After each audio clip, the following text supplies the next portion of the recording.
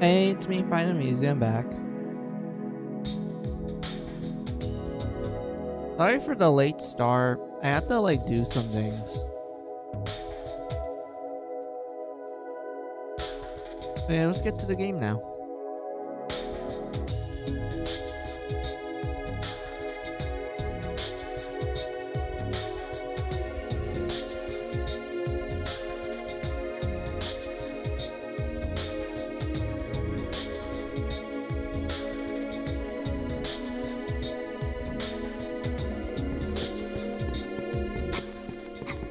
Oh yeah, I forgot the replica dialogue.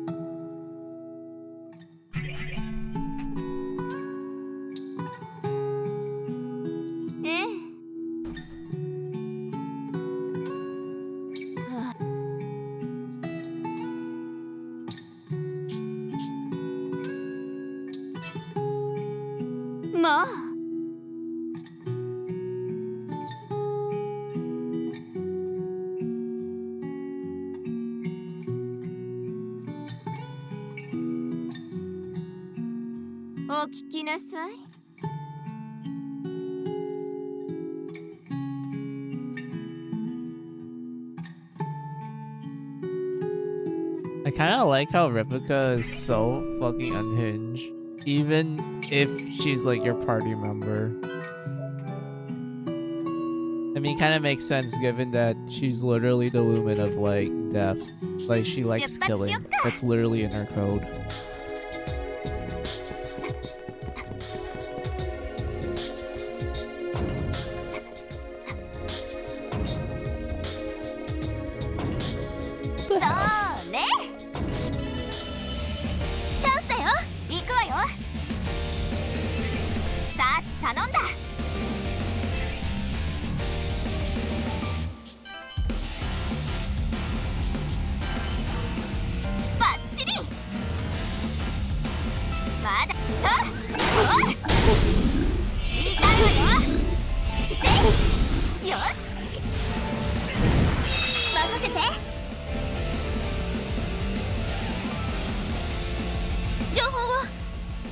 Then he stopped, so we could technically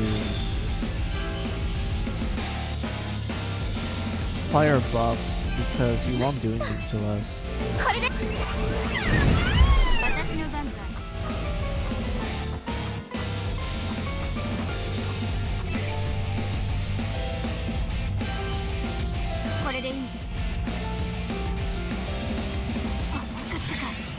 Oh, never mind. But he stopped though. I guess stop doesn't prevent skills from happening.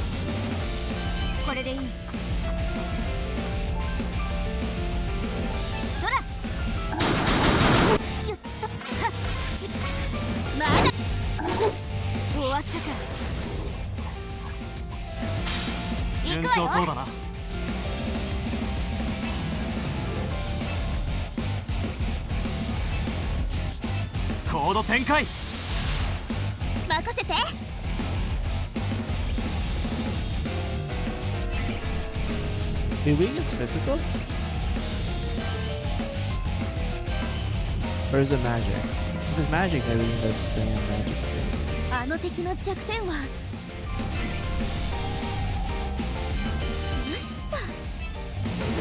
仕留める。 Yeah, so he is weak against magic. So just spam magic at this point. これでいい。やっ。任された。このまま押し切れ。バッチリ。行くぞ。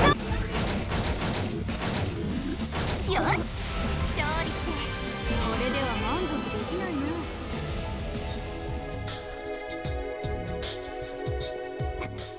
念のため。We need to go over here. This path up there.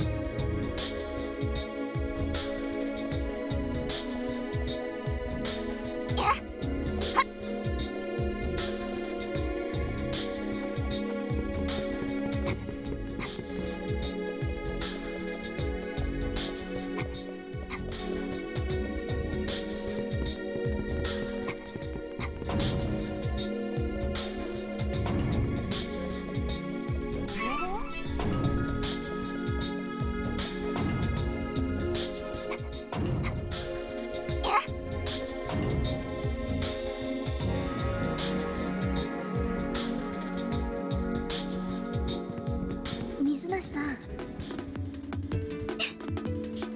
エニグマスピョロピョーン。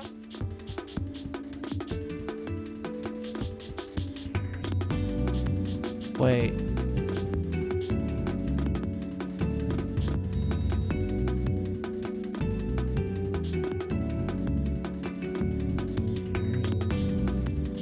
試してみようか。お前キュートだな。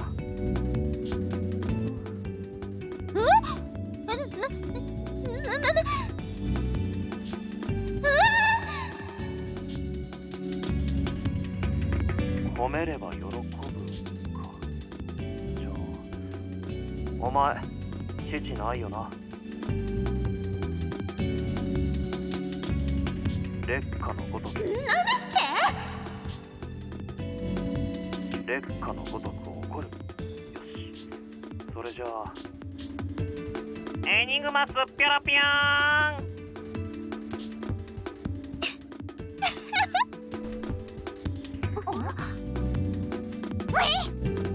シーナ、どうしたんだ？急に笑い出して。なんでもないです。思い出し笑いですので。じゃないでしょう、もシーナ、真面目な話だ。時は森、早く。泣いた泣いた。喜怒哀楽。水出しさ泣いた泣いた。Dude. 喜怒哀楽は全部。 This is actually a good moment too, I remember.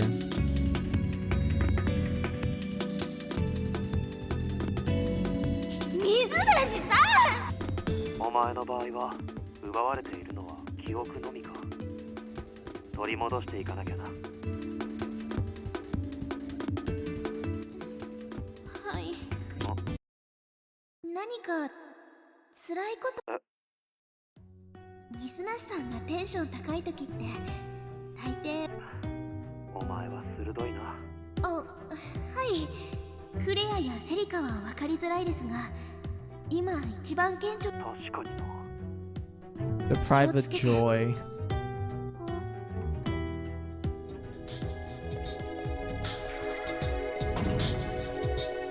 Dude, I keep forgetting how fucking big these enemies are. 先制攻撃開始。任された。 And because of that, it's hard to actually get around them sometimes. バッチリ。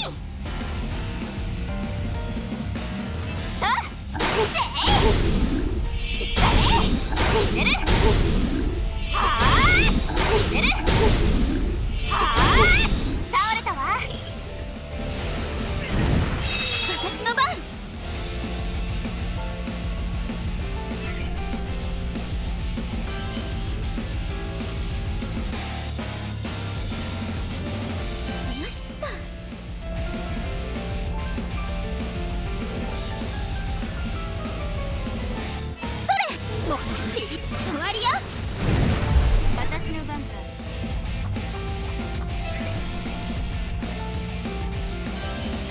これでいい。狙っ消えたようだぞ。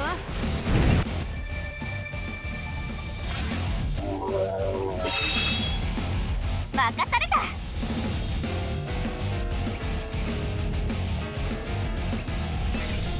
バッチリ。倒れたわ。行くよ。行くよ。準備 OK だ。行くよ。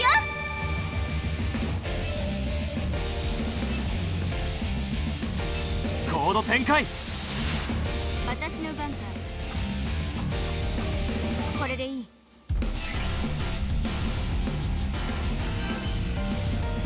これでいい。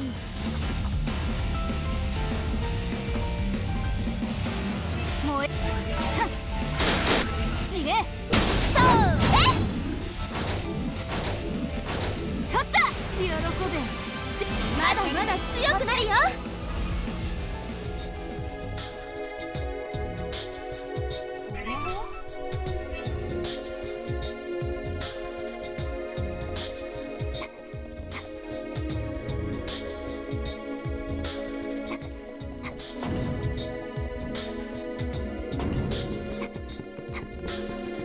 Yeah, the camp's up here, so that's good.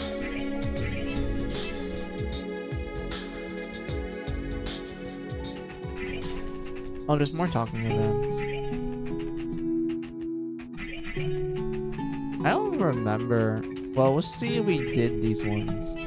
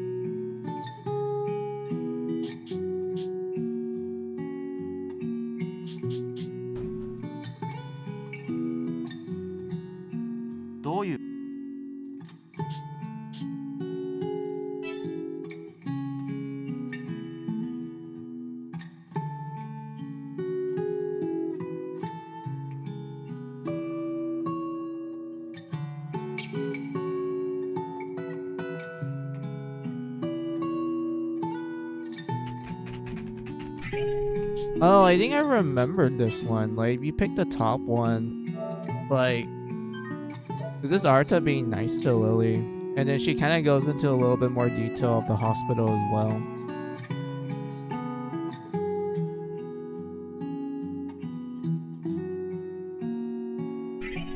Hold on.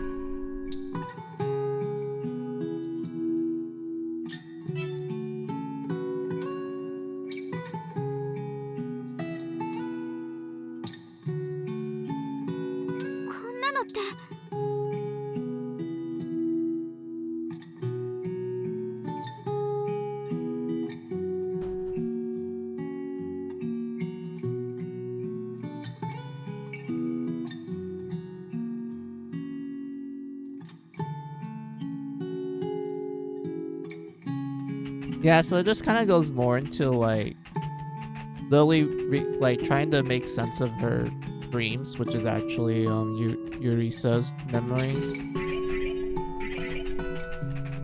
So yeah, like I do like the first dialogue more.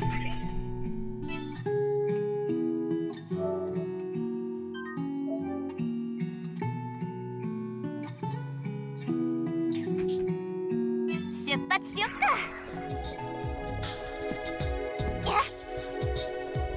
That's the Lucille event, if I remember correctly. それ。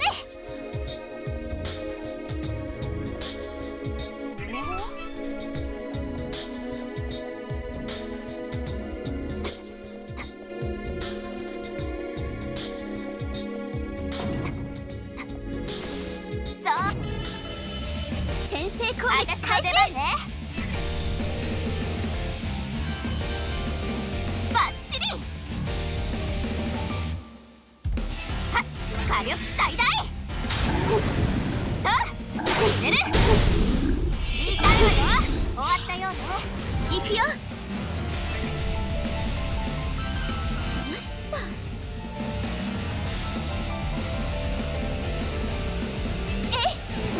デリート。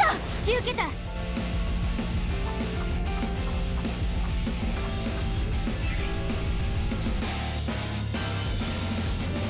れでいい。はっ。ぜい。調子はどうだ。ありがとう。司令。取った。ここは俺がなんとか。私の出番ね。バッチリ。私の番。さあ行くよ。これなら勝てそう。よしっと。もう私の番か。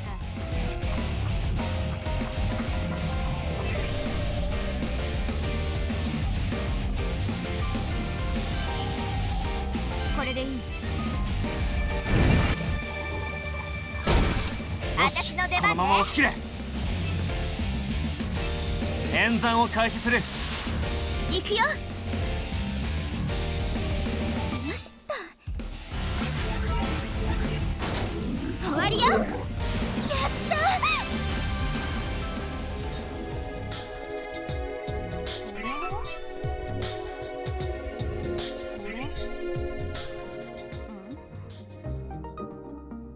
Alright, reality object. We need this.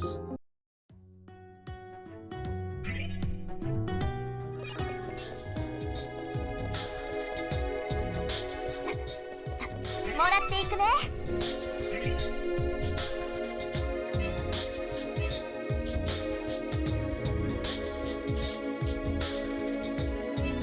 助かる。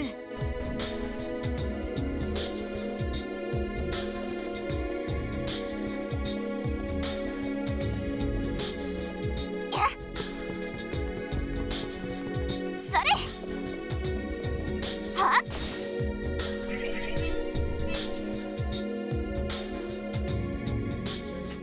お呼びでしょう。そうそう。どうかお気をつけて。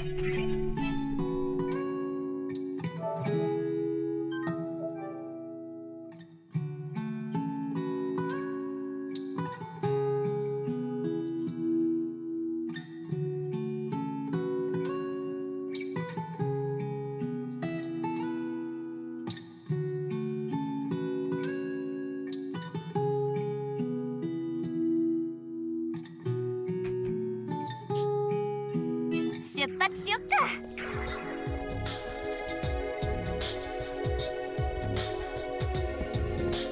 っ。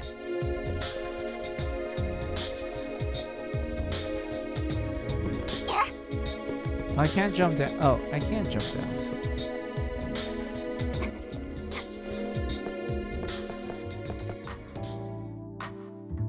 なんだろう。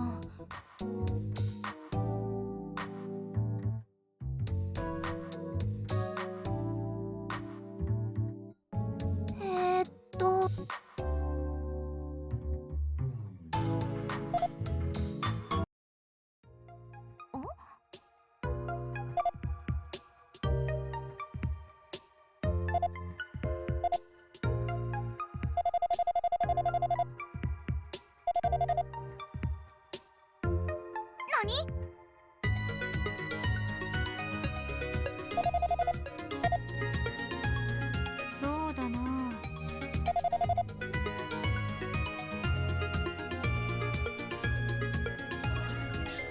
Alright, that's one part of her side quest.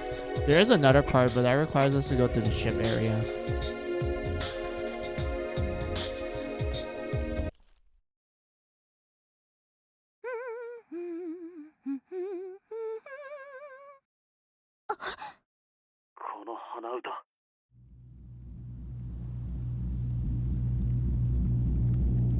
Go きげんよう、皆さん。再びまみえることができるとは。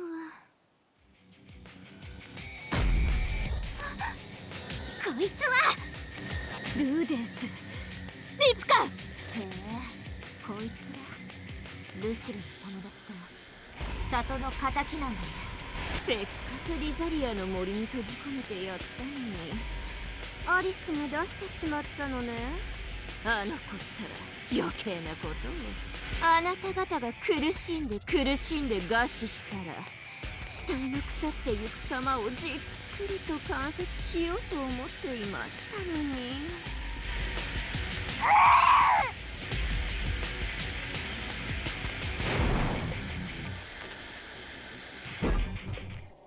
懲りませんね、半端者さん。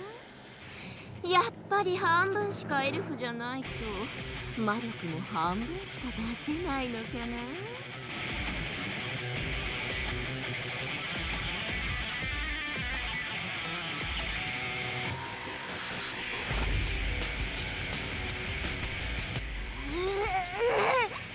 ルシル、落ち着いて。すごく芳醇な殺意。おいしそ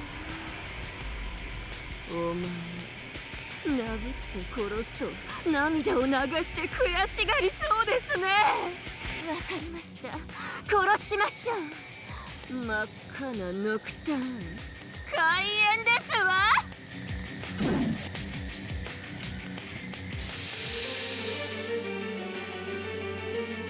邪魔をするな。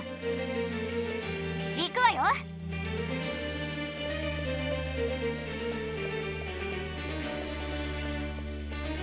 I still don't think you're supposed to be there. Like, you're supposed to just survive.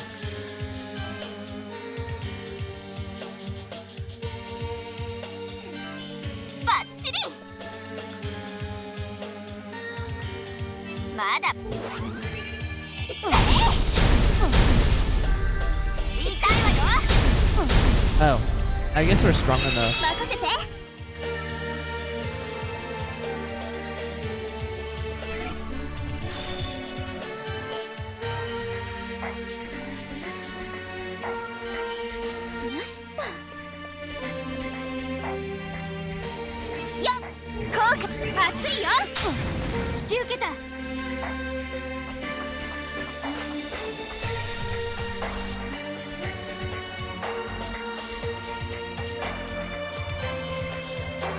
これでいい。よっと。遅い。調子はどうだ？ありがとね。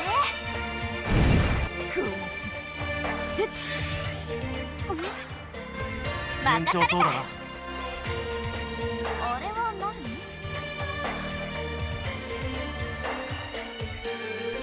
いい気分。勝つわよ。勝負に出るわよ。勝負に勝つわよ。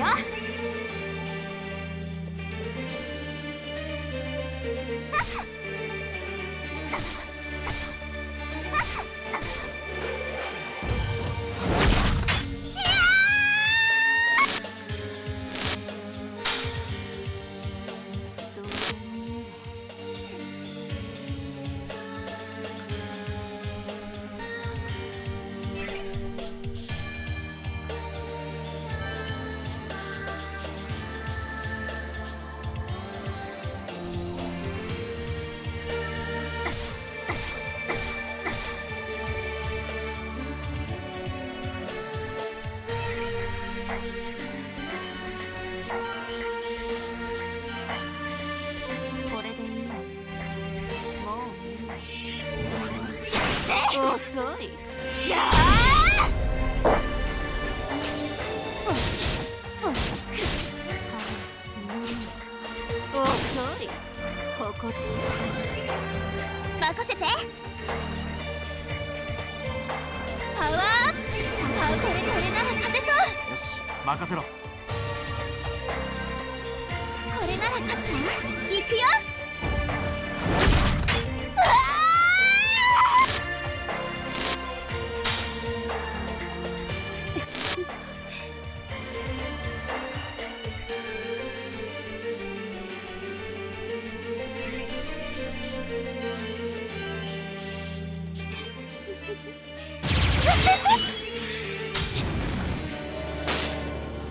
死ね死ね死ね死ね。動かないで。勝負に出るわよ。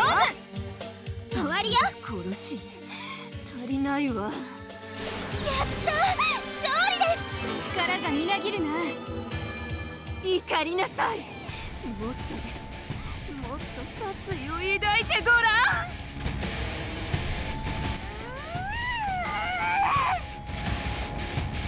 なんなの。ダメ全然ダメ。怒りが足りない。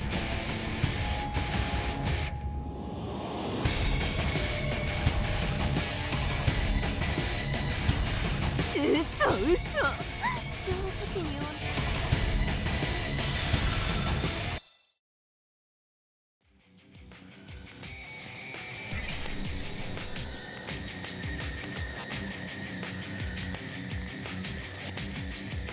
Yeah, we're gonna be forced to fight Lucille.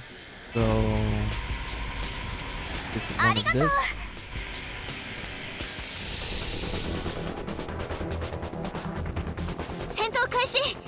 I know there's also a pretty good death end if you die to Lucille as well.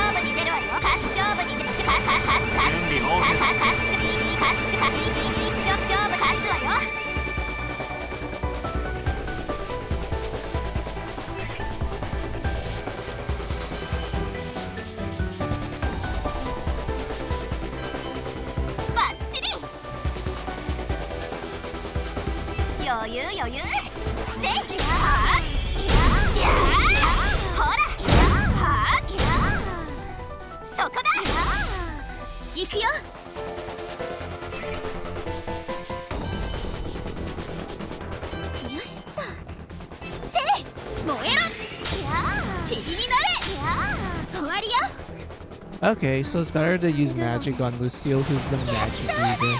Alright.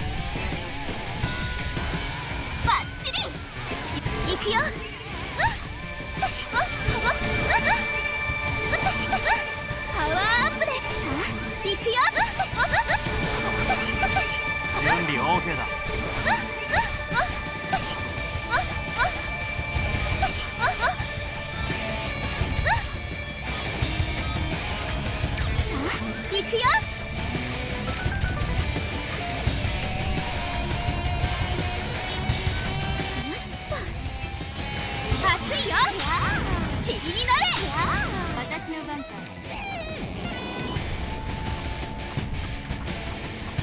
叩きのめす。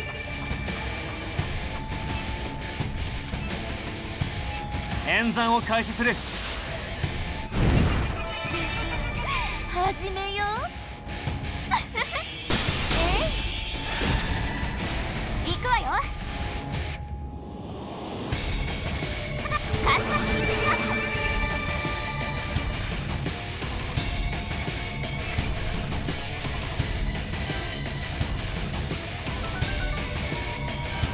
バッチリ。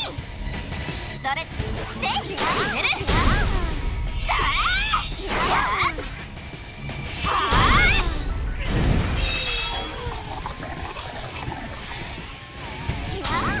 私の番。 So she doesn't dodge summon attacks. Like, not dodge, counter. She doesn't counter summon attacks. It's actually useful to me.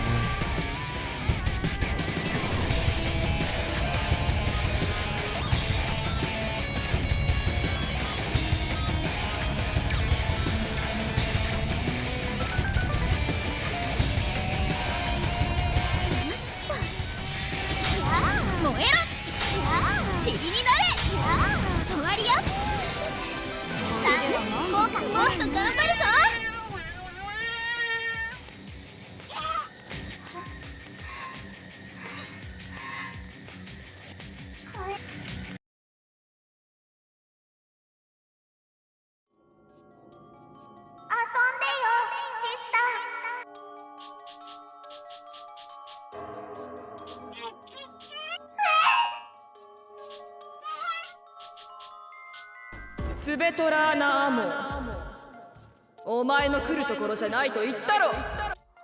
汚らわしい。神はお前のような混ざり者。イエーイイエーイ混ぜ物。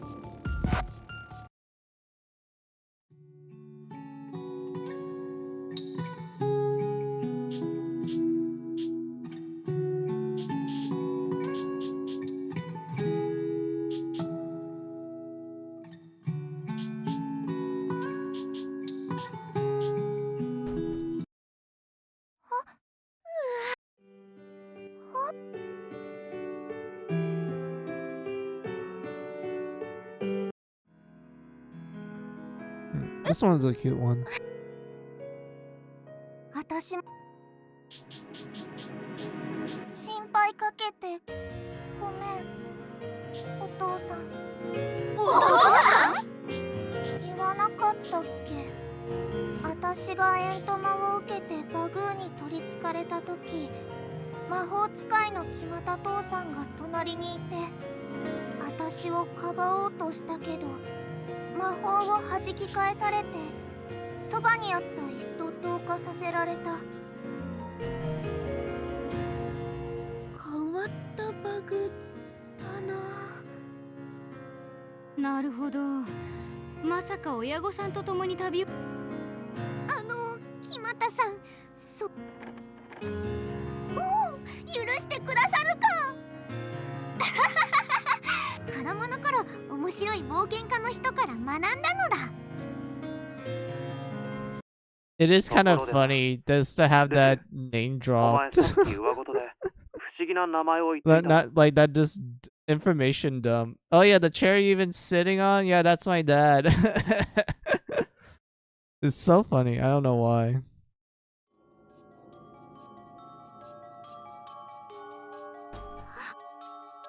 ルシルも不思議な。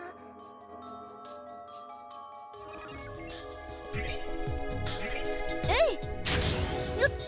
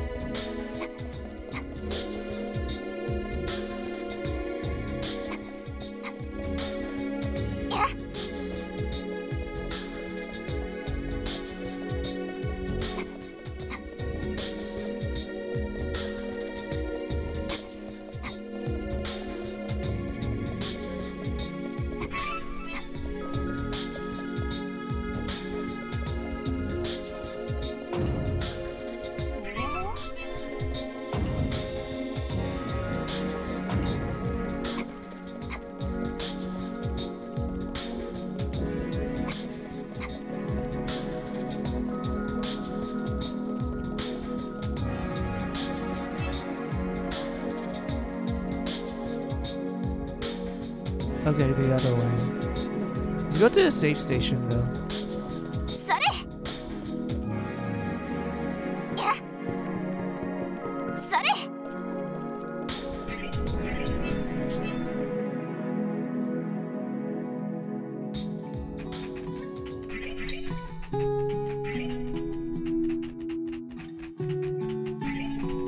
Oh, replica dialogue. Yeah, because like this is yeah, this is like the second time you meet replica. So of course that this replica will have something to say.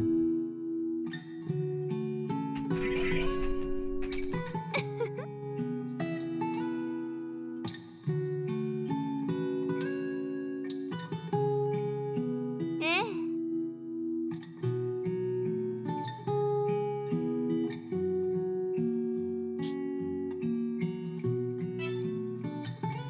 どうかしら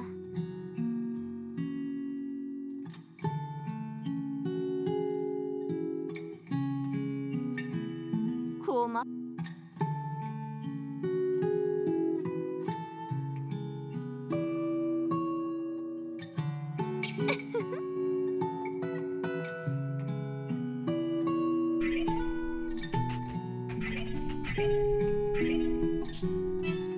I love how fucking unhinged she is.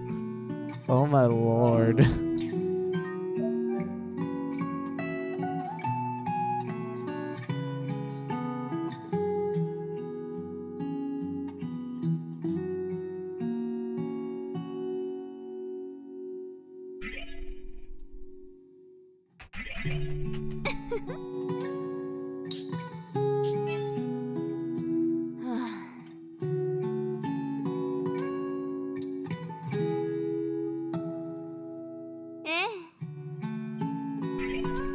Okay, so the first one just shows how unhinged she is. The second one is like her being a little nicer to you.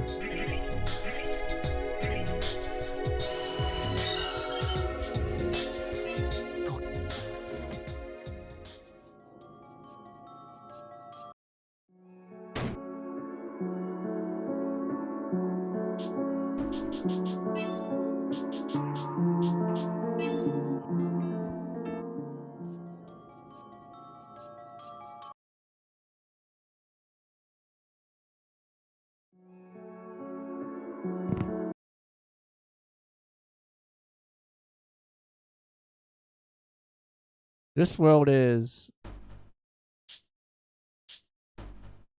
find the truth, be yourself. I know this leads to a death end, but I forgot how it works, to be honest. I think it's like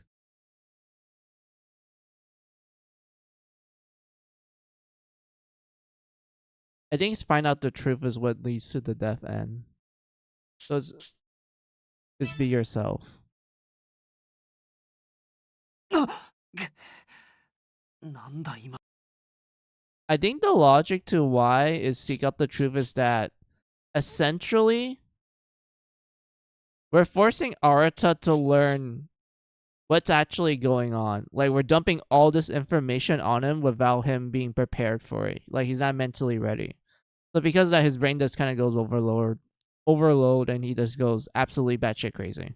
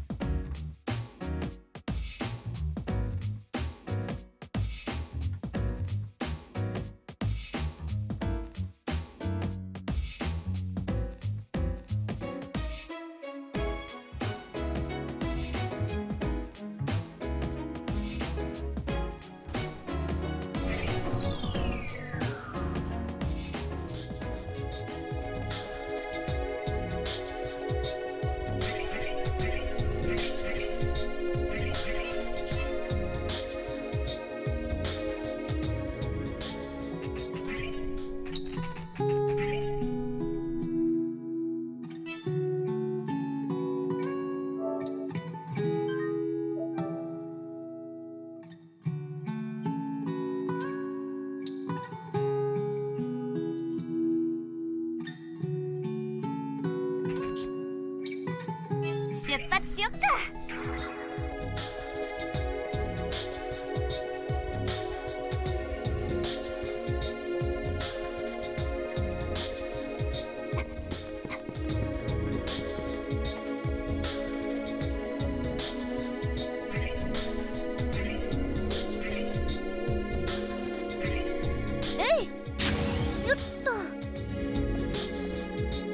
Wait, why is there two of them?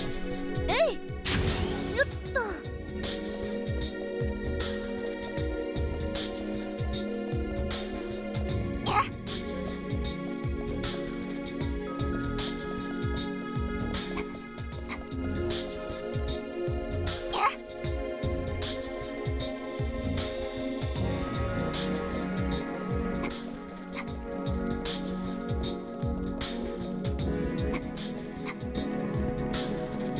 それ。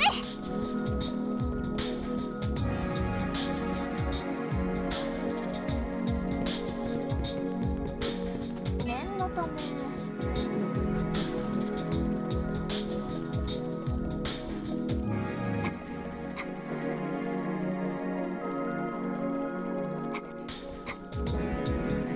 それ。終わらせるわよ。任された。全員退却。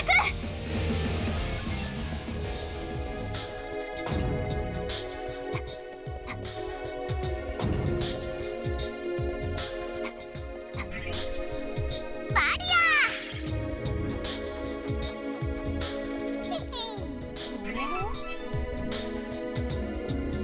バリ There we go.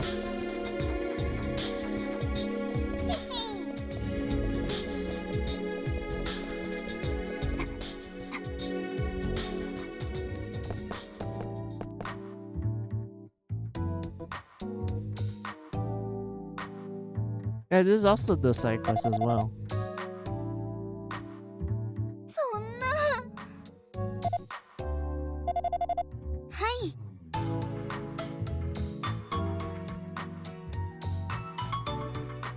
何？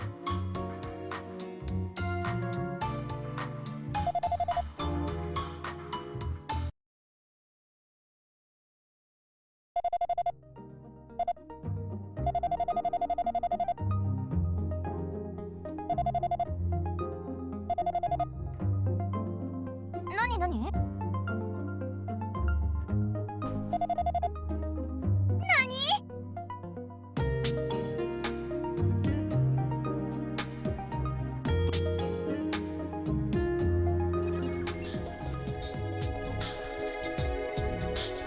？Alright, and then this part here is where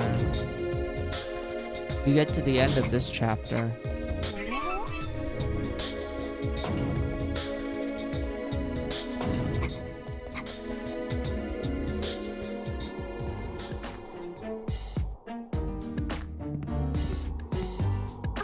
魔石ありましたね。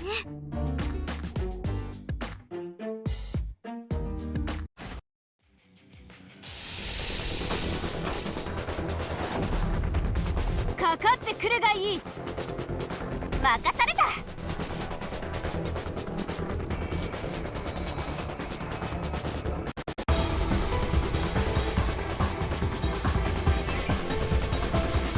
バッチリ行くよ。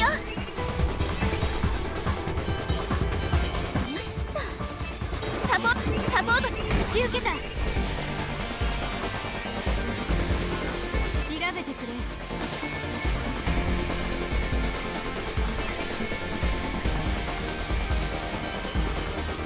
これでいい。空食らえ。調子はどうだ。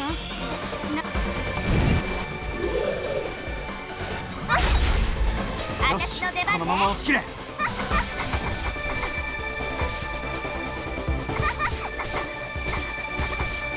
ここは俺が何とかする。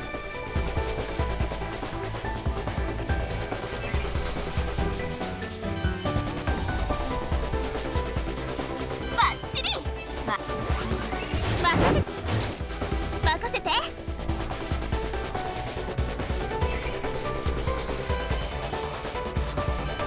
しっと。よっやっはあ。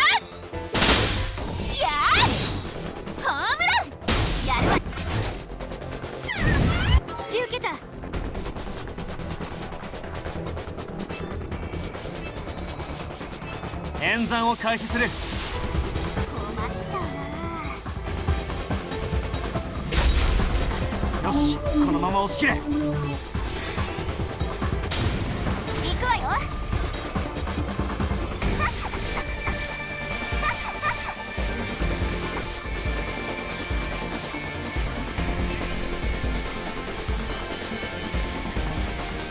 バッチリ。それだけ見切ったわ。ほら。はあ、これで終わりよ。うせろ。Eh. Ping pong for the win.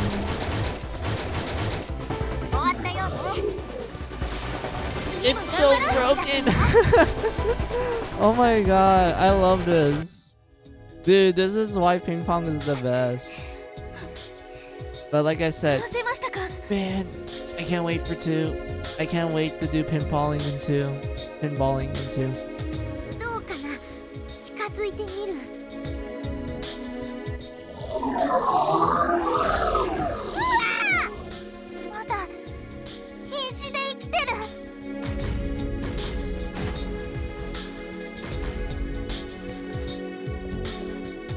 びっくりし、あー、魔石をマターズが食べて。こいつ硬い。皮膚が変質している。どうしよう。仕留めるしかないだろう。魔石を飲み込んでいるんだぞ。冗談じゃないよ。やっつけ。しまった。いっ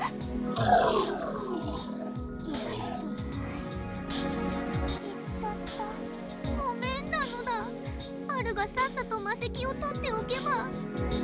いいえ、誰のせいでもありません。気にしなくていいですよ。でも深刻は深刻だよ。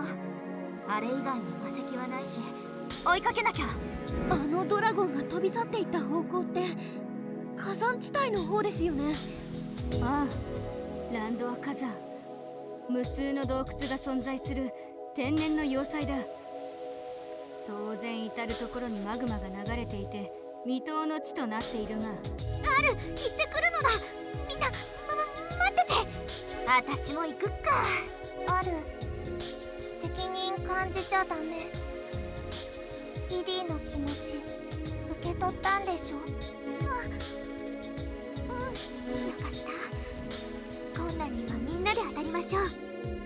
大丈夫、私たちなら。ですよね、シーナ。もちろんです。この子たち本当にいい子だよ。なんとかこのゲームから私と一緒に脱出させてあげなきゃ。ランドア火山洞窟には海底神殿近くの街道から歩いていくしかないね。一度ストレインエリアに戻っていこうか。はい。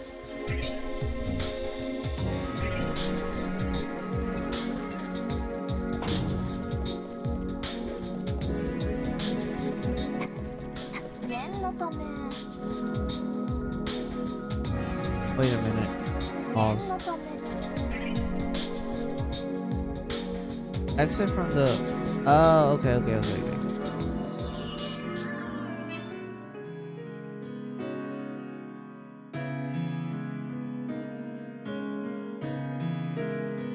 From here. But we also have the 2 DLC areas, this one and this one. We already did those in our first playthrough, so we can just ignore it for now.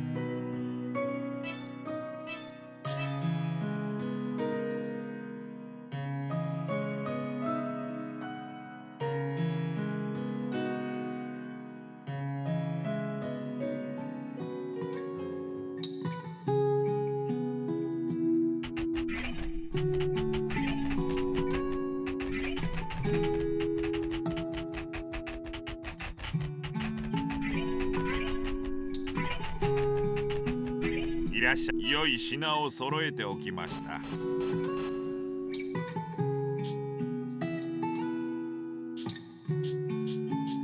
よろしいで。ありがとうございます。よろしいです。ありがとう。お呼びでしょ。お売りになるのですね。よろしいです。ありがとうございます。およ、どうかお気をつけて。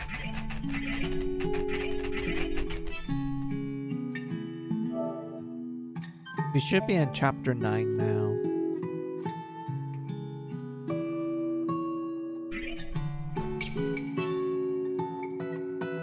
Yep. 出発しよっか。 There's nothing in reality at the moment. Yeah, there's nothing in reality, so we just had to go to the cave. And that should be in this exit over here. それや。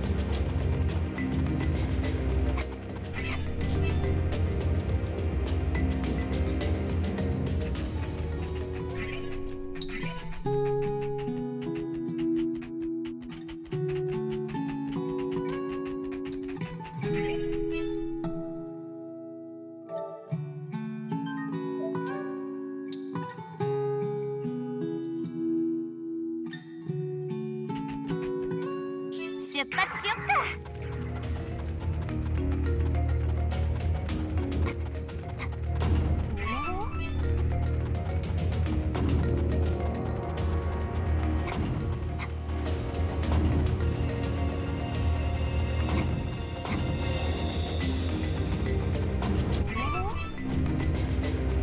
はっ、冬はつくぞ。私の出番ね。全員退却。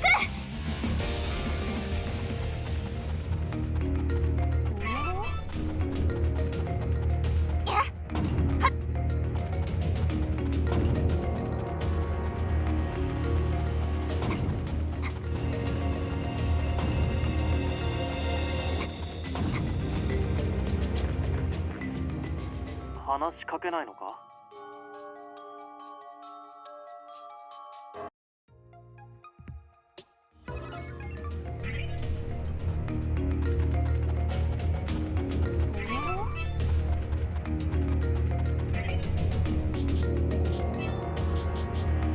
Oh, I forgot. I forgot about this. Hold on.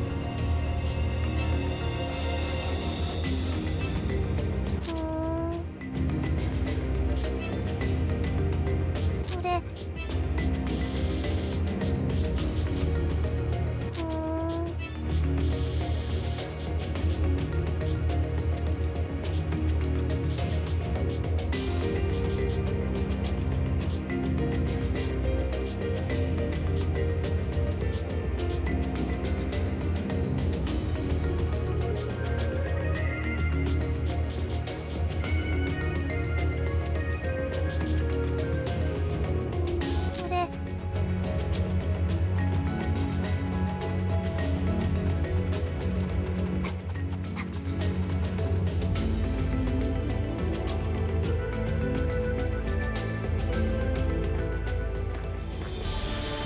どうやらこの火山洞窟が奴らの巣だ。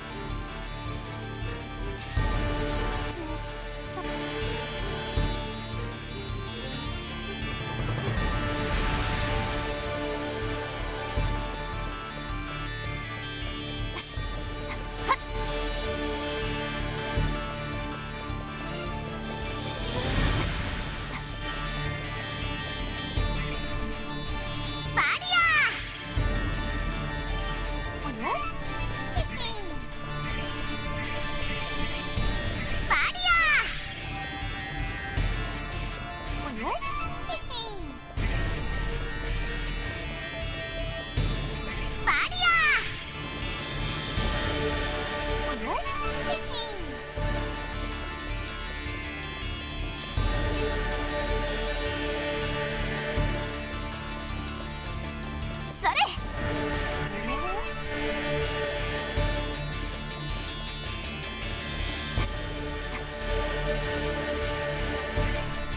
Alright, this is where the Omega Brain Boss is.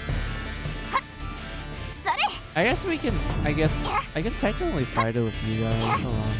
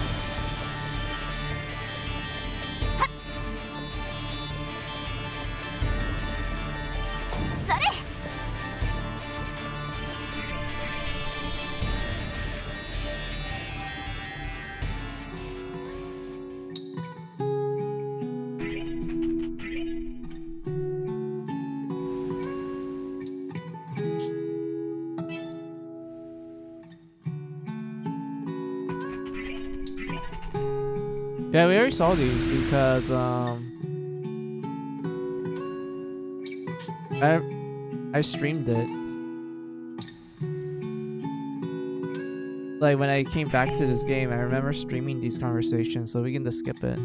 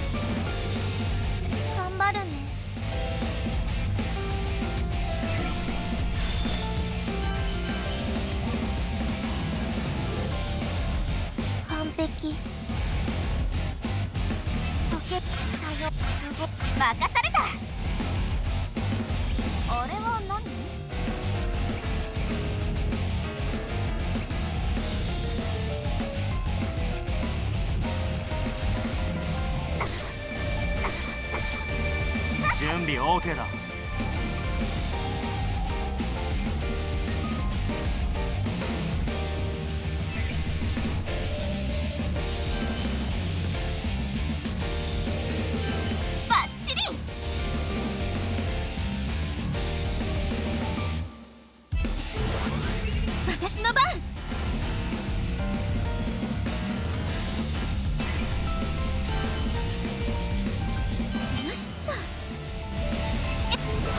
いいぞ。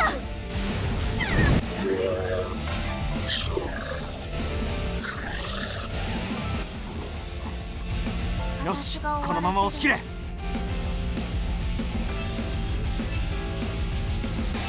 虫よ、出ろ。任された。 Oh, I almost touched that. Okay, サーチ頼んだ。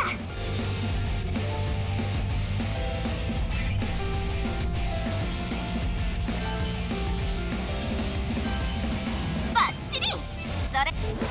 やっ、倒れたわ。任せて。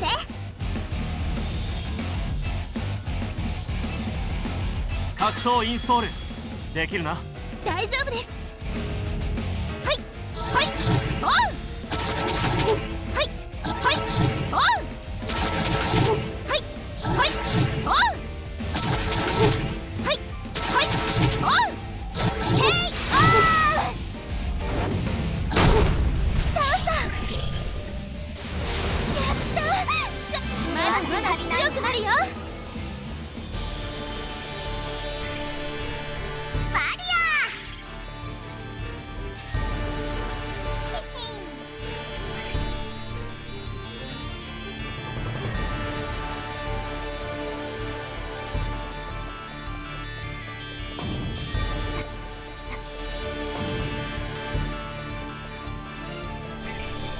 行くよ。 alright, let's do this.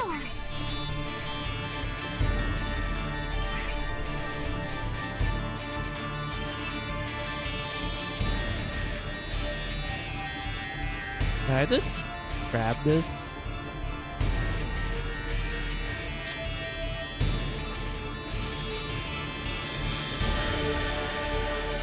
I mean, it helps, but I don't think it's a good idea.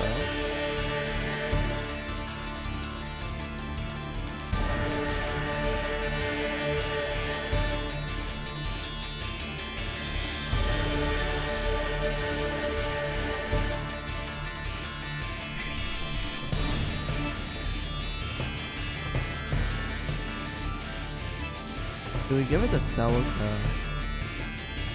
They just have max stats up the wazoo. Like literally.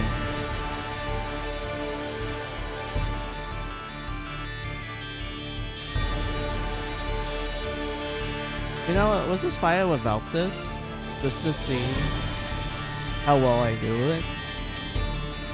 But if I die to it, I'll definitely just put it on and just, you know, cheese it.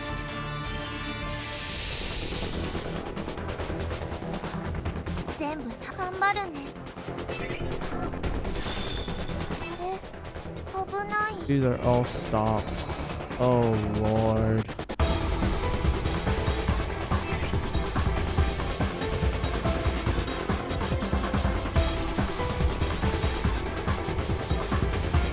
What element is it? Star. So these should do more damage with this slow. But it's such an awkward position, man. Yeah, maybe somewhere around here. Which HP doesn't even have to be in there. Wait, am I counting this correctly? Okay, okay. I think we can technically do it. Yours technically. As long as we bait it to be somewhere far away, then we should be fine.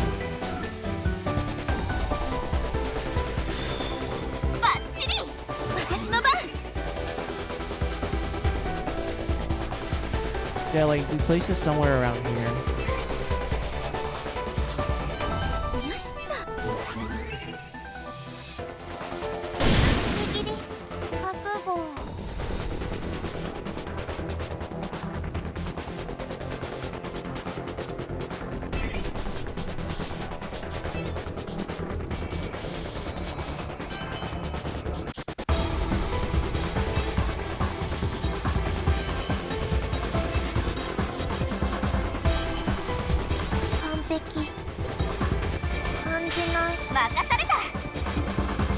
Alright, so you're gonna be the one to like get rid of all these stops bugs. Because you're the only one in the party that's immune to it.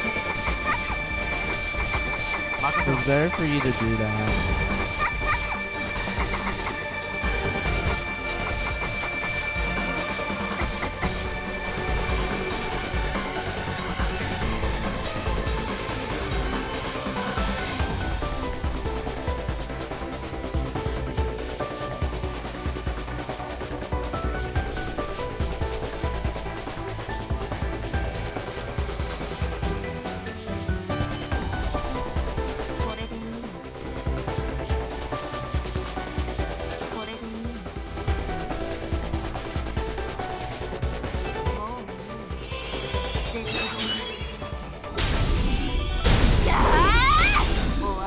I guess physical does a lot more damage to it.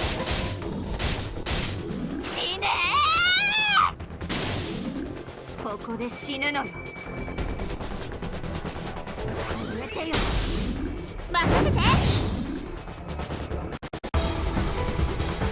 私の番。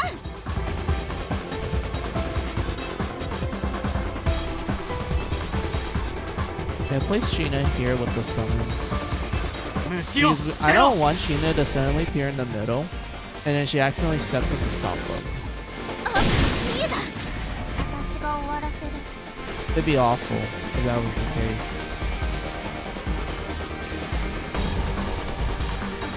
Probably better to place the seal, because she won't have too much of an issue. I can spam this 3 times. Damn. All right. We still need to recover SP afterwards since it takes a while. 完璧。逃がさない。さようなら。すごい。任された。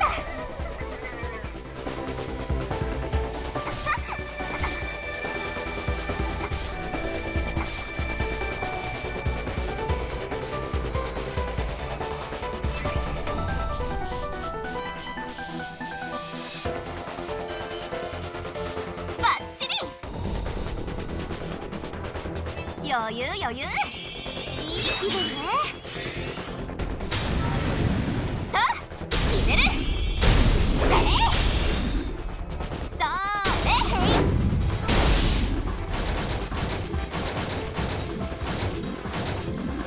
Go to Sheena, go to Sheena, go to Sheena. No, it didn't go to Sheena.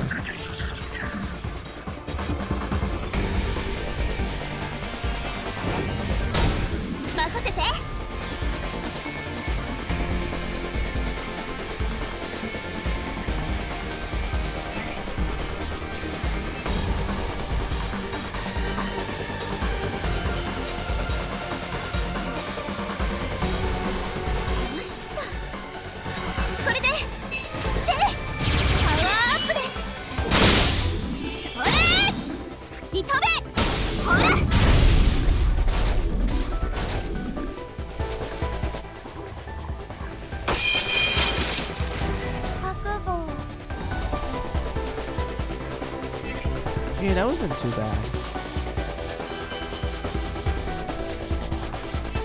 I think this is the strat. This is what we need to do. But man, I remember actually struggling with this boss. I guess like just me playing it a little safe and just, you know, making the summon take all the bosses aggro. I guess that's what made this battle a lot more easier for me. Yeah, you're smart on it. Yeah. This is better to constantly rail at you.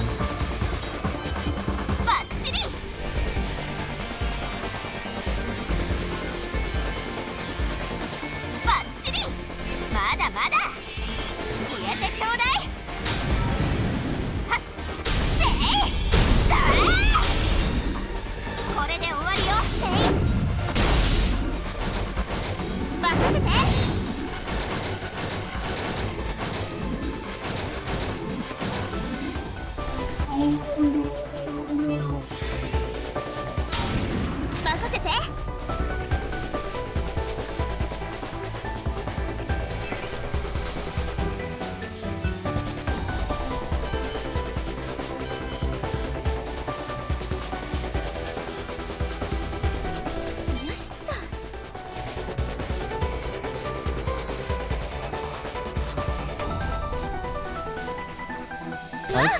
何これ No, I messed up. Oh my lord. 頑張るね Oh, I hate this.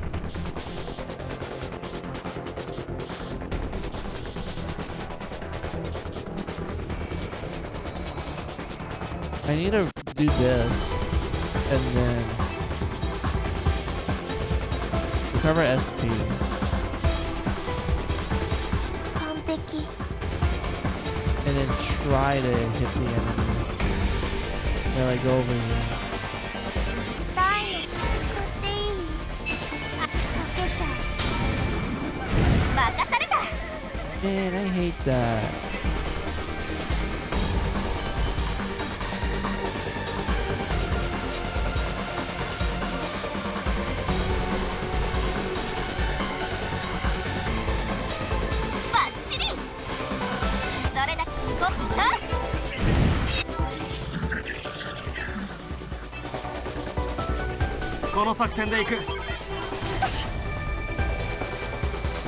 Yeah, much better.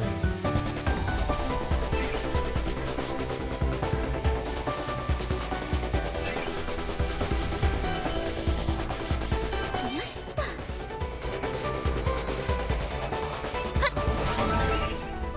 よし任せろ順調そうだな Bruh, it took away all my buffs. Are you kidding me? Alright. Well, was this keep exchanging it こ for の場は支配 this? させてもらう 頑張るね Because they're not that... Like, these ones are not too bad.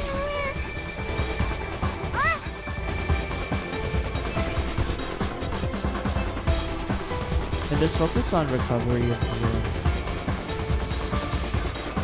完璧使って溶けちゃう私の出番ね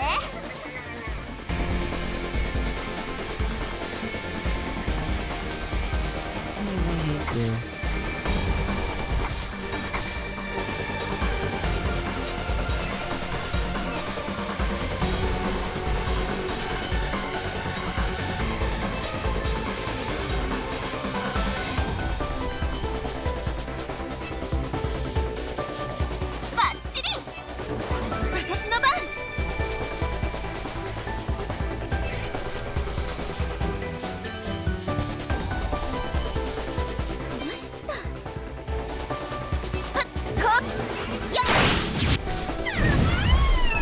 OK だ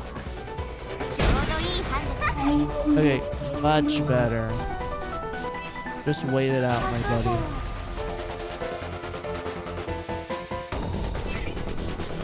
And then let's just heal up. Alright, that's... This should be fine.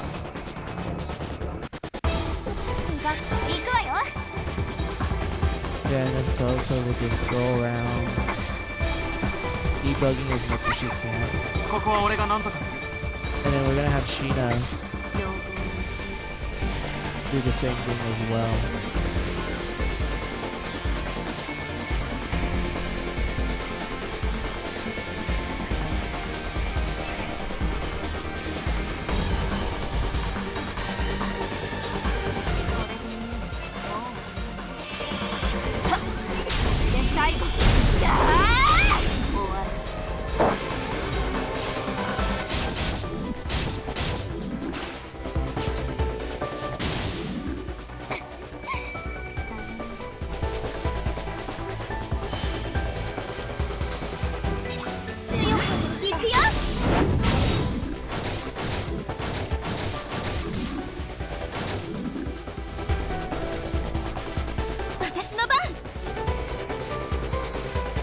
Alright, Sheena, we just need you to take care of these bugs in particular.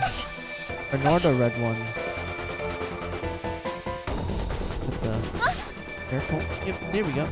And then we'll just launch this enemy to... somewhere.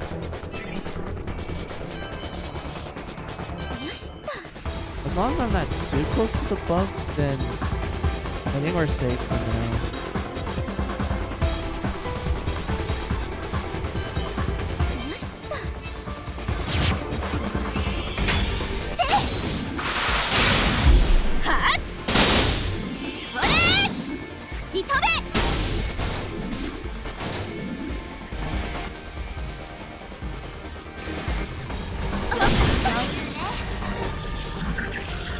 Okay, so it took away all the buffs on Sheena, but Celica's safe. 敵を撃つ。頑張るん Okay, okay. That's fine.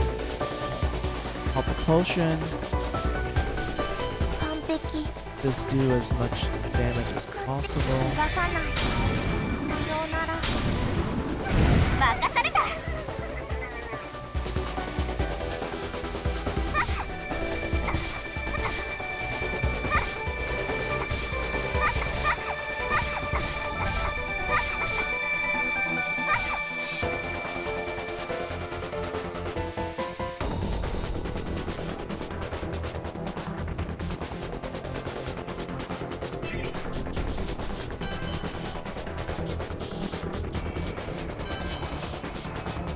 バッチリよ火力せいやー言いたいわよこれで終わりよ行くね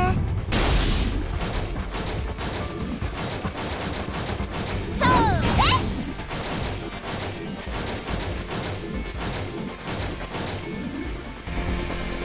私の番 The pinball and it's so good. I love it. Okay, just focus on buffing ourselves for now. これで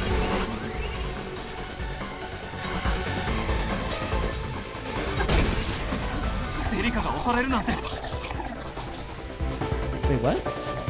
Kill? Wait, what? Kill Celica? That fast? Damn. All right. この作戦で行く。覚悟 Hold on.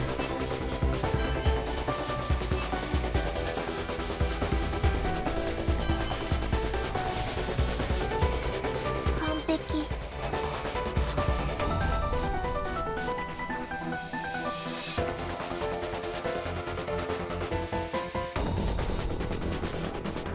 これすぐ逃がさない任せて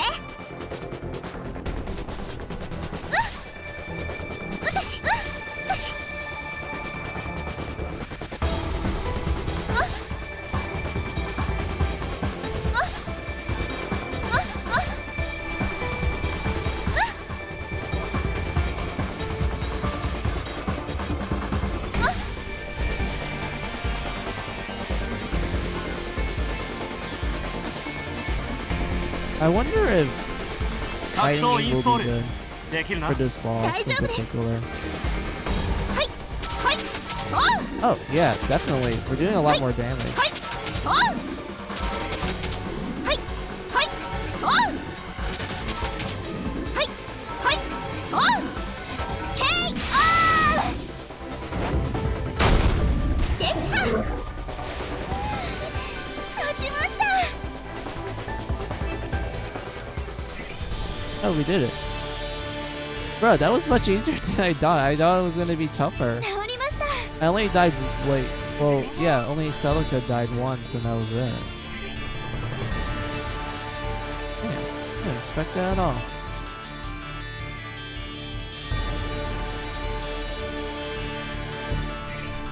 行くよ Wait, let's go back to camp. Turn in that quest and then boom, we got ourselves 2 Death End Cathedral accessories. The ultimate accessories of the game. Even though it's DLC. But yeah. バリア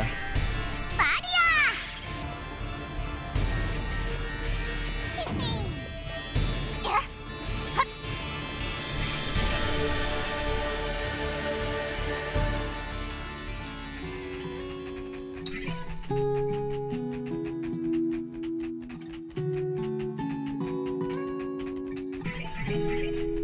お呼びでしょう。そうそ任務完了う。いや、どうかお気をつけて。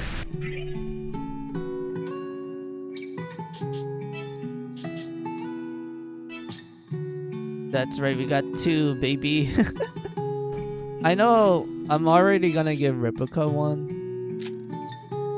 But at the same time, I'm like, who else would benefit greatly from it? I was thinking of Lily. Because I really hate how slow she is.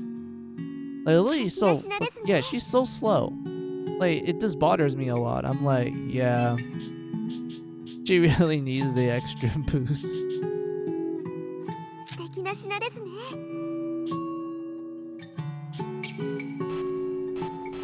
Like everyone else is like okay-ish speed with the setup we're going with.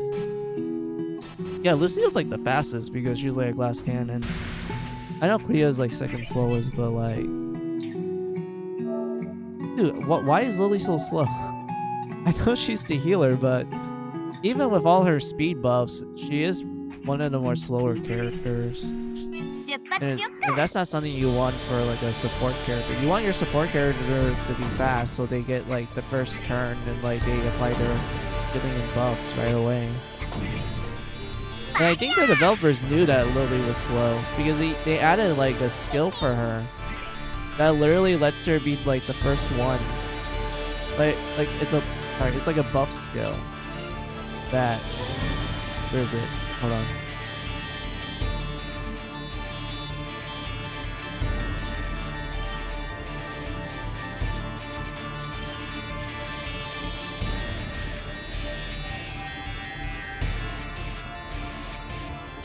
Oh, this is dodging. Where is it? Yeah, recover HP and move first next turn. Allow you to evade enemy attacks. So in other words, they knew that Lily is slow. So they decided to give her this skill that makes it easier for her to get the first initiative in the next turn. But still, I'm like, but she's so slow. Like, that means I had to apply that buff quite often. I'd rather prefer her to actually get some like equipment that does improve her speed a lot more, but fortunately some of our best equipment doesn't do that.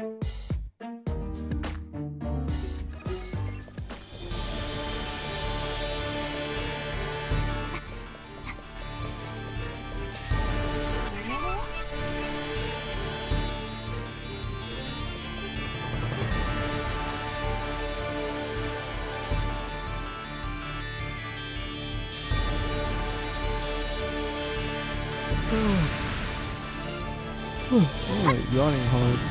Okay. 負けない。 Yeah, we can just run. No need for us to fight.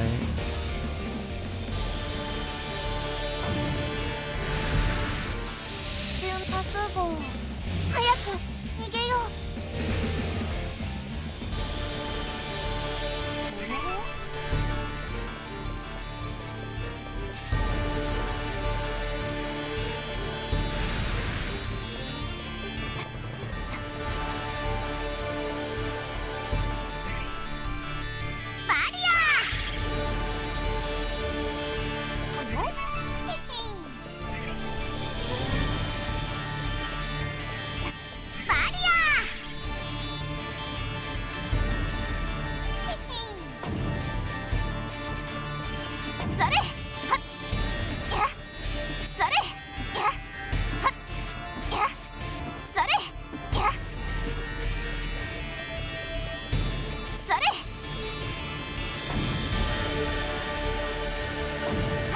Also, I noticed an hour has passed, so I will do my BRB break. Hold on.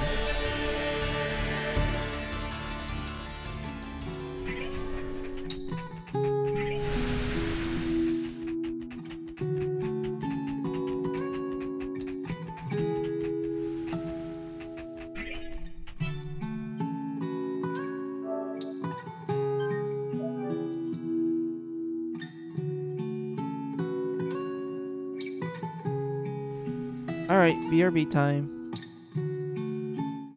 So take this as you guys' opportunity for your own BRB break. Get a snack, get a drink, use the restroom. I'll be right back.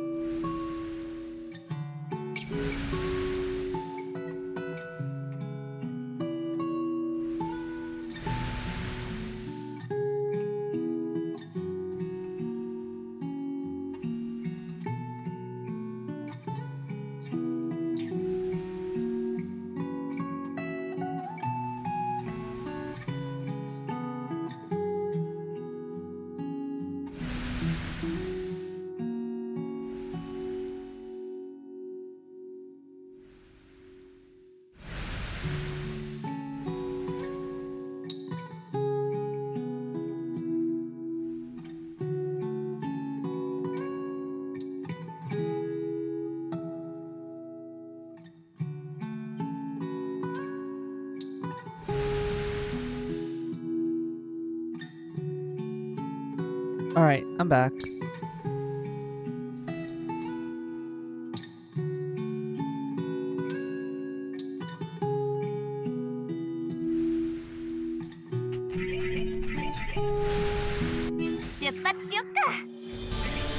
お呼びで、そうそう、お呼びで良い品を揃えておきました。よろしいです。ありがとう。それではまた。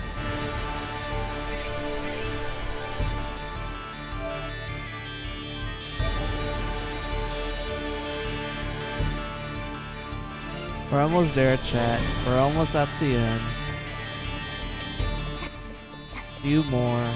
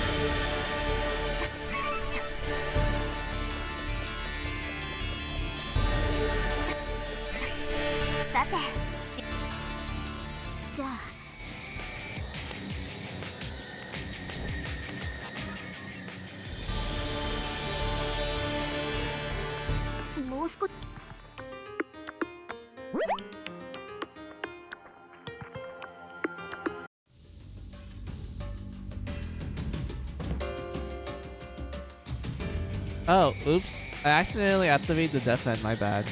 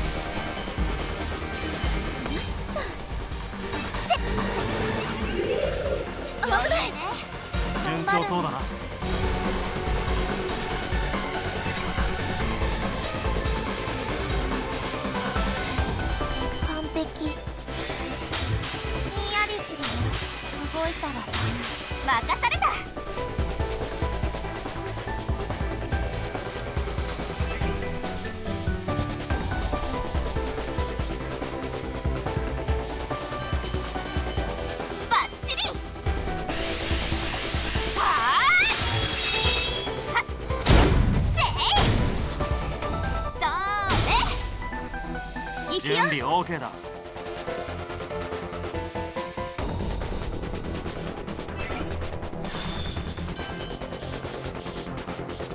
しっと。どうしよう。よし、このまま押し切れ。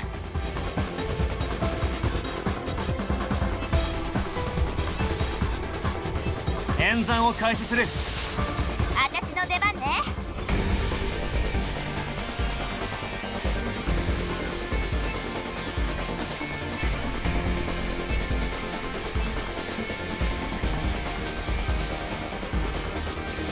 この作戦で行く。私の番。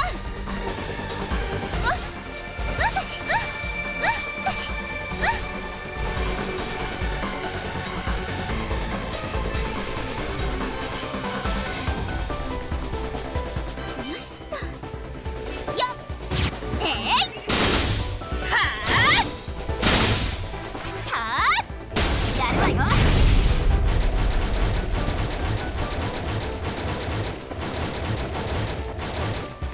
終わりよ。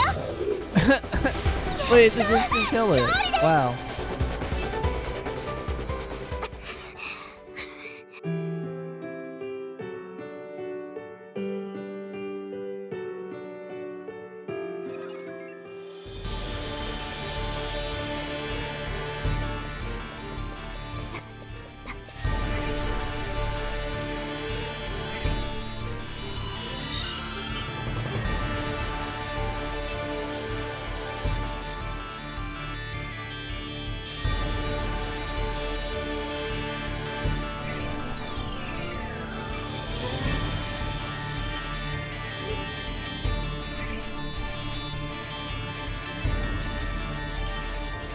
ありがとう。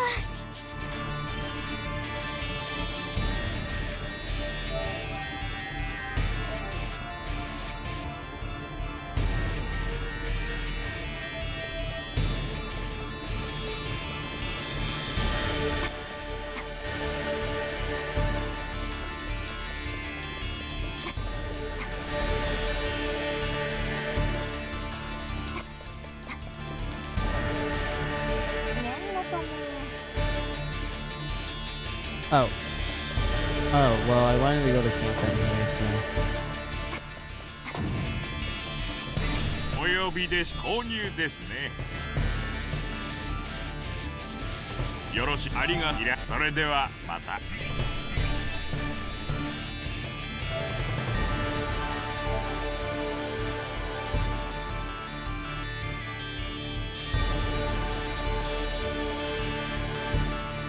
そう。みんな、私についてきて。早く逃げよう。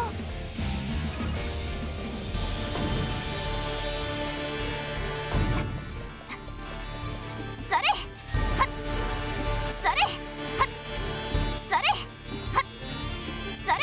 や。はっ。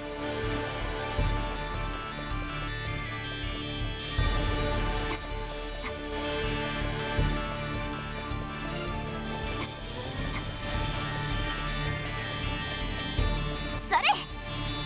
や。それ。はっ。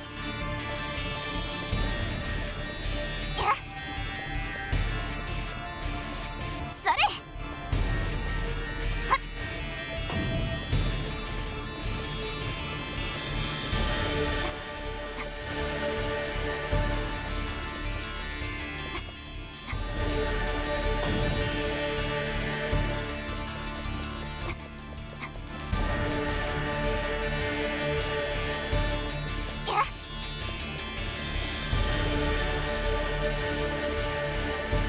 それ。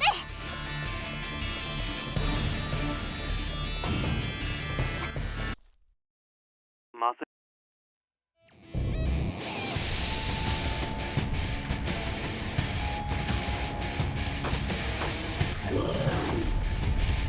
なんてやつか。私が終わらせる。あれ、 Wait a わ minute. からない。 Yeah, okay. Does that Lucille just do damage to it?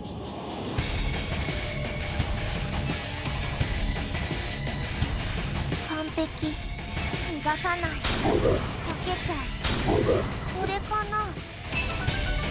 行くわよ。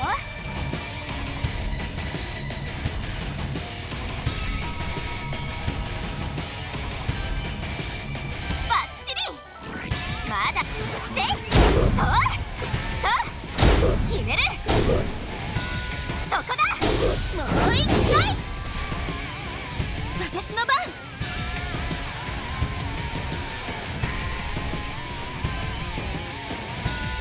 よしっと。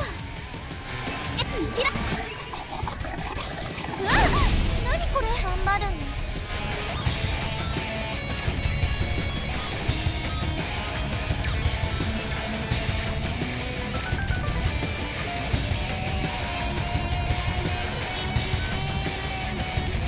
完璧。これさよ。私の出番ね。 Wait. Ow. Yeah, we could use ow.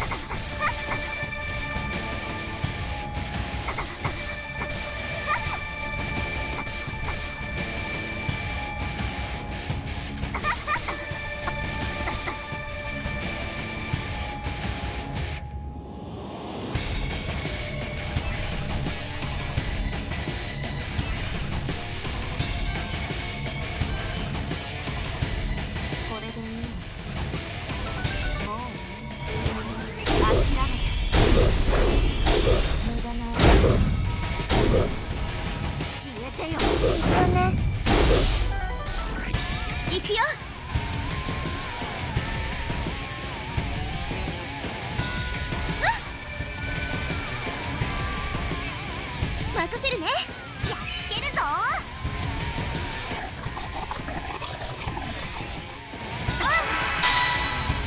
やるし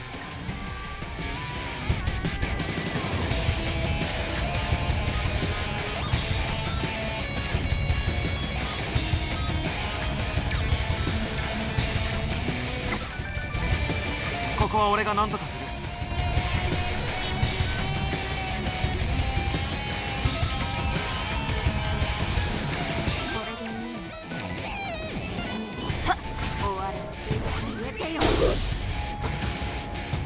私が終わらせる。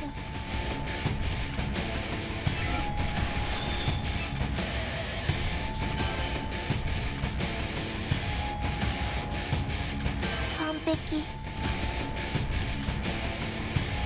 Wait a minute. 完璧。使っていい。よいしょっと。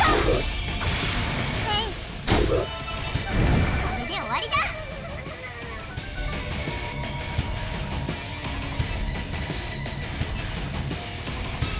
さあ蹴散らせ。よ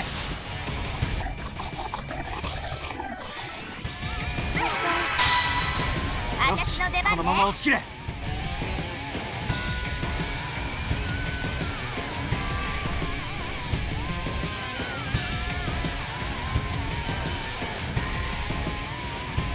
バッチリ。それだ。焦げたらごめんね。やっと。頑張るね。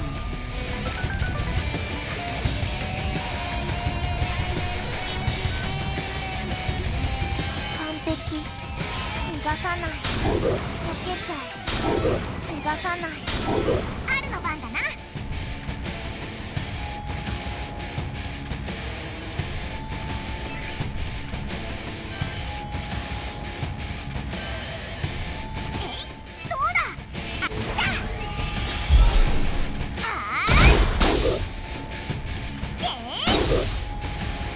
よし、任せろ。よし、このまま押し切れ。完璧。当たれ。準備 OK 私だ。の出番ね。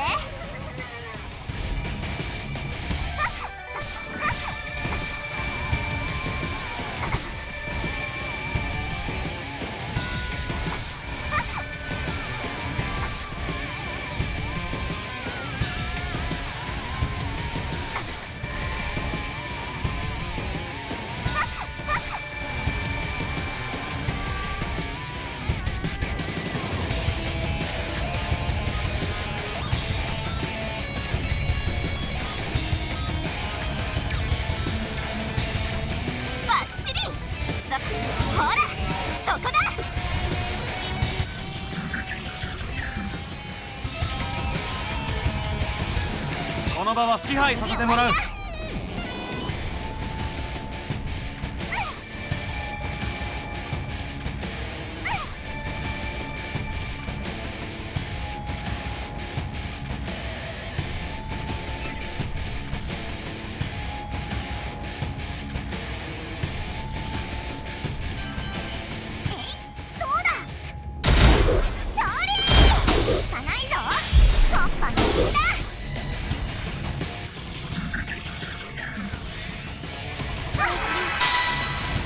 私が終わらせる。布石を打つ。任された。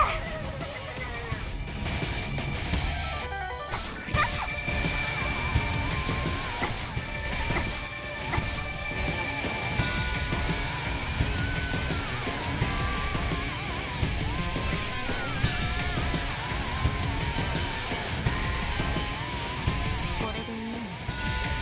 もういらない。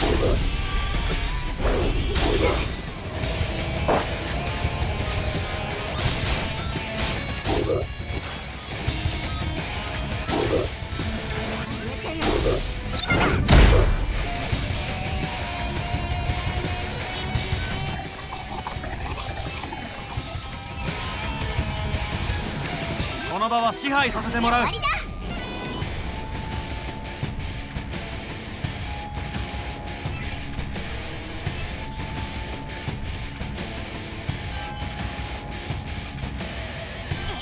どうだ。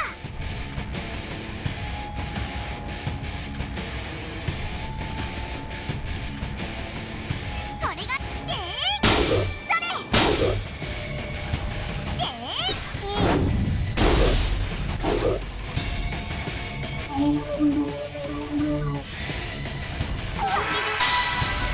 覚悟。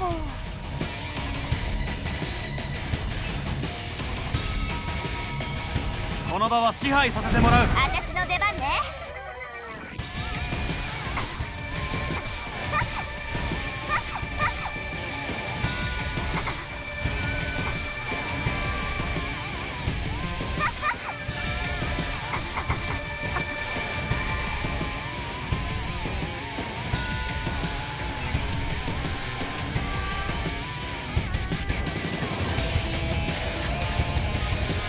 これでいい。これでいい。はっ、これで最後終わらせて決めてよ。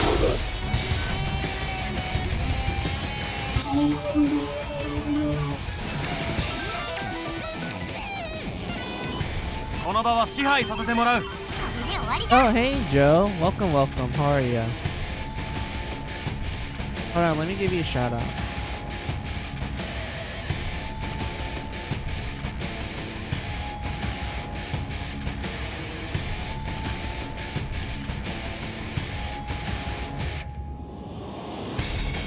There you go. How are you? How was your stream?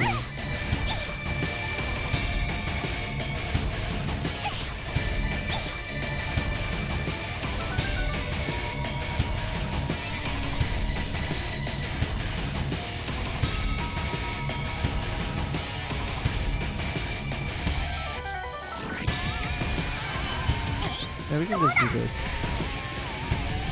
Fine, wanna know a little crazy dream I had last night? Sure, I don't mind. What happened? Wait? Oh, great.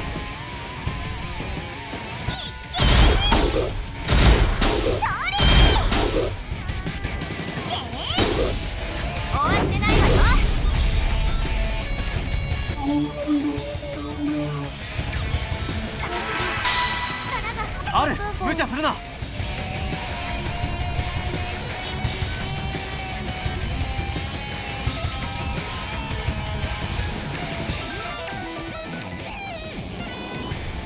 完璧。すごい。私の出番ね。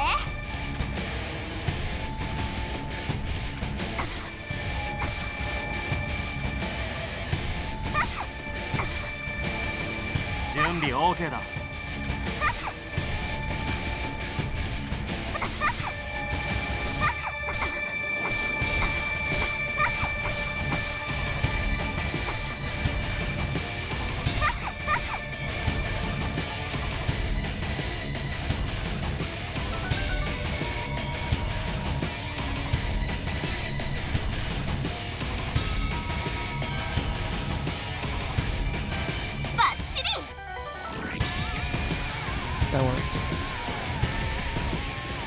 So I was at Narcon, a con at Sweden, and VTuber Valhalla had somehow managed to fix a VTuber meet and greet with Suse and Gigi from Hololive, but they were both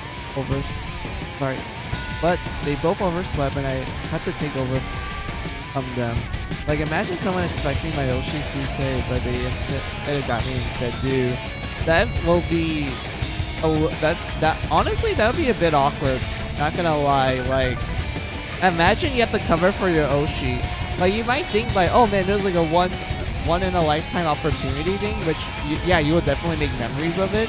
But at the same time, imagine the amount of stress and pressure.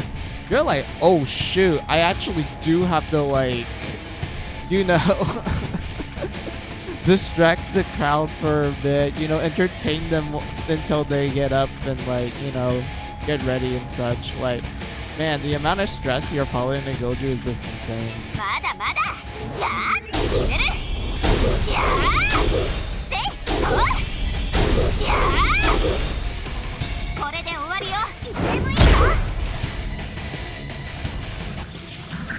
Wait, it's not dead yet? Hold on. How much HP do you have, my man? Oh, he's barely hanging in there. Sorry.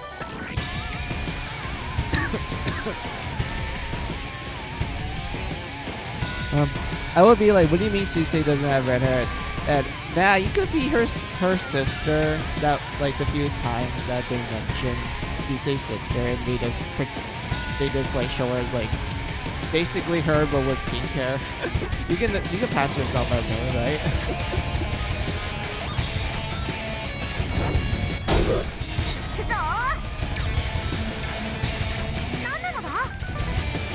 Yeah, these things are stuck.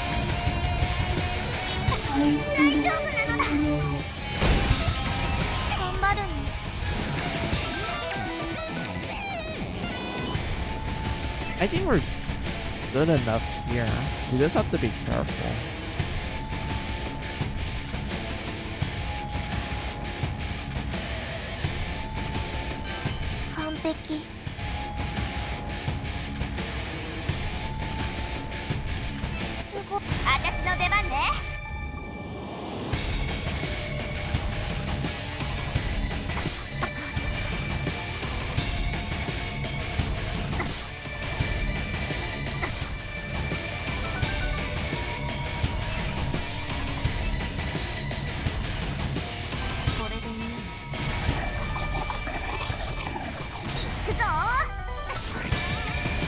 Oh, Al just died.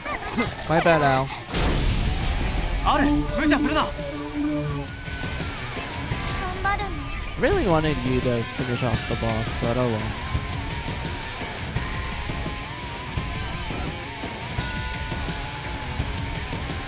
Like, literally next to the line, and no one suspected Ding somehow?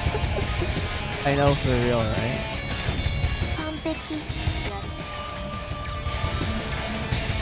Well, might as well just kill this thing.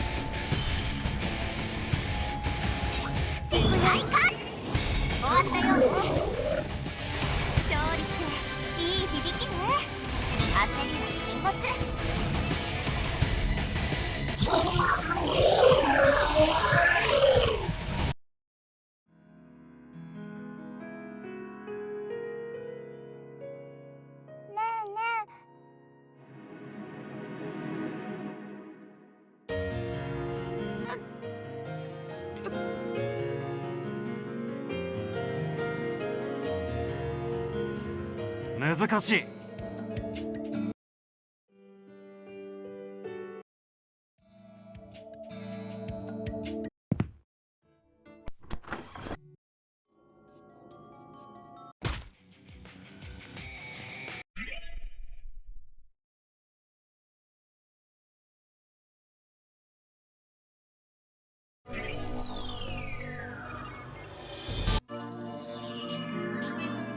Let's see. Yep. We're in the 10th chapter. We're practically almost done, Joe. Because I'm just practically speedrunning this game. Because I'm doing like a New Game Plus run. Just to like get some extra stuff. But because of that, I'm like, oh yeah, I can just speedrun it. And then the last stream, it took me 8 hours to get through like the prologue all the way up to chapter 8. So it took me like an hour per chapter. And I just skip all the cutscenes and just go like, alright, I know what to do. Like, you have to pick this option, you have to do this choice. To continue with the story and such.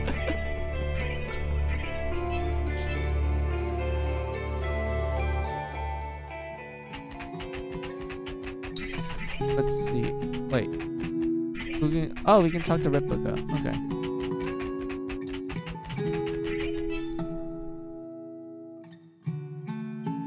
An hour per chapter when speedrunning is kind of long. I mean, yeah, but that's just me. To me, I feel like that's just normal. I'm like, oh, an hour per chapter? That's actually pretty good for my type of speed.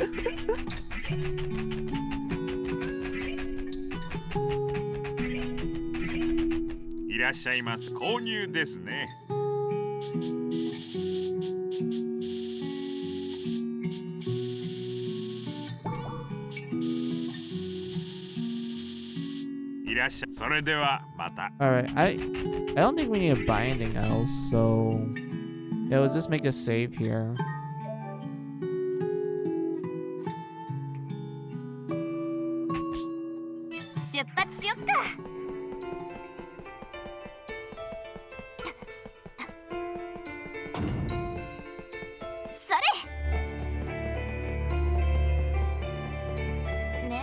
Wait, is there anything in reality that we need to do? Yeah, that's fine. The only time I speedrun a whole playthrough for different endings was at Neptunia. Otherwise, I don't speedrun unless a game tells me to speedrun a dungeon fight / boss. Yeah, like, I feel like it's only in Neptunia games or compile hard games is where I will actually speedrun it for like multiple different endings. Yeah, that'll probably be the only time I will actually do that. Especially for like Neptunia MK2 or Rebirth 2. That game literally requires you to like kind of speedrun it if you want to see the other endings and such. I know for the first game, not really, because of how simplistic they made it. I'm talking about it like in the context of the original PlayStation 3 version. For Rebirth 1, I don't think they did anything too like dramatic in terms of how you get the endings in that one. I remember NK2, you do need to like, you really do need to speedrun it when you do a New Game Plus run.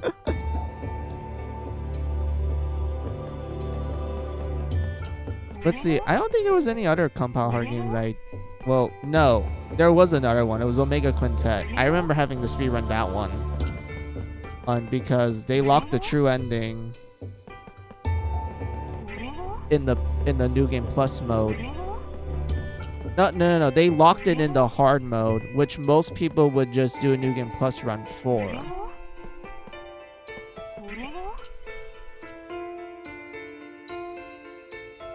I tried speedrunning Persona 4 New Game Plus, and it didn't go so well because of how damage scaling works in that game, unlike Persona 5. Yeah, I remember that you have to beat Persona 4 in order to unlock the hard mode when you do New Game Plus runs. And I remember, like, thinking, wait, really? They locked the hard mode in New Game Plus? And then I went like, okay, I want to see what hard mode is like. And interesting enough, it actually made the game hard, and I enjoyed it. I was like, wait, the game's not piss easy? Oh my god, this is great. one of the positive things about Persona 4 original. Like, I was literally kind of happy about that because, what's to say, I kind of suffer from a severe case of like, wow, Persona games are just easy. Like, even if someone were to force me to go like, oh, can you prove it by like streaming the hard mode and such, I'd be like, yeah, sure, I can do that. And then you just see me getting bored out of my mind because everything's just easy at that point. I don't know. I think it's because I play way too many Megami Tensei games and they all kind of lead into the same thing to me. And also the fact that I played JRPGs my entire life. But I don't know. When it comes to Persona, I still view it as like it's easy. But for New Game Plus run on the hard mode, that actually made me trip every now and then, so I was actually pleasantly surprised by that. 今度はスムーズに来れたわね。前回訪れた時にみんなで頑張ってバグを排除したおかげですね。じゃあ交換しますね。待てシーナ、ひび割れた方の魔石は私がもらっておこう。何かに使えるかもしれないからな。何かに使えるんじゃ I な don't い know, for me it was Persona 4 Golden. I accidentally messed up and didn't get the true end. My level was lacking. Meanwhile, Persona 5 I Royal, when I rushed, my level was low, but I still managed to beat the final boss. Well, Persona 4 Golden forced me to grind at the dirt dungeon. That would be... Wait, let me count correctly. I don't count the tutorial boss as the dirt I don't count that as, like, a dungeon. You have the Yukiko, and then the hot 天 springs 空 one. 都市に行けるからってもうはしゃいでるのか And then you have the シーナ、大丈夫？ strip club. Would you consider the strip club as the dirt dungeon? はめ込んで。 Like, by technicality? Or was that... or would that be something else? よし。これで今度こ But そ yeah, うまくいく Persona は 4 ず。 Golden... I don't know. I feel like Golden made everything just too easy on the harder difficulties, mostly because they なんだ remember かワ that... クワクしてくるわね。 What's the word I'm looking for? 準 I 備はいいです remember か？ that back in the original Persona 4, 天空都市へ。 they made the early game a little tough. And I felt like to some people who did play that, they're like, oh man, the early game was actually pretty tough compared to Persona 3 and such. And I was like, oh, okay, that's good to know. I like a tough beginning. And then you get to 4 Golden and they just pretty much made it this easy at that point.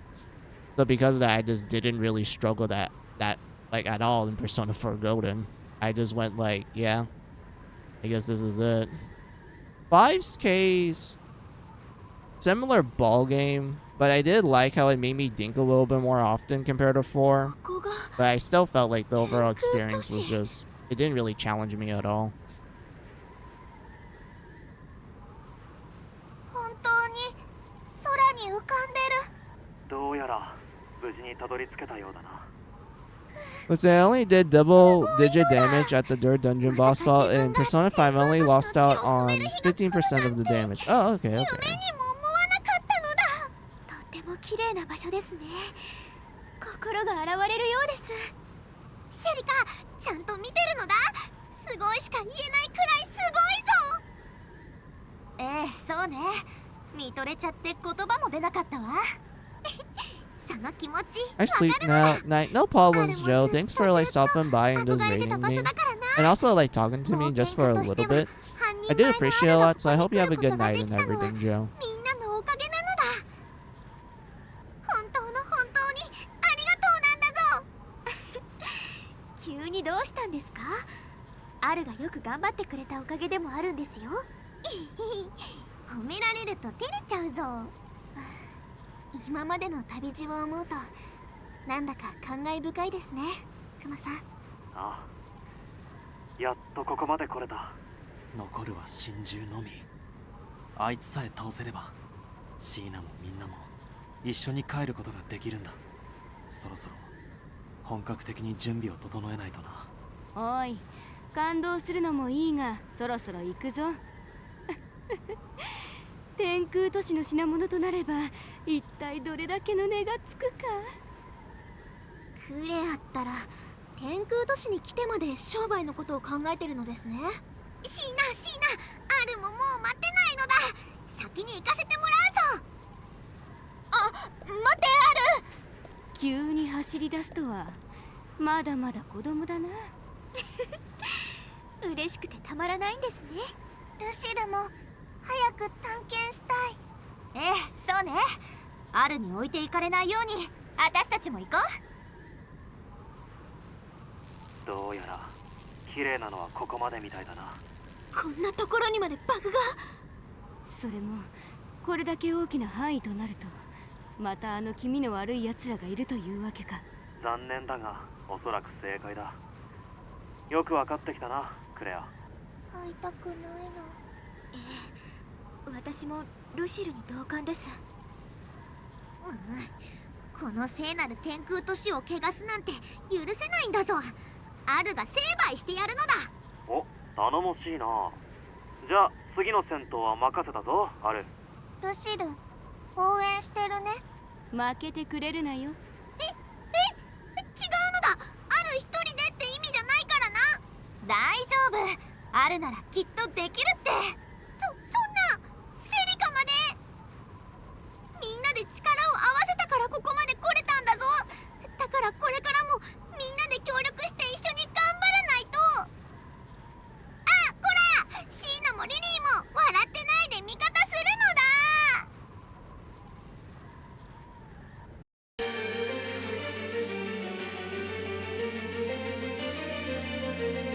Alright. And then this is where you do the final, like, quests. Like, gathering quests, essentially. The items you can find in Odysseum. But man, I remember it took me, like, いらっしゃいませ。 ages for me to find certain items. それではまた。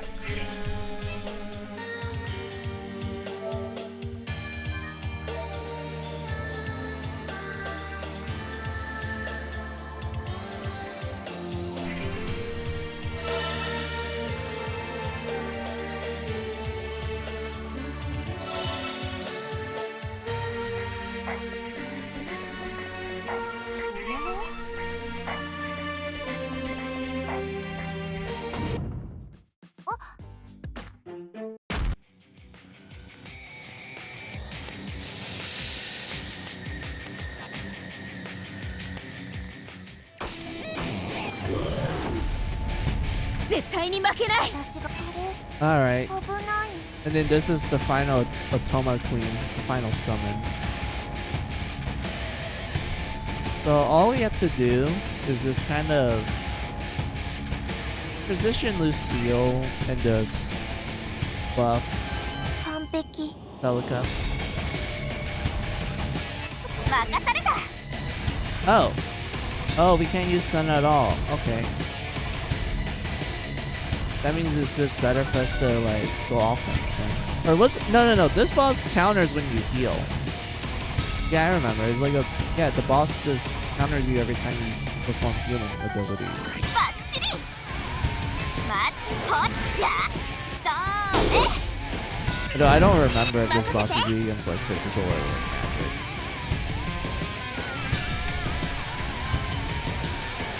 But one thing's for sure, we have the advantage. これで。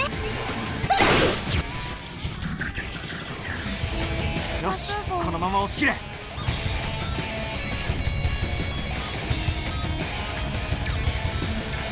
Well, he's kind of useless in this situation. So is this better for us to go offense? 私の出番ね。勝負に出るわよ。勝負に出るわ。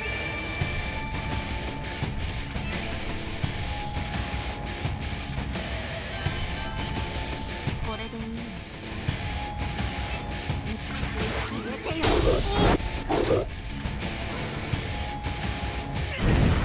行くよ。パワーアップ。これなら勝て。ここは俺 Okay, が he's by 10. That's fine. As long as we don't do anything dumb and just accidentally get them killed.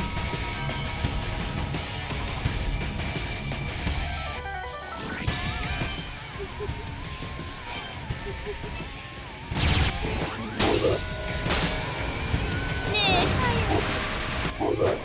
動かないで。消えろ。目障り。行くね。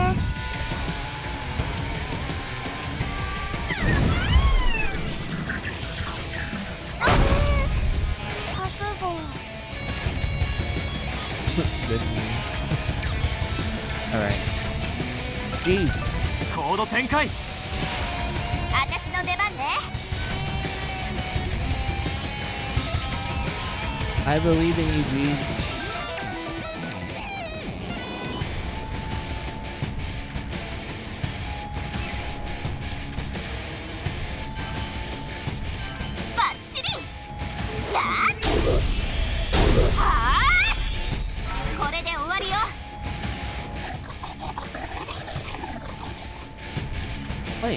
it should be faster.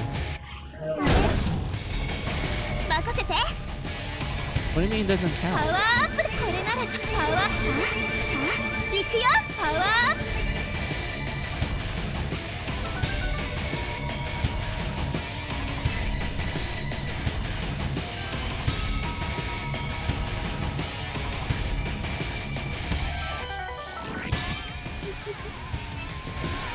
消えて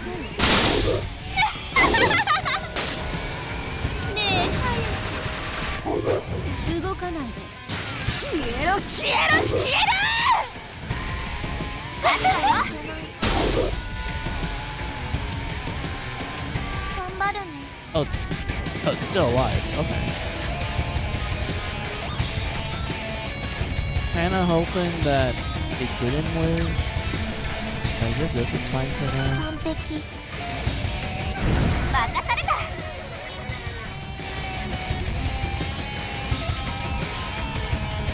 いい気分ね。勝つわよ。勝負に出か勝つわよ。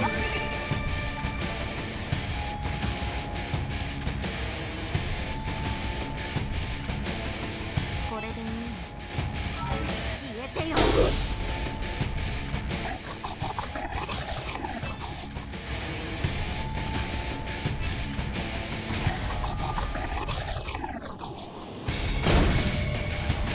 私の番。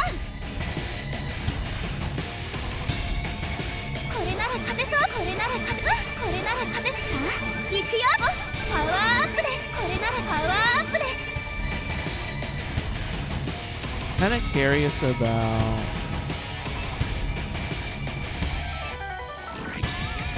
fighting game. Will we do a lot of damage to this? できるな。捉えた。 Oh yeah, we do a lot of damage. This boss is dead.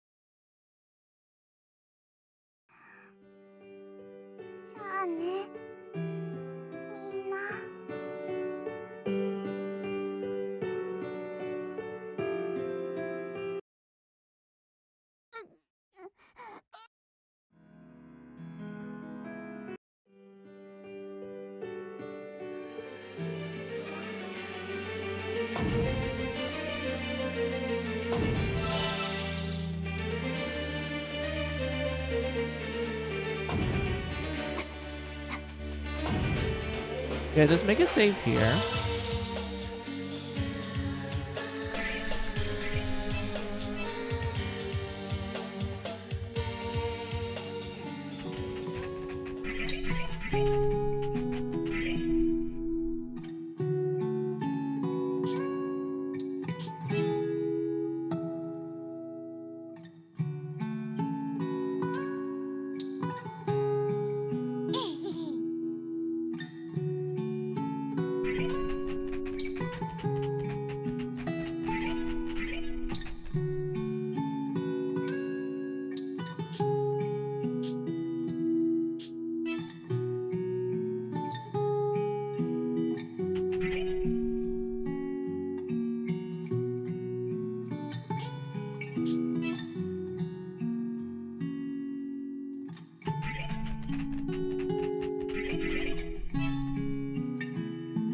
Yeah, just make a save here.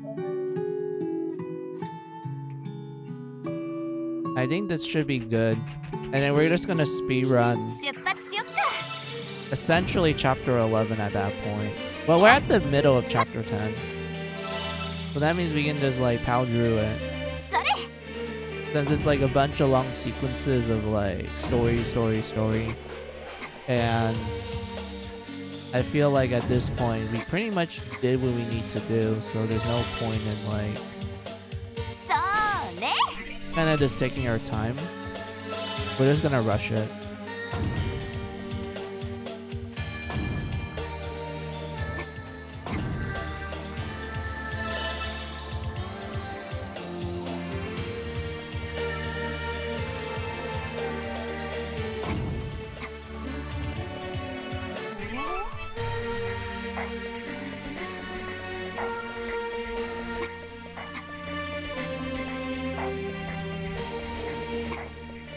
もらっていくね。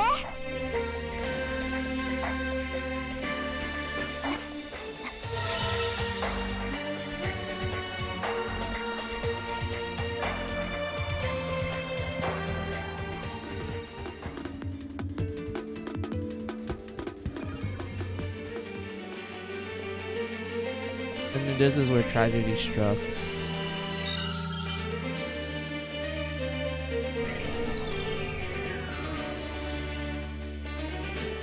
よし。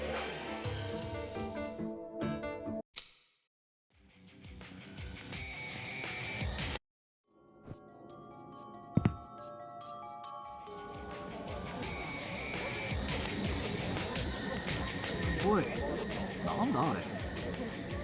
動物？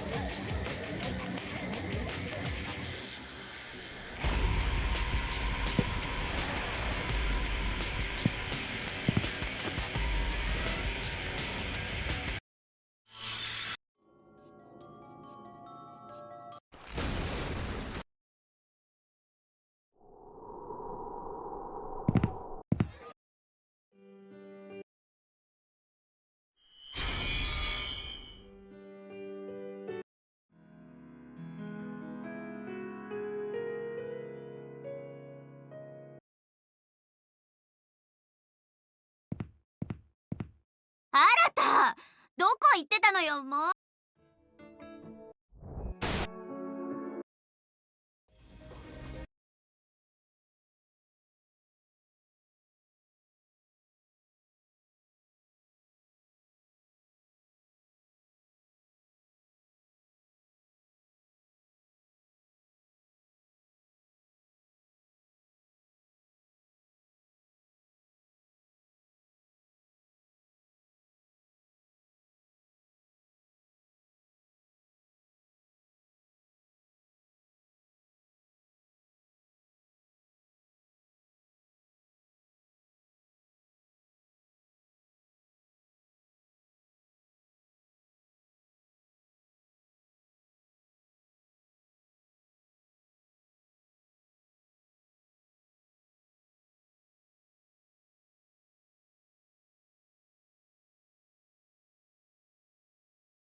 戻ったぞ。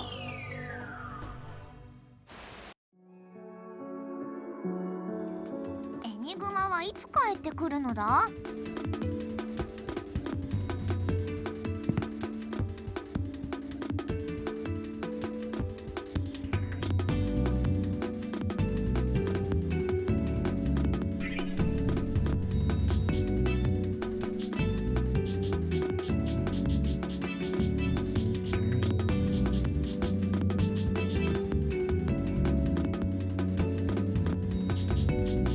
？Yeah, I think this is the setup we want to do. Actually, should we put the yeah, we should put replica. Hold on. Yeah, with all physical. Each element. "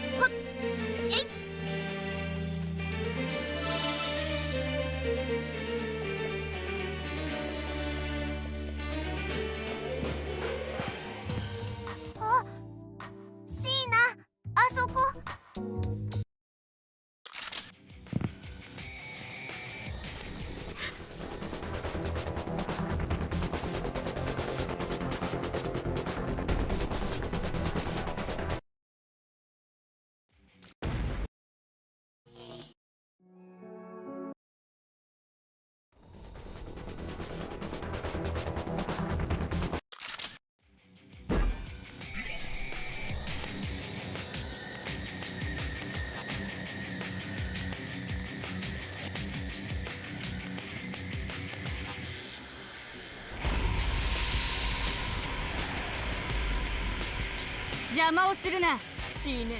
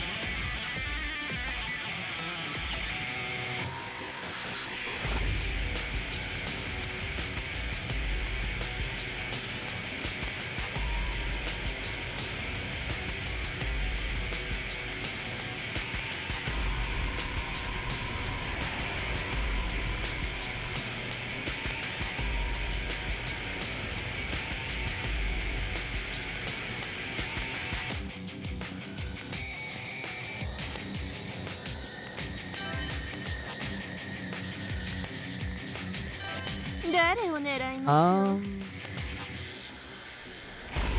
Good idea. Man, this seems good. 誰を Hold 狙 on. いまし Just ょ let う。 me move over here.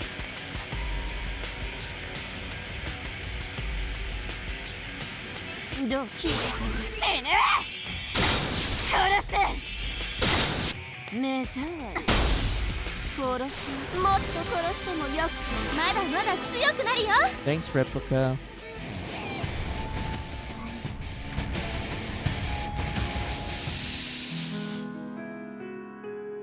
負けはしない。死ね。 I'm just trying to fill out every map in Class of Heroes Street. Yo, we're practically sharing the same brain cell, Carly. Also, how are you? I always do that in every dungeon crawler. It doesn't matter. Like, if you're gonna give me a map system and you're gonna be like, oh hey, you have to explore these places for a long time and shit. I'm like, oh hell yeah, I'm gonna be filling up the entire map. I ain't gonna leave that map unfinished. I don't half-ass it. 誰を狙いましょう。 Also, Carly, you came at the right time. We're almost done with the game again. Like, the previous stream, I managed to get from the prologue all the way up to chapter 8 within 8 hours. So it took me like an hour per chapter. And then for now here, we're practically at the end. And it took me like roughly almost 3 hours.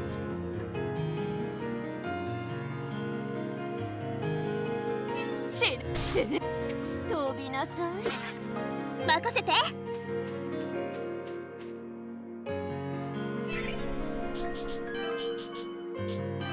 よしっと。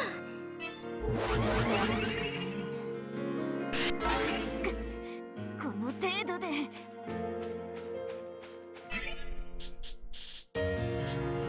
これでいい。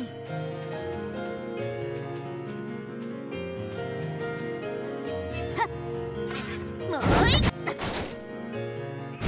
クレアの回復を。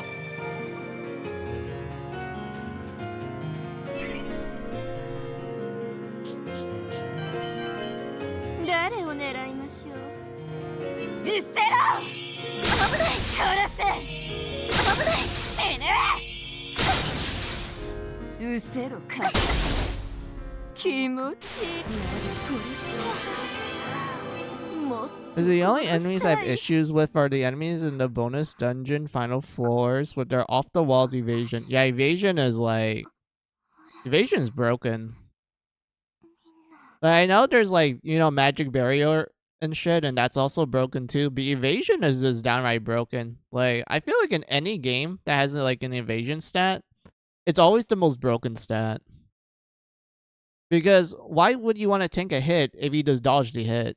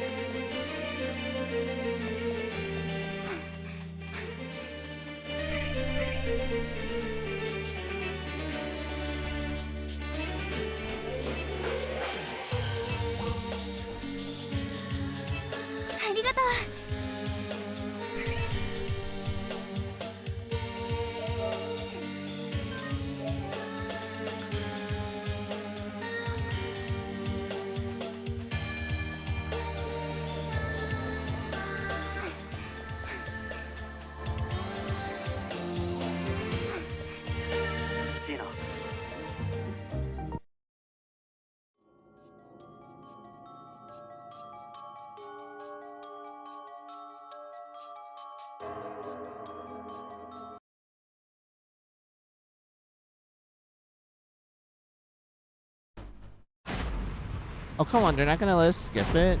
I feel like for these type of cutscenes, they should at least allow you have the ability to skip it. Because I feel like it's not that too hard to, like, actually implement it. Because one could argue, like, it was an in-game cutscene and blah, blah, blah. I'm like, I'm pretty sure there's a bunch of other games that have in-game cutscenes that you can, like, definitely, skip. But yeah, everything else so far, I mean, I like how it's easy to skip in this game, but it's just these particular cutscenes I'm like, they could have just also allow us to skip it too, but that's fine.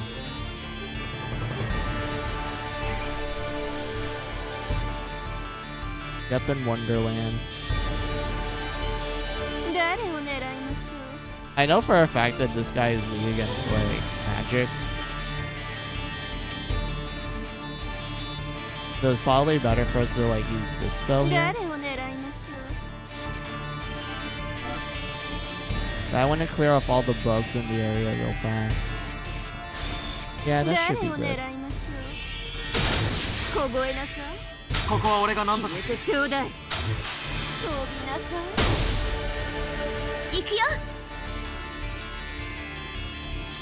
Alright, China. I believe in you. We're gonna kill this boss like it's nothing.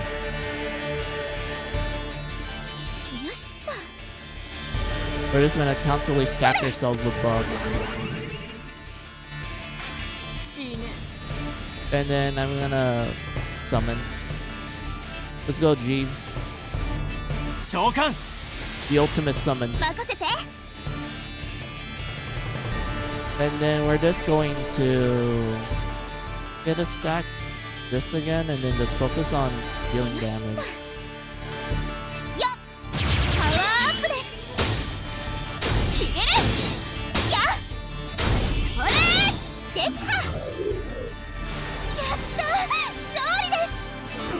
We did it.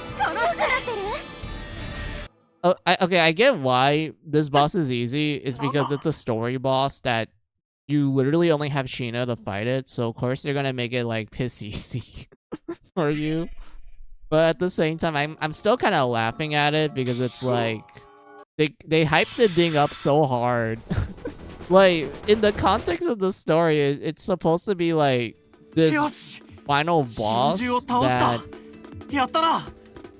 the players like of this cancel MMO are supposed to defeat in order to see the actual ending to the MMO. And the guy comment like the bad guys comment like, oh, I've been like putting steroids into the thing, but yet you just one-shot it like it's nothing. It's just funny to me. I don't know why they did it, but it's fine.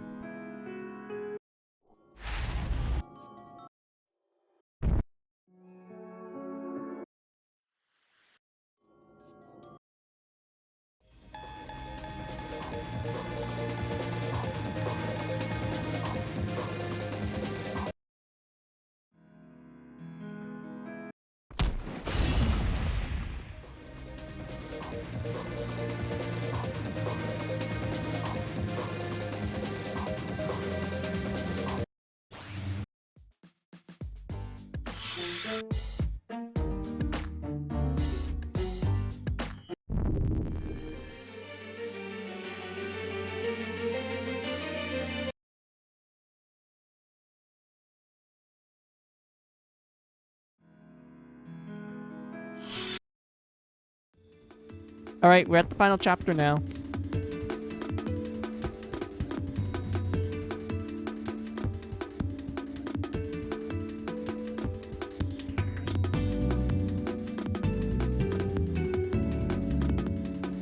Oh, let's see. The problem with those little baby dragons in the post-game dungeon is that they have high evasion and hit like a truck. Yeah, so I'm assuming they're like glass cannons, like similar to the Vopo bunny. Oh, rabbit, not bunny. Vopo rabbits and like wizardry, where they dodge everything, they hit hard, but their HP is piss poor. And it just becomes like a game of like actually hitting the thing.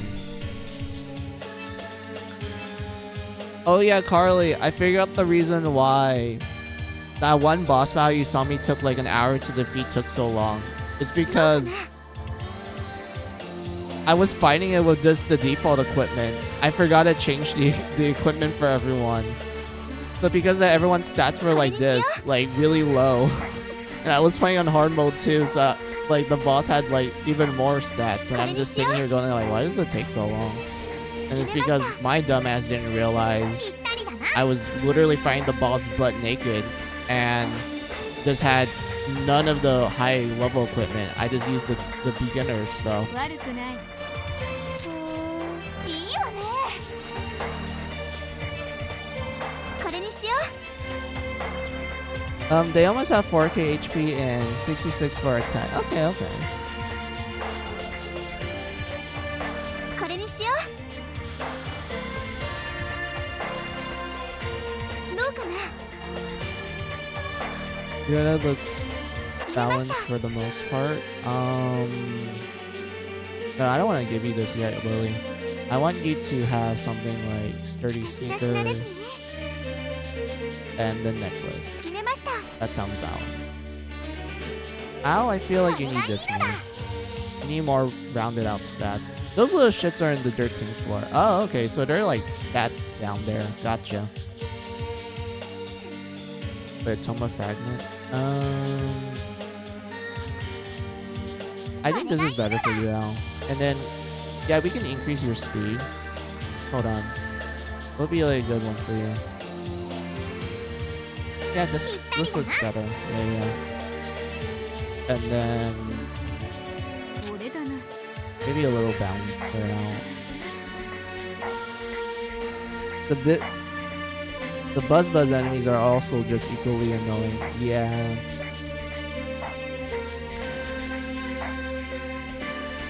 Yeah, we need that. These broken glasses.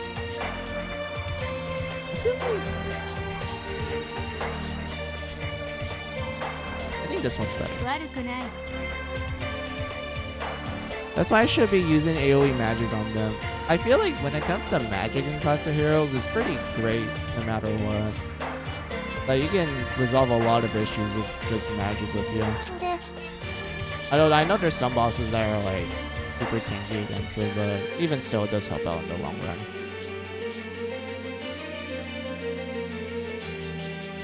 I want you to be fast. Yeah, this. And then...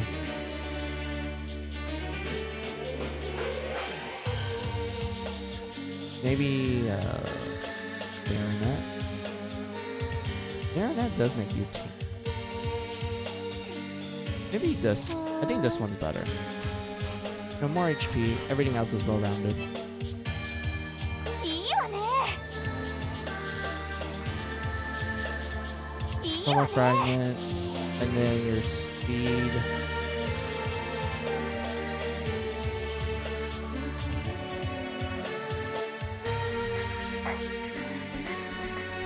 Magic may be real. Ooh, this one's pretty good too. Like more HP.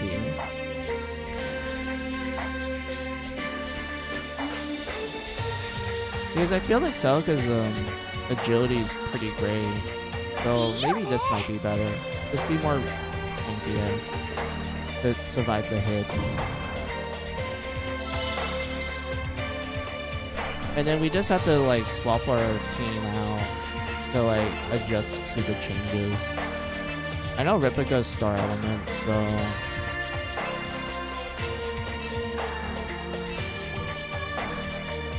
oh wait, we'll just have Replica fight Replica. That'd be funny.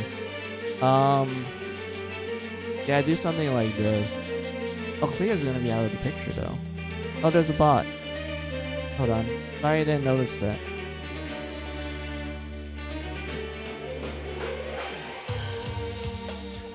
These bloody bots. They always keep reappearing. I don't know why. So yeah, just let me do that real quick. There we go.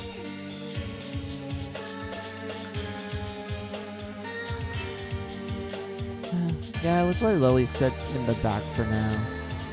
So far, everything seems to be good. Boom, star. Because I'm not sure if Replica will counter. But no, Replica doesn't counter anything, now that I think about it. So it's probably better to do have Lucille. do some stuff. Maybe we do something like a setup like this. Lucille will do magic damage, everyone else will be tanked.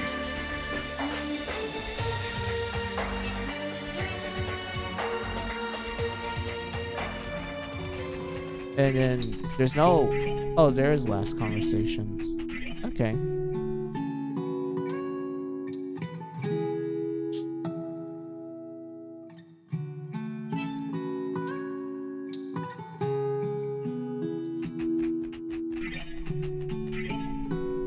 Same case with Celica. This bottom one here is better. Yeah, this pal drew all of that. Ripika, we can still talk to her since she's gonna have conversations where fuck, how do I describe it? She's gonna have conversations where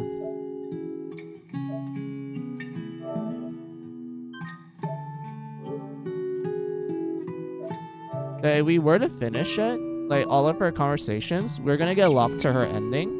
But I don't want to do that. I want to make a separate save for that, so I can like show like all the other characters' endings, and then we can show replicas. Let's see. Yes, P is failing at Hollow Knight Silk Song. Of course he is. I wouldn't. I would not be that surprised given Silk Song's reputation. But still, like. Really, dude? よろしいです。ありがとうございます。よろしい。ありがとうございます。よろしい。ありがとうございます。いや、ありがとう、ありがとう。よろしい。ありがとうございます。 He's mad that there's no checkpoints every 5. What are you? What? What kind of game gives you a checkpoint every 5 seconds?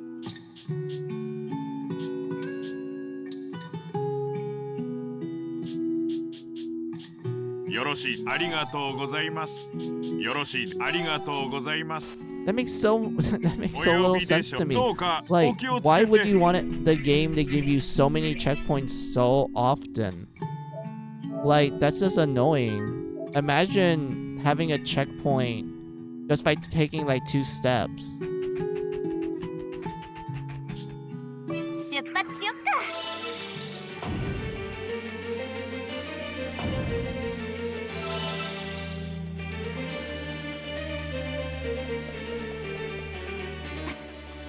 それ。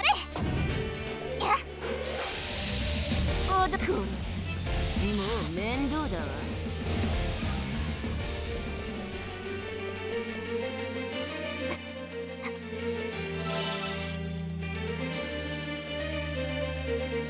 He wants every game to be so easy that he can just focus on his stream and his begging, bro. Unbelievable. He really is trying not to like develop like skills in gaming, isn't he?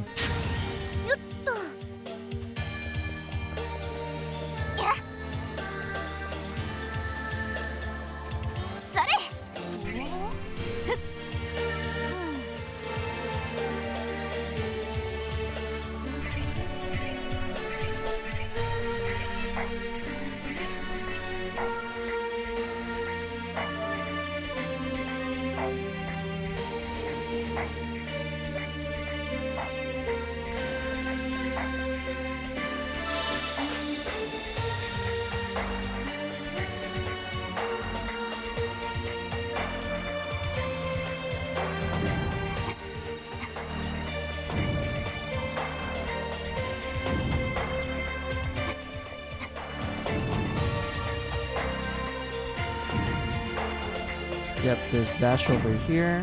As a joke, I was planning on putting in a DSP in my fan. Dude, that would be great. Like, it's a literal beginner mode that even game journalists will think is too hard. Or they will find it too easy. That'd be great. That'd be hilarious. If you pick it, the game just gives you a you win screen, bruh. That's great.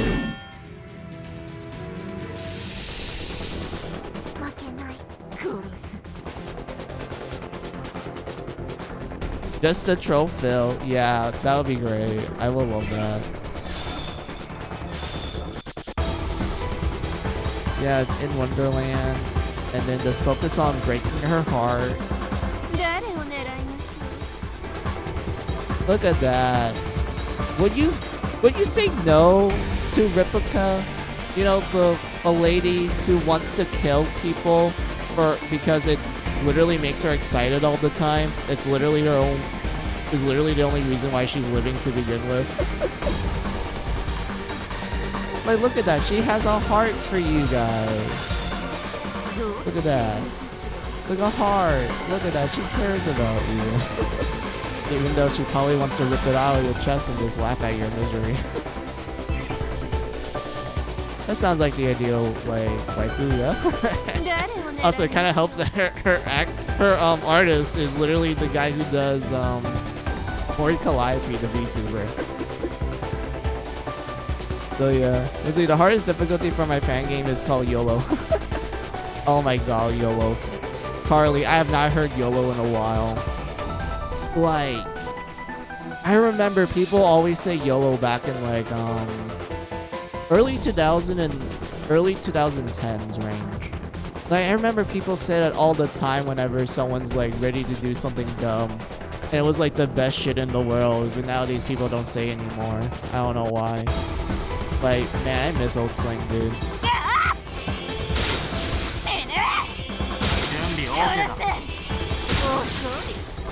姉さんは頑張るね。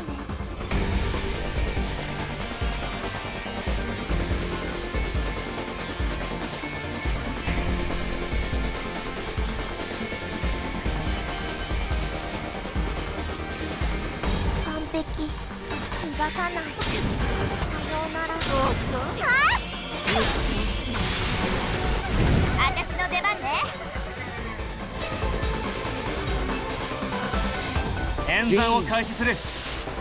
In fact, the description of the difficulty will say, for those who have no life in themselves. Yeah, that checks out. I love that. Wait, what is this? Oh, okay. Yeah, it does a lot of damage. It was a bad idea to touch that. In Wonderland, heal up. And then was this focus on dealing damage?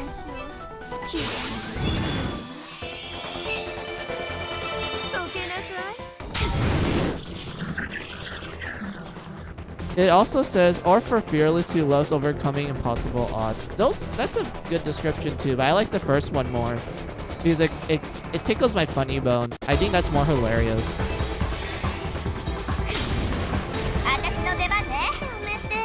Bruh, how do you touch the... I don't want to know. I don't want to know. Come on, Lucille. I need you. We have to do this. And then that. And then focus on damage.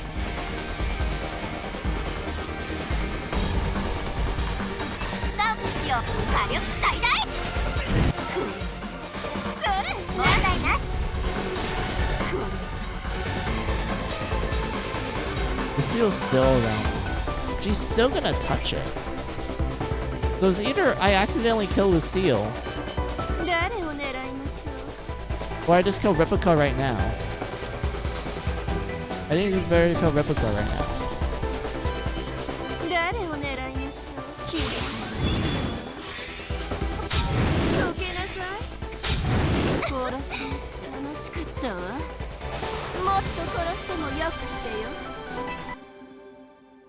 What is he? Enemies deal 95 more damage and you deal 80% less. Shop prices are triple and an instant game over if Peach is defeated as her HP goes to 0. Oh damn, yeah, that does make things a lot more challenging. I like that. Yeah, we can't skip this. This is an ending cutscene.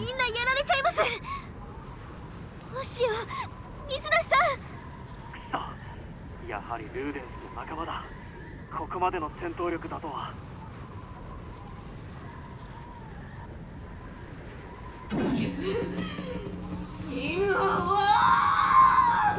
Of course, you'd be locked into a difficulty upon picking it. Dude, I like that. That's good.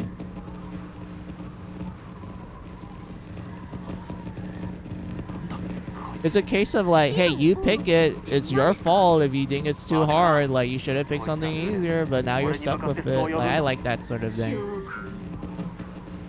恥を知らず無害者を決め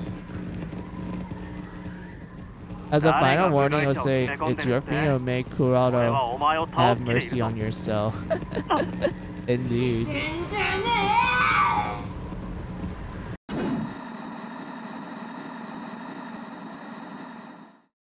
Man, Carly, I just realized it's almost October. There's so many like games I'm like thinking for October that's like horror games.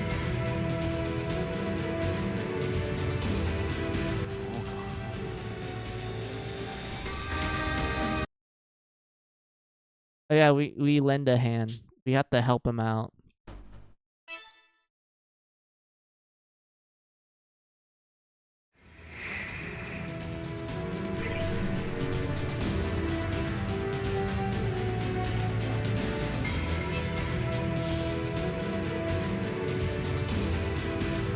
If DSP played the RPG Maker game Fear and Hunger, he will not make it out alive. Yeah, he's probably gonna play the game like censored as well, because like we all know that Fear and Hunger has a lot of nudity and like a lot of gore in it as well. That will definitely get someone age restricted. That's for sure.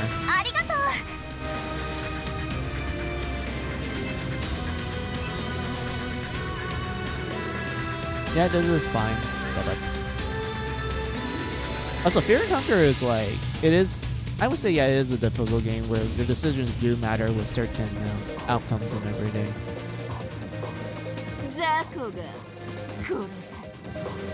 Alright, time to kill everyone. Time for Ripika to let her rip.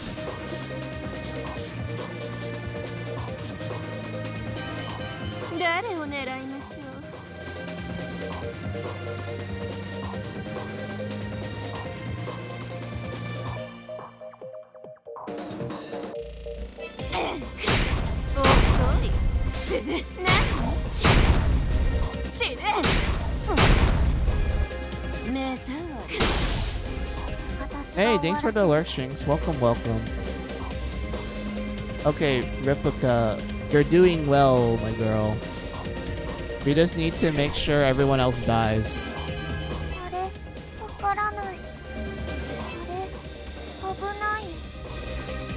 Star, star. Star. Okay, so all of her minions are stars. We all know that Phil wouldn't give Fear and Hunger the time of day. Yeah, I believe so. I feel like it's not really a type of game he's into. I'm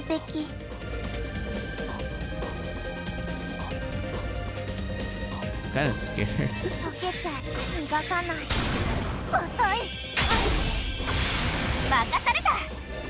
There we go. For Celica's case, we will probably...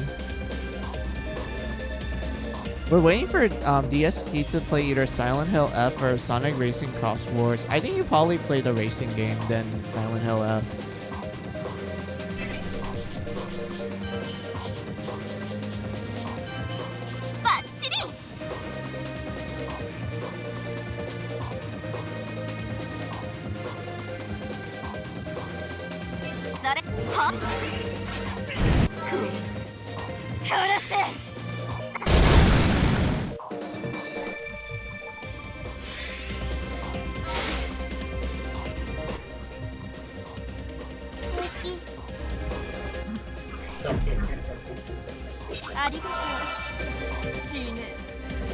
Okay, we need to grab this.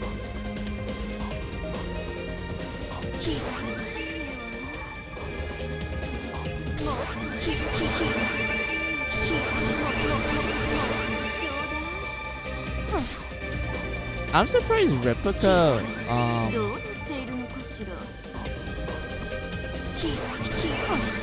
none of the bugs actually increase her corruption. I guess she's just naturally resistant towards it, kind of like Sheena with certain ones. Because I was kind of hoping that it will fill out. I guess not.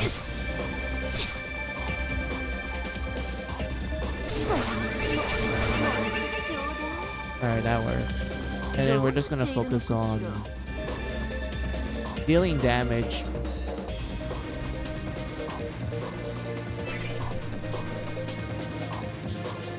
Yeah, heal up and then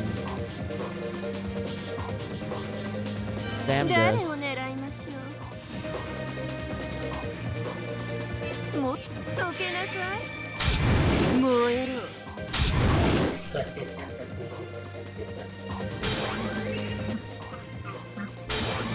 私が終わらせる。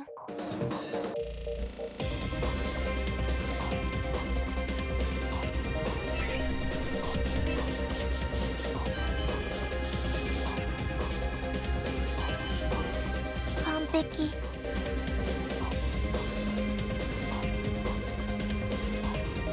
これ、大の勝つわよ。任された。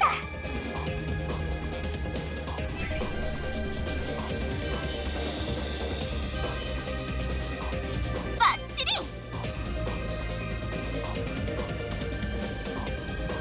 それだ。ほら。痛いわよ。決める。よいしょ。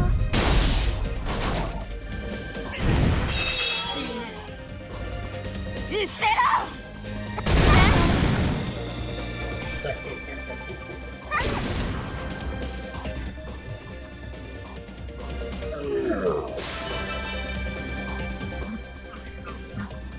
遅い。死ぬ。気持ちいいよ。69. Alright.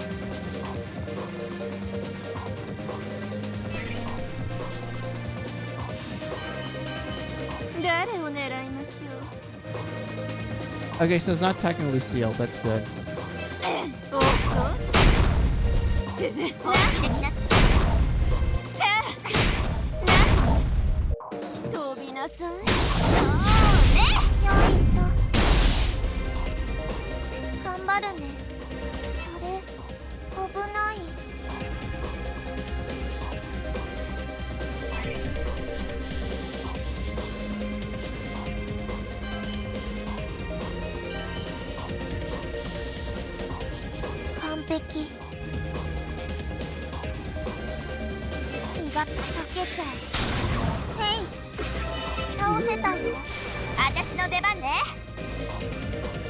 Yeah, this will work.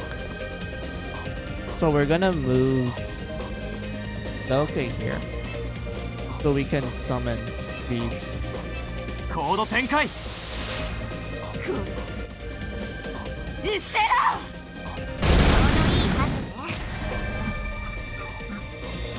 Alright, everything's going to plan. Everything's going to plan.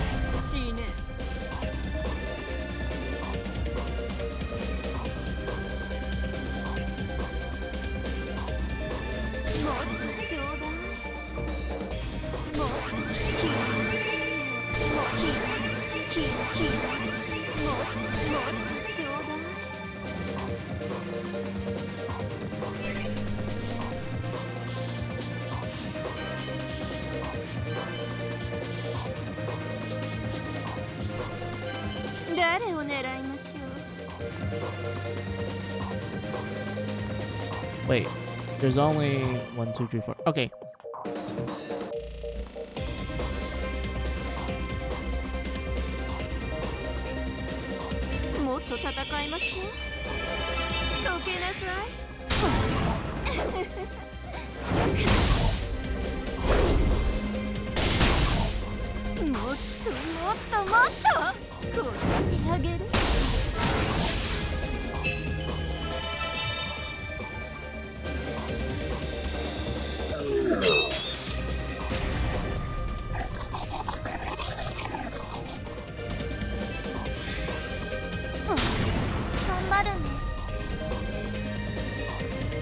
Ooh, another invincible.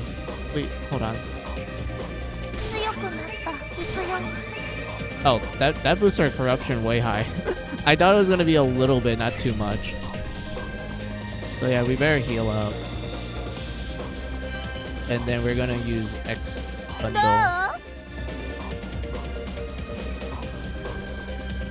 replace that with this どう here. これにしよう。きれい。かわいそう。すぐに終わる。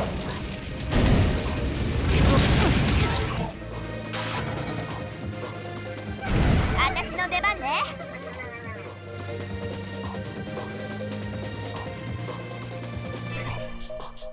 You just absorb and then arch fire. バッチリ。まだまだ火力最大。ほら。はあ。そこだ。殺す。うせろ。殺す。誰を狙いましょう。 Should grab that again.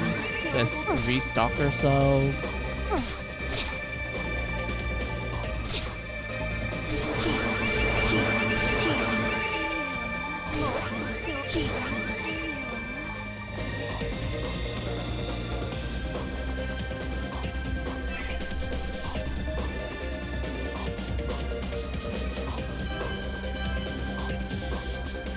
I guess yeah, this works.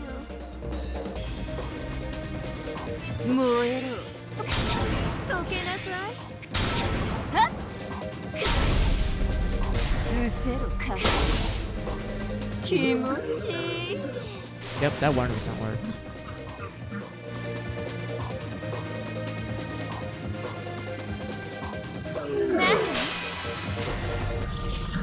Alright, Jeeves.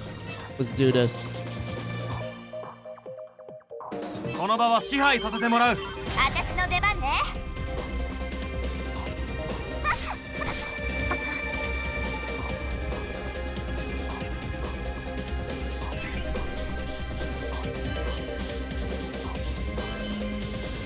これでいい。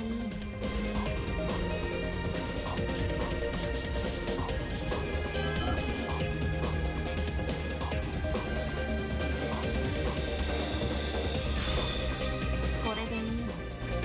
はっ。せい。終わらせ。倒れたわ。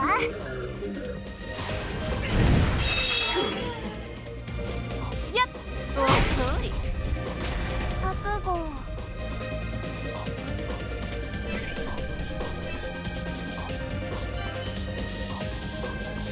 完璧。使ってかけちゃう。ね。逃がさない。いなくなった。順調そうだな。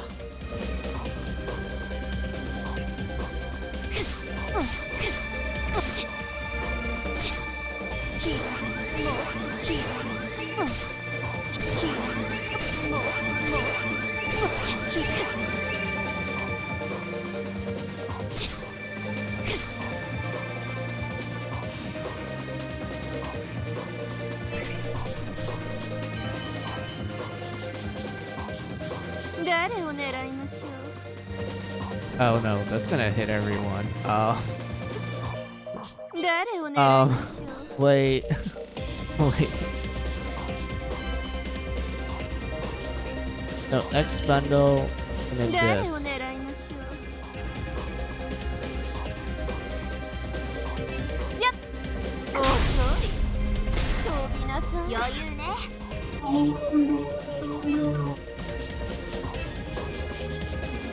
この作戦で行く。行くわよ。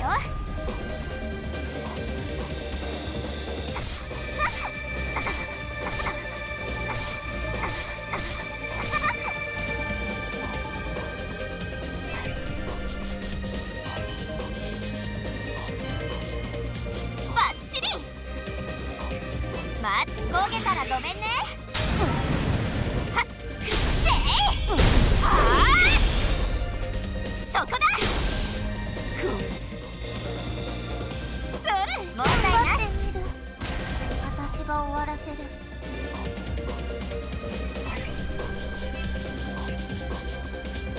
do this, and then that, and then let's do some damage. Get behind her. これかな。使って逃がさな。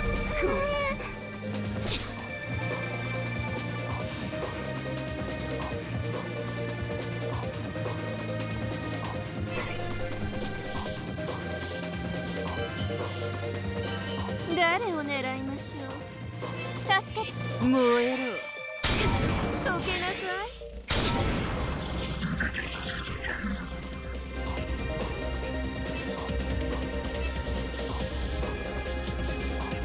この場は支配させてもらう。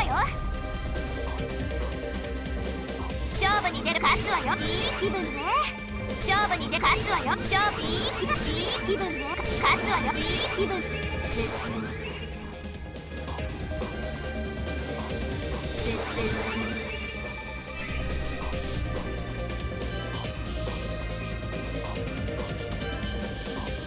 これでいい。もうもっと決めて終わらせる。死ね。遅い。頑張るね。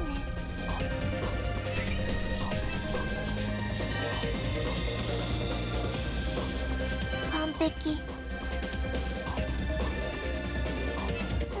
さようなら。よし、このまま押し切れ。 Okay.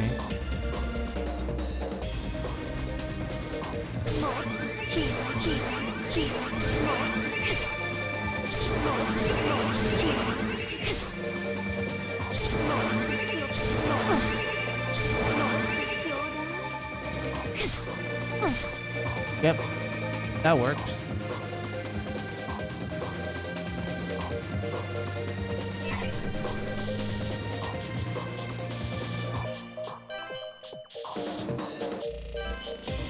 誰を狙いましょう。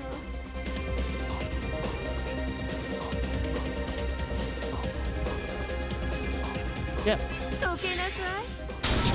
うっせろ。な。もっともっともっと楽しい楽しいわ。ねえ気持ちいい。 Hey, we did it. ないわ。もっと殺してもよくってよ。まだまだから。 Yeah, this was so much easier. It was so much easier with the equipment that I usually have. 殺させてよ。私は殺意を司る存在なの。誰か殺さないと存在できない。何この敵、狂ってる。ある意味哀れかもしれない。心を持たずに生まれてきた生き物だからな。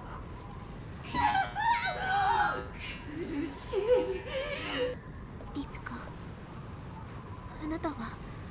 待てシーナ。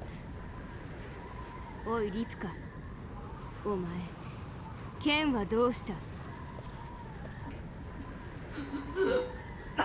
シーナ、後ろだ。くそ、間に合え。殺して。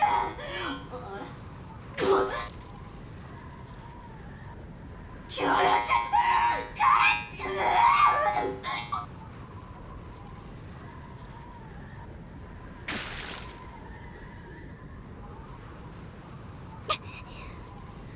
水梨さん、助かりました。ナイスチート。殺した殺した。気持ちいい。自業自得とは皮肉な最後だ。確かに哀れではありますわ。かける言葉が見つから Yeah, ない we です。 still can't skip this. 先を急ぎましょう。 Okay.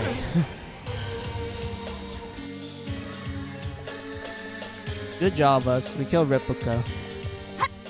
Well, defeat Replica.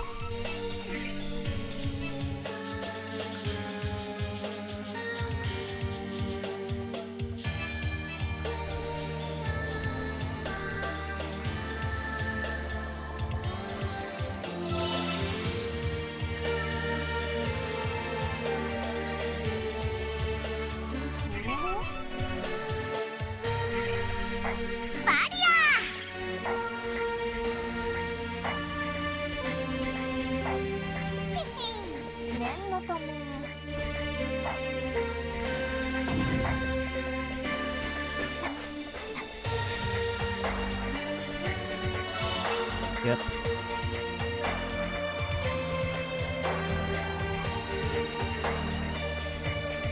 I know it's been like an hour. Well, actually, it's been 2 hours since my last BRB. But I'm just doing so much good progress right now.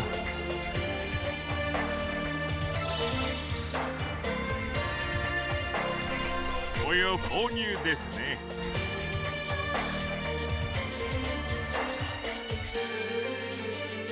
よろしいです。ありがいらっしゃい。それではまた。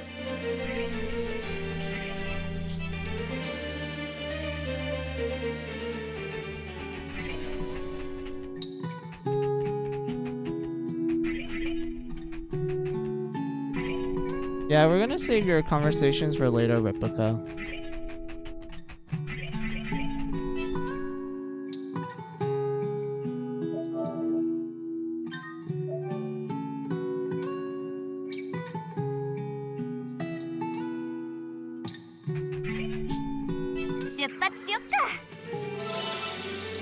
Down we go to the rabbit hole.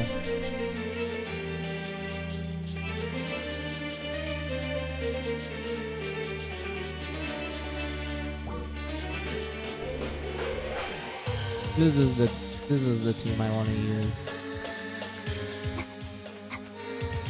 I'm pretty sure there was like a... Yeah, there's this. Oh, we can't use it yet because we need to unlock it on the other way. Oh, no, we can't use it.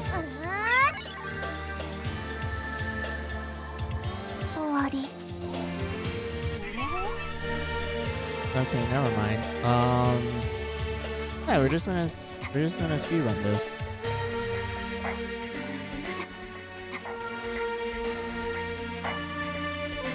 Yeah, we grab this. Swap up.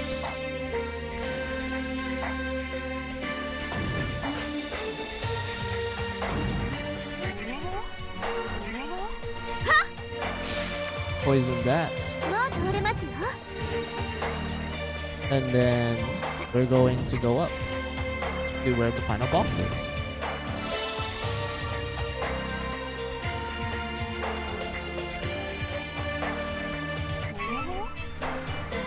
Alright. Final boss time, guys. Final boss time.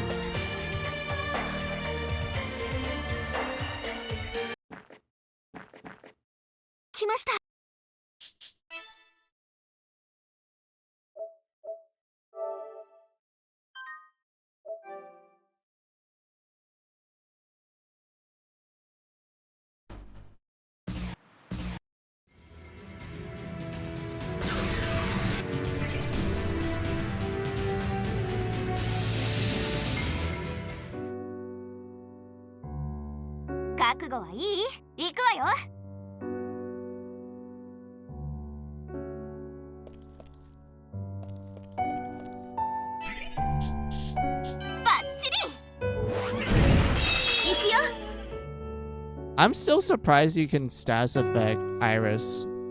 Like, I thought it, like I said in a previous stream, I'm surprised that you can actually do status effects on the final boss. I never expect the game will actually let you do it.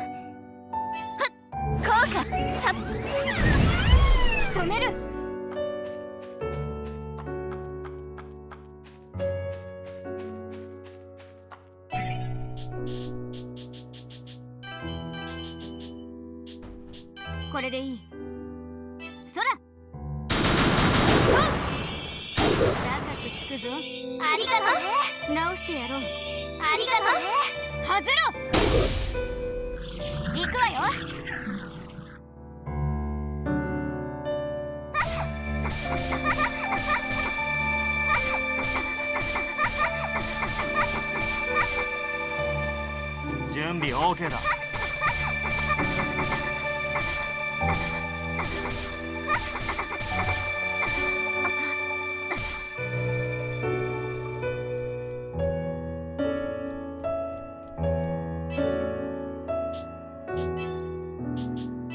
さあ、蹴散らせ。任せて。I wonder if the fighting game 格闘イン is ストー good ル for this boss できる battle. な。The 大丈夫で virus. す。はい。Oh, yeah, it's super effective. We're just one-shotting it at this point.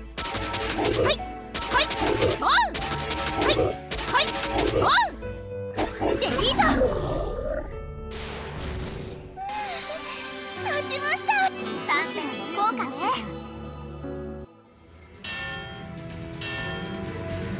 The stock sound effects, it's great, it's funny.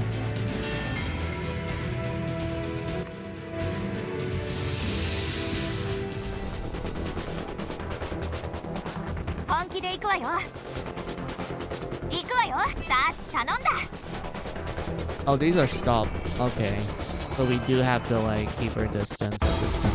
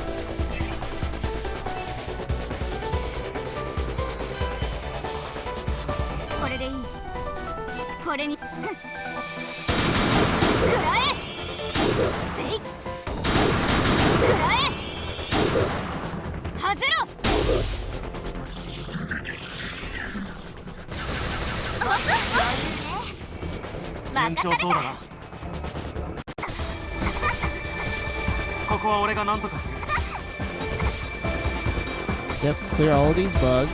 They're really dangerous. We don't like these ones. There we go. And then we're gonna battle draft. Bees.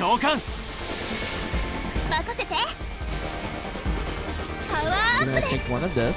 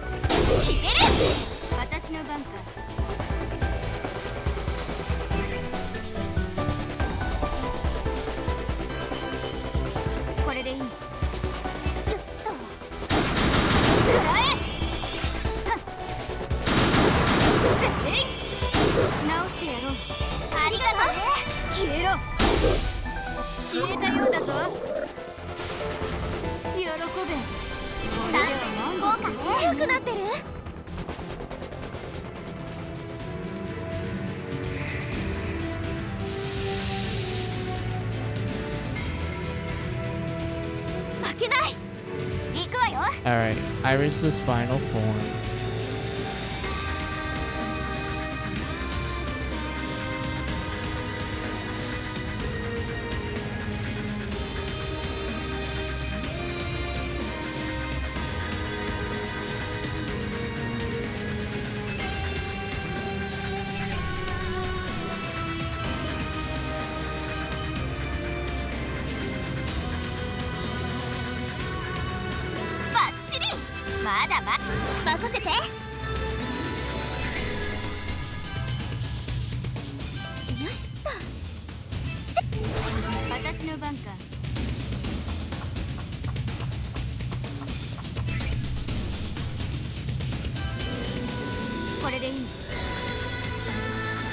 Yep, this works.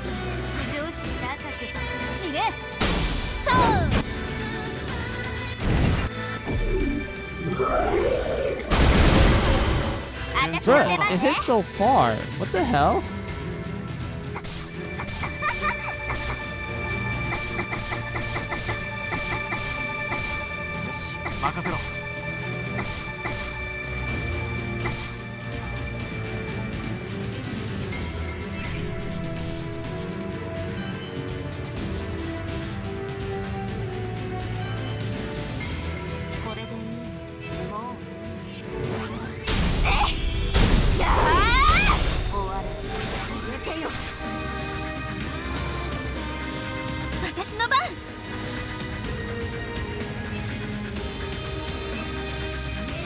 虫よ出ろ。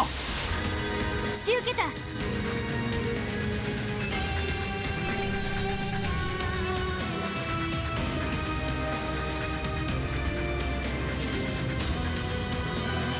これでいい。そら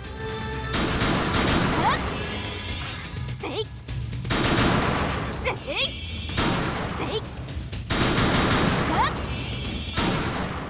消えろ。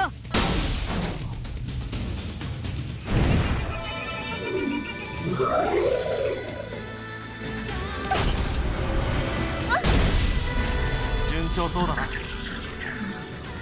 Punch it. 行くわよ。 How did you miss?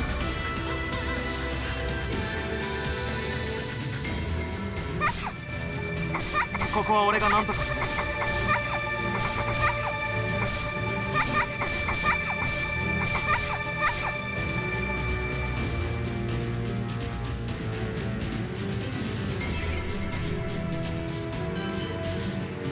バッチリ。はっ、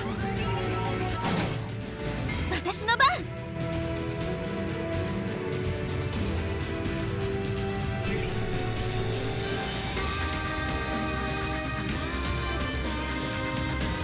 よしっと。せい。行くよ。せい。効果発揮。私の番か。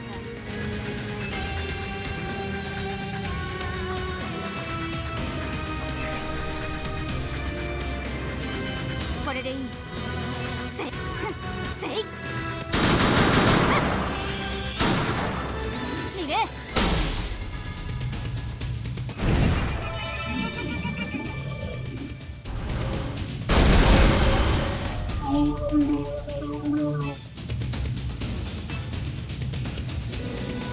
Will this work? 敵を撃つ。私の出番。 No, it didn't work.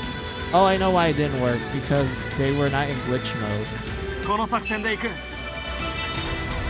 Yeah, that's how it works. Ikyo? Okay, okay, that makes sense.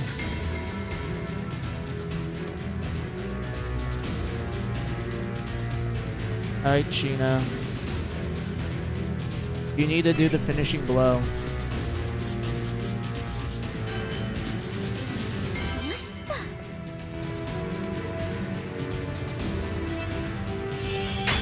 よっ。せい。ホームラン。できた。 Good job, Sheena. やった勝利です。まだまだ強くなるよ。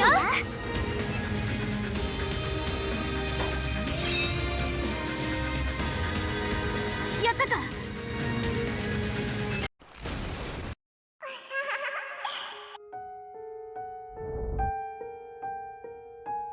おかしいな。どうしてオデッセまた言えない傷は胸の中で膨らんでまた晴れ上がってく言えないかけがえのないシーナ、俺には多分リディアと同じ世界に住む。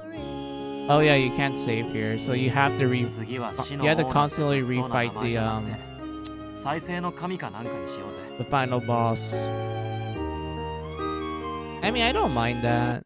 I mean, I can just what's the word I'm looking for? I could like just bump it to easy so we can just speedrun it essentially. I don't really mind that since I am just gonna show you guys the multiple endings to it.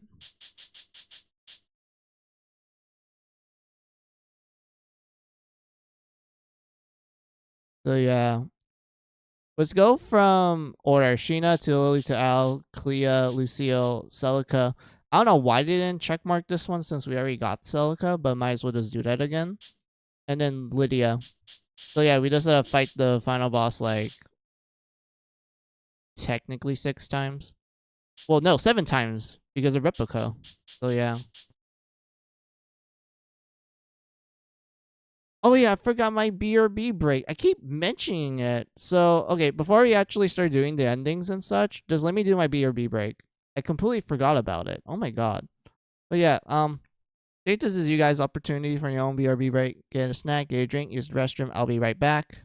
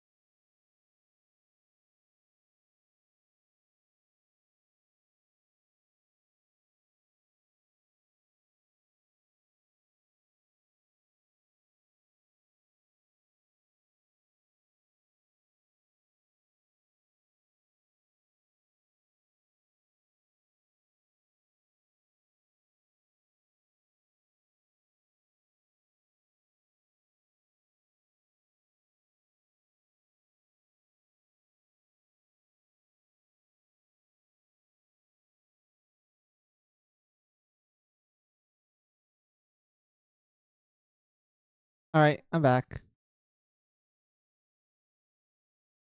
So yeah, let's go to Sheena.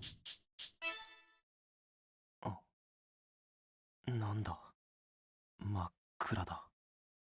ここはどこだ。俺は一体。おい、ああ、冷た。また寝不足？寝落ちもたまにはいいけど、キーボード枕にしちゃダメでしょ。ほら、画面大惨事。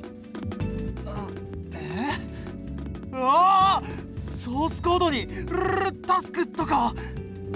猫がキーボード踏んだみたいになってる。笑い事じゃないぞ。寝落ちる前に保存したろうな俺。てか背中に眠々打倒刺さったままだけど、いいの？それどころじゃ。大丈夫だった。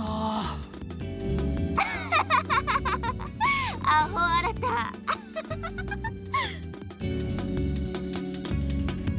That's right. This is my office, Enigma Games. My name is Arata. Arata Mizunashi. Our cubicles maintain privacy both for ourselves and our projects. The girl approaching my desk with no concern for either is stupid Tokiwa. On the corner of my desk was the ancient manuscript and slave pen. That's right, I remember now. I jumped back. 何？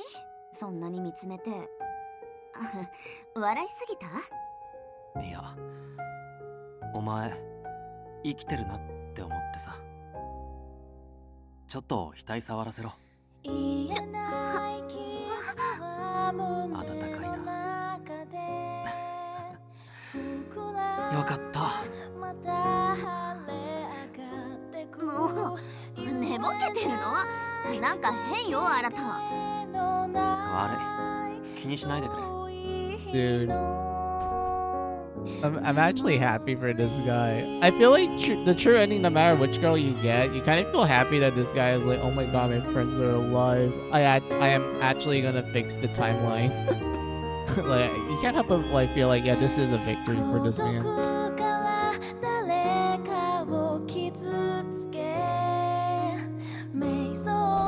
That's right. If I made it back successfully, it's because I had a job that was I have a job that was tasked to me. Failure is not an option. It's a very important mission. In this world, I'm the only one who maintains any memory of where these timelines lead. I'm going to stop this one from hurtling to doom. 別にいいけど、ちょっと顔でも洗ってきなよ。今日新人さん来るんだってよ。新人？ディレクターの新入社員だってさ。どんな子だろうね。あ、ディレクター？はい、噂の新人さんを連れて歩いていますよ。リンさん。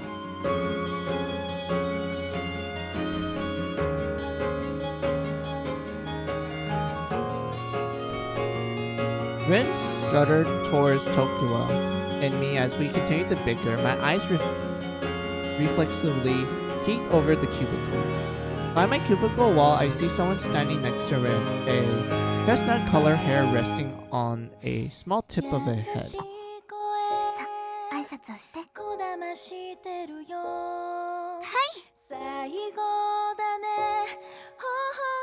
A girl bounced out from behind the shadow of my cubicle.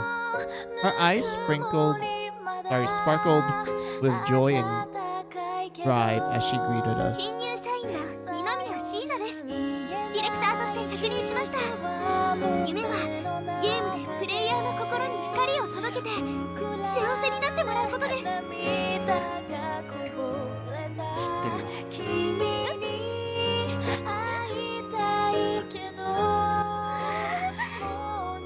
水無さんには二宮さんの教育係を。お知り合いですか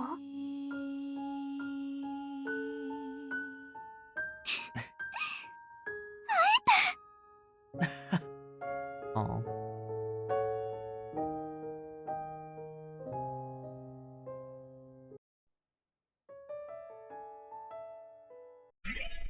Happy for this man. Happy for Sheena as well.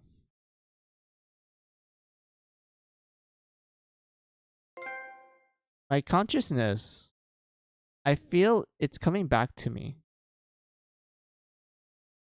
This is my 65,536 time performing the degrade.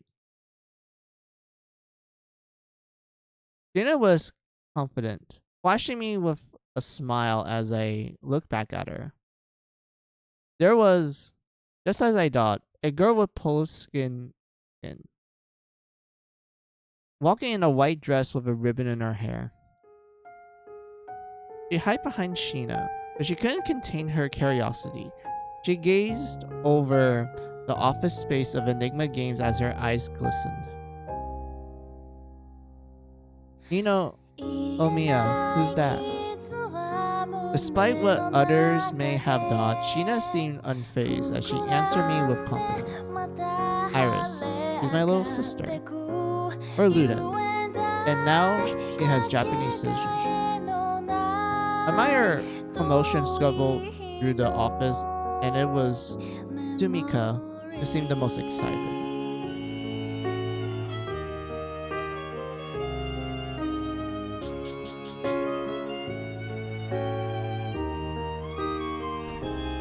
I never seen a Luden up close. Oh my god, she's so cute. Wait, why do you look so familiar?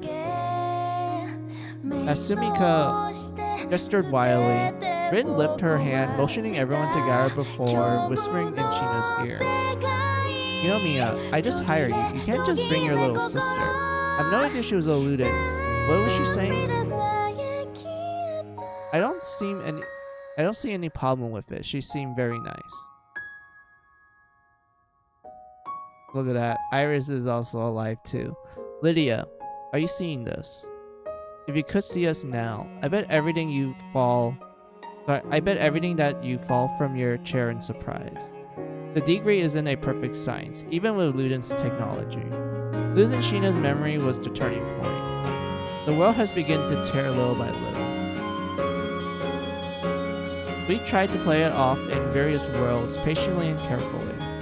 We sneak into people's houses, moving their furniture by a few millimeters. It was mind-numbing, but we continue on. I let you decide we did the right thing. Anyway, the world had begun to reject our degrades. As we returned to the past, both realms began to fuse. We amassed huge volumes worth of information, including Iris, of course.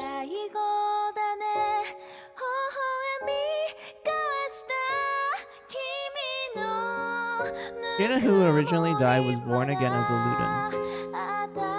After finishing up a conversation about having to pick up her work from where she had left off, Sheena and I picked up Iris and left the office. Three of us walked through the town to give Iris a tour.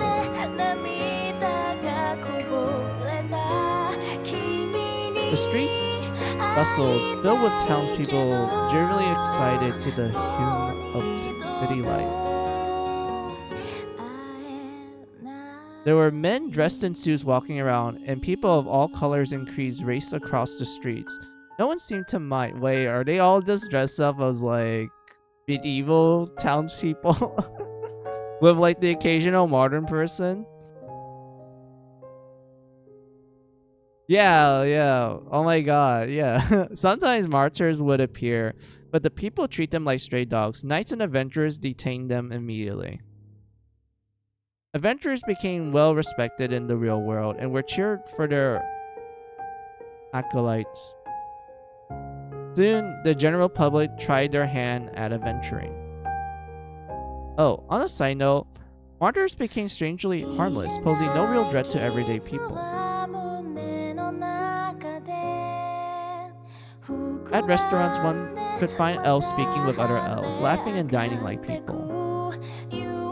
In the back area, a couple of people with abnormal features sit calmly together as they dine.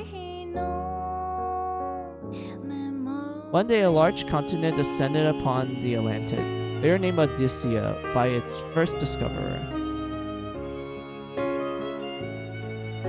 People begin to live in peace. After a few years of spending time with these new beings, even kingdoms acted in harmony. One writer became famous for recording people's experiences with the whole ordeal with vibrant Valerie expression.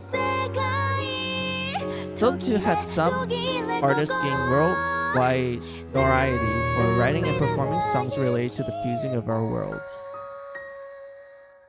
Supposedly, the person managing these artists' fan sites have been living a very busy life.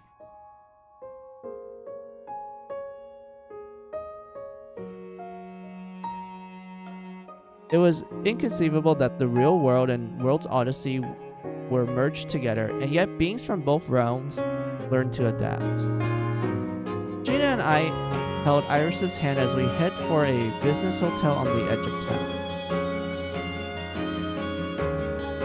The business hotel was stocked with a wealth of amenities, and it was managed by my friend and his sister. All his sister's alive this time. In truth, though, the hotel flourished because it was owned by a well-renowned celebrity. The hotel has become a global franchise and had expanded under the name Anasis. I'm not sure how they amassed their staff, but they hired 10,000 people in no time, offering great service for an insane bargain. Staff members with poor attitudes were let go immediately, so effectively it's almost putting Enigma Games to shame. When we reached the hotel, the front desk attendant led us to our room on the highest floor. Finally, did you take your time? There's the Tokiwa, who's been waiting for us. Gina looked at Iris, telling her non-verbally to stay as she walked towards Tokiwa. There, she hugged Tokiwa. What's going on? Feeling sentimental? This is our first time meeting, right? So why? Tokiwa seems unable to keep the tears from streaming down her eyes and quietly returned Shina's embrace. Iris and I watched, though I tried my best to contain my jealousy. Afterwards, Tokiwa explained the company's rules to Shina and me before leaving the room. I looked at Shina and Iris, nodding before I joined Tokiwa downstairs to walk her home.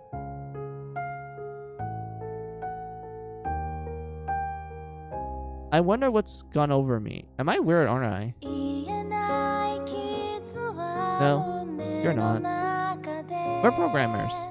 Change is in our nature. Our lives are in our control. I thought it was cheesy, but Tokiwa laughed. In my head, a soft melody played, and I pondered who it could be.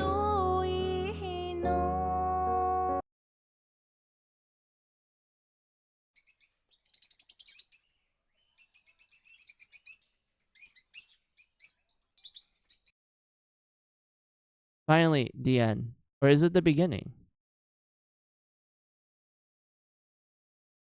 Don't ask me. My job here is done. But I don't plan on giving up. I mean, he made it this far, you know. Ah, my real name. Thank you.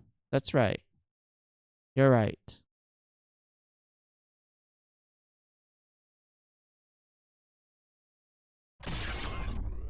Let's get back. Blink together.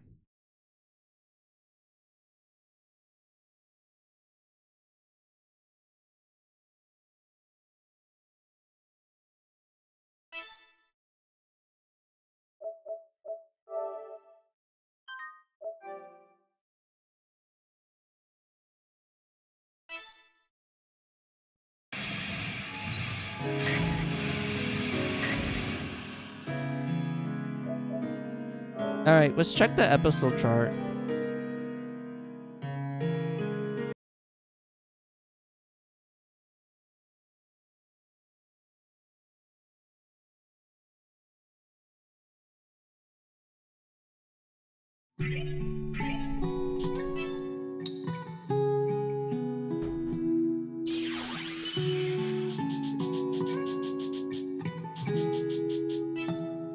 Nina's glasses.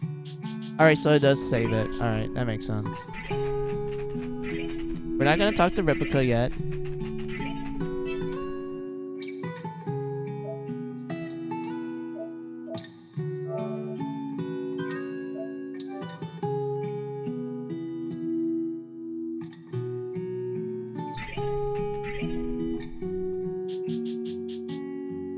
Let's change the difficulty to easy so we can just speedrun the endings. And then for Replica, we're gonna bump it back to hard.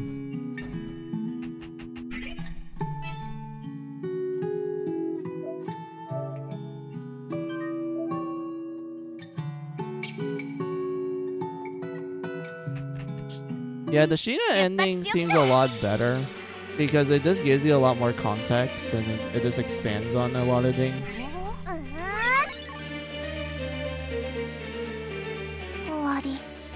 Although I'm kind of curious to why they would go out of their way to make the other girl endings. Unless it's kind of a case of like, oh, let's just add some diversity in it. You know, people like the other girls more than Sheena sort of scenario.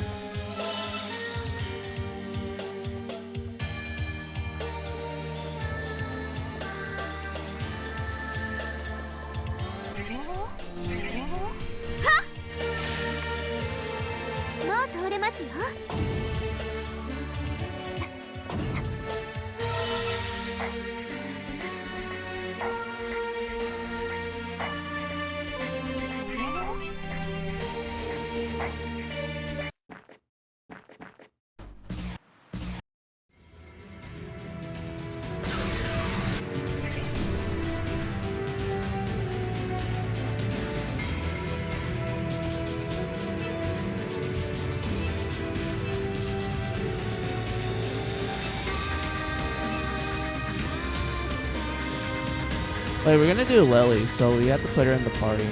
Hold on.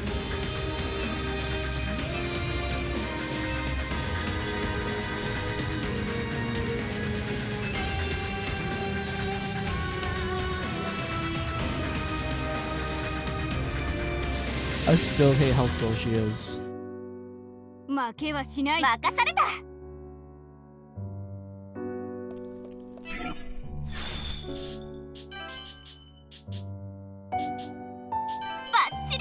よ、仕留める。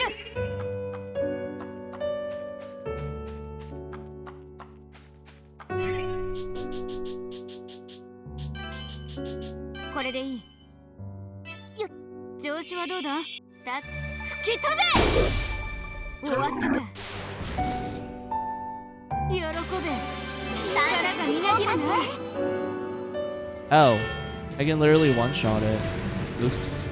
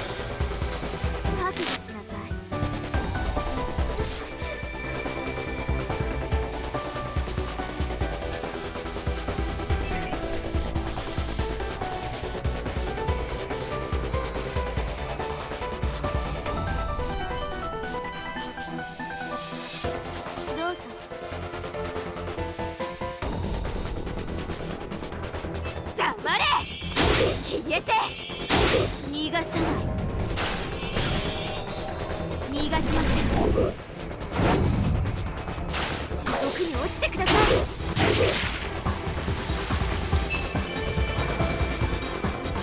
任された。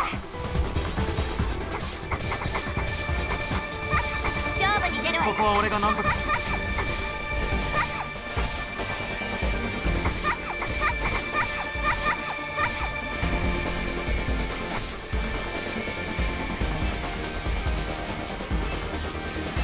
コード展開。仕留める。格闘インストールなんとかできるな。叩きつぶ叩きつぶ叩きつぶ叩きつぶ叩きつぶ叩きつぶ叩きつぶ叩きつぶ叩きつぶ。当然だね。調子です。こっち。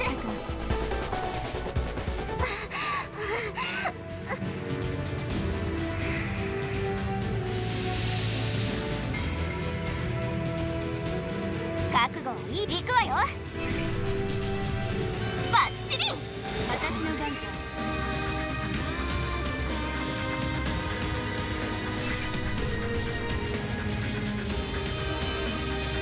これでいい。直してやろう。あり司令。手加減しません。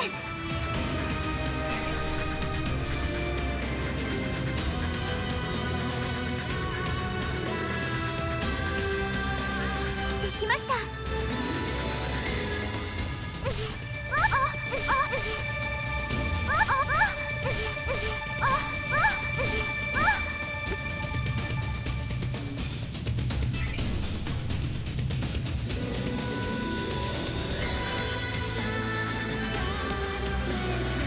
どうぞ。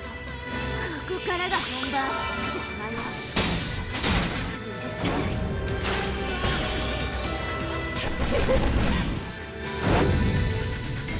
後悔しなさい。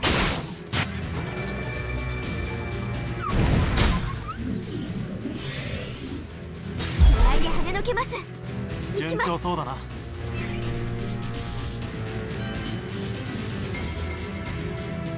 きました。集中します。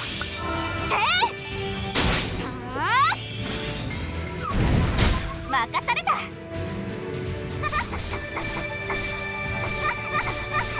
準備 OK だ。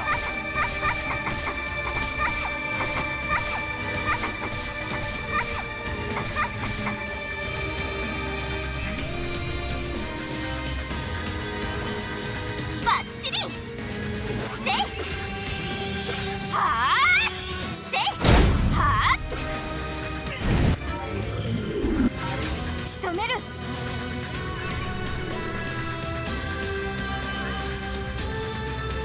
これでいい。よっだちょ行きます。やるわよ。手加減しません。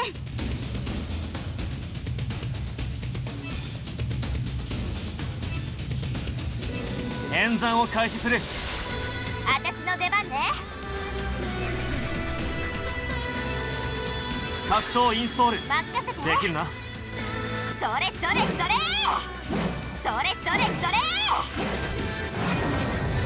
それそれそれそれそれそれそれそれ。勝利って間違いないね。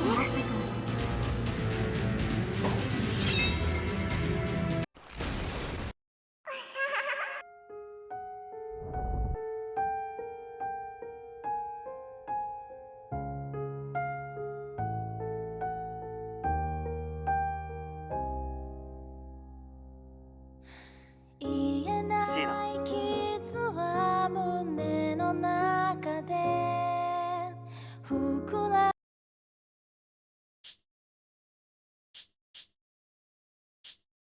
Wait, view choice with right stick. Right, it doesn't do anything. Why would you use the right stick for anything? It makes zero sense to me. Okay. Lily time. 体が重い。ここはどこだ。頭が痛い。なんで？それにこの匂い、消毒液？水無さん、水なし。水なし。ああ、そうだ。水無し新は俺の名前だ。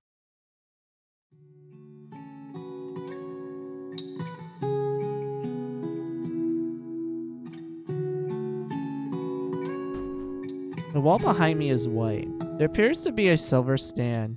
Wrapped around the stand was a tube connected to an IV bag to a needle stuck to my arm. ここ病院だよな。なんで俺病院にいるんだ？水無さん、私の声聞こえますか？目見えてますか？はい。なんてひどい声だ。よかった、気がついて。水無さん、ずっと入院されてたんですよ。ずっと。どれくらいですか？会社で倒れられてから今日で5日目です。同僚の方がすごく心配されてましたよ。今先生を呼んできますので、そのままで待っててくださいね。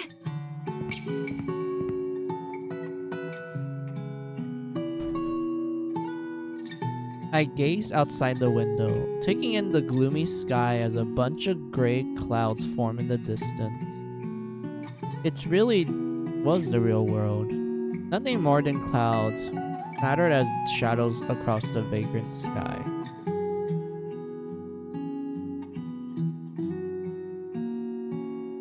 That's right. Nothing happened yet. 次のニュースです。子供から大人まで今や幅広い年齢層で楽しまれているゲームですが、ガラリと変わるかもしれません。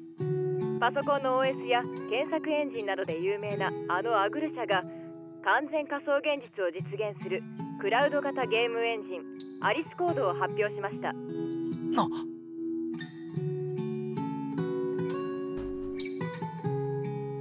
I overheard a news report streaming on my neighbor's cell phone.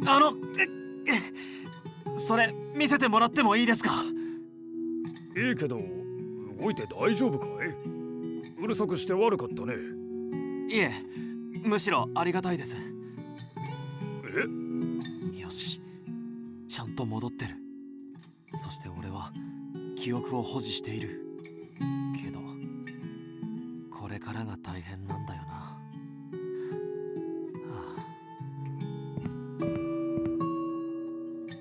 水無さん、担当の高野です。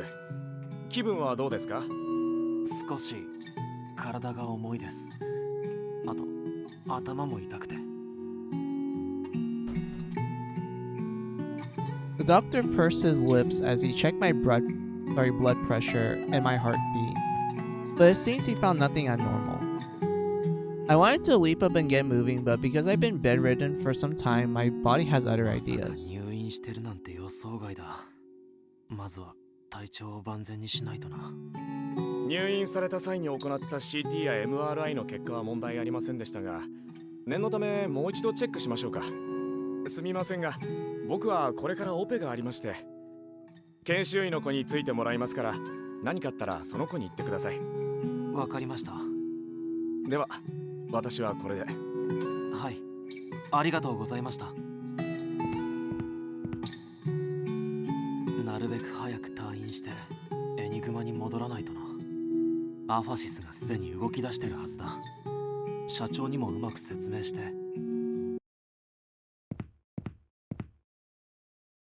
お待たせしました。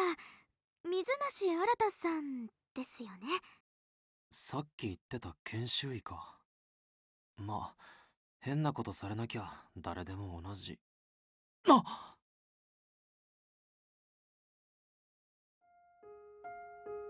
はじめまして、山村ゆりさです。そんな。 I like how there's a V on her だ pen. ろ。そんな嘘だろ。 CT はすぐできるんですが、 MRI が今混んでて1時間後になりそうなんです。申し訳ありませんが、もうしばらくここで。水無さん、どうかされました？この違いない。彼女はリリー。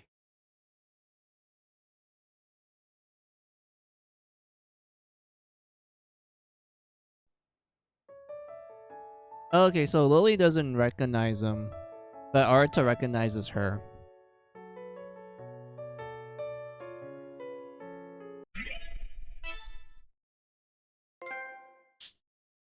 Honey, be careful. Oh god, that's a pun.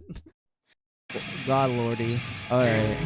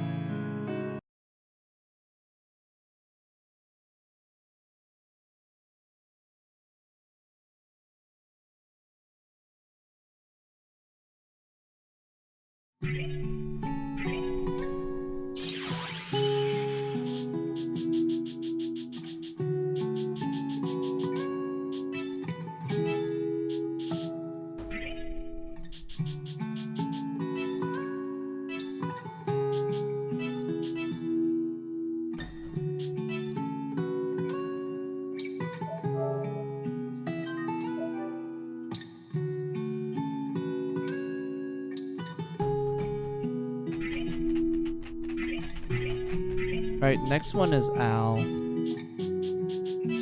So let's make Al replace her. Do this.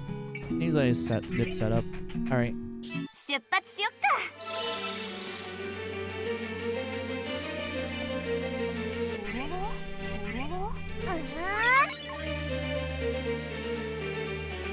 終わり。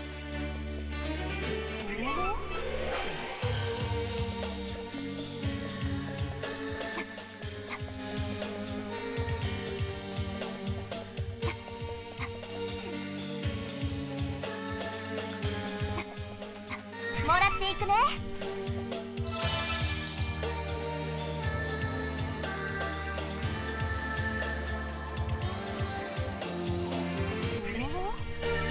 っ。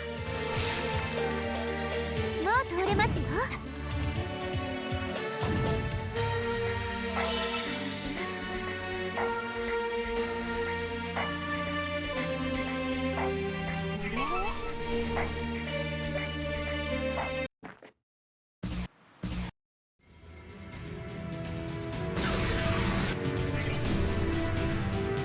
Alright, this looks good. 突撃行くわよ。バッチリ。これで終わりだ。えい、どうだ。えい、どうだ。それ。コッパみんな倒したのだ。力ついてきたわ。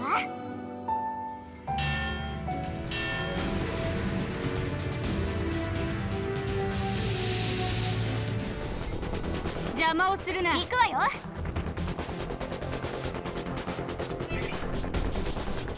バッチリ。行くぞ。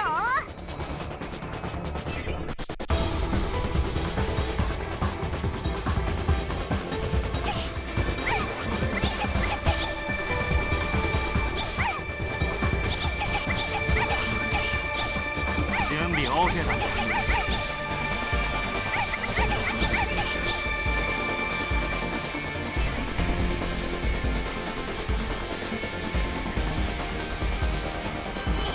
どうだ。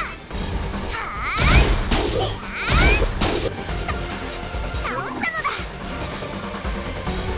終わったのだ。着実に力がついてきたわ。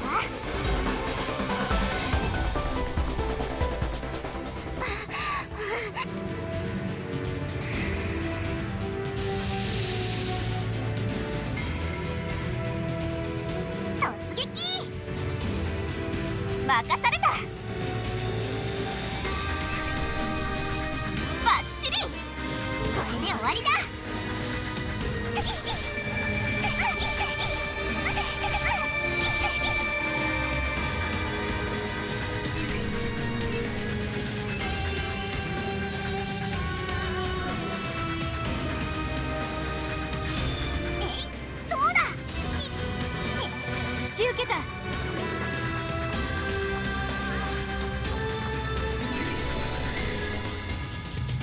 これでいい。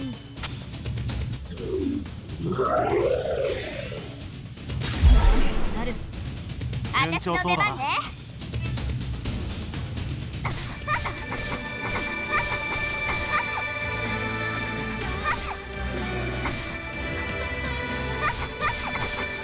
準備 OK だ。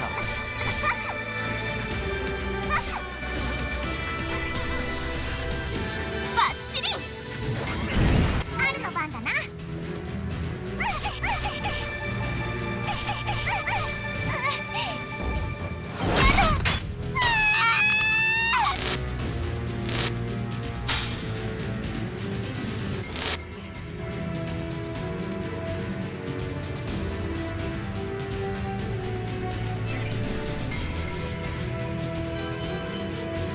終わったぞ。来るな。お前のせいだ。負けない。ここで倒す。消し飛べ。あっち行け、ほら。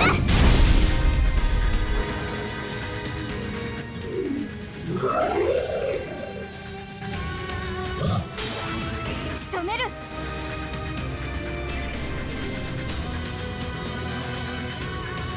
これでいい。そら、高くつくぞ。外ろ。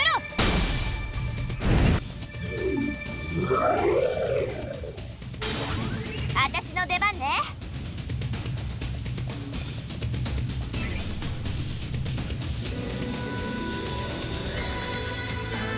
バッチリ。はっ。私の番か。さあ蹴散らせ。これで終わりだ。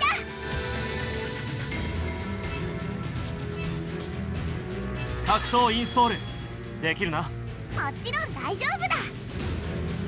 これでどうだ。これでどうだ。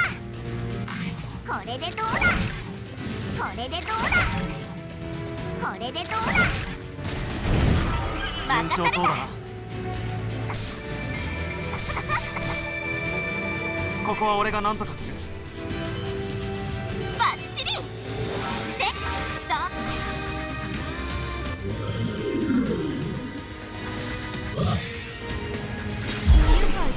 力が入らないぞ。よ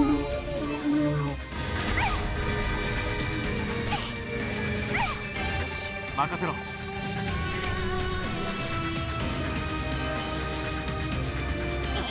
どうだ。任せろ。いっけー。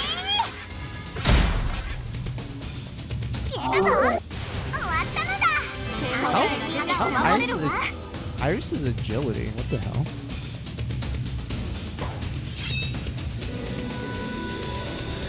やったか。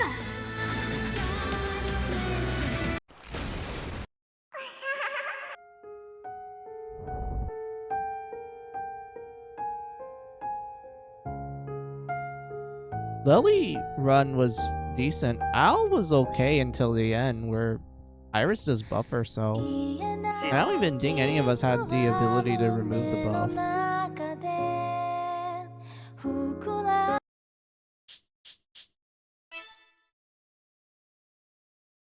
It sounds like there are voices echoing. They're bouncing all over each other. I can't make out what everyone's saying. People dancing, music playing. This is...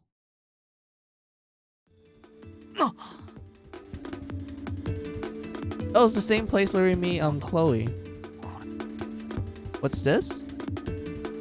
Once I opened my eyes, I was treated to an overwhelming display filled with lasers and kahuli of concert. Teenagers stood all around me, drooling with controllers in their hands as they stare at a provocative idol performing. It looks like some kind of concert or maybe an expo where people swarm to check out the latest games. This is... ここは新作ゲームを発表するイベント会場だ。でもどうして俺はここにいるんだ。 Come on, man.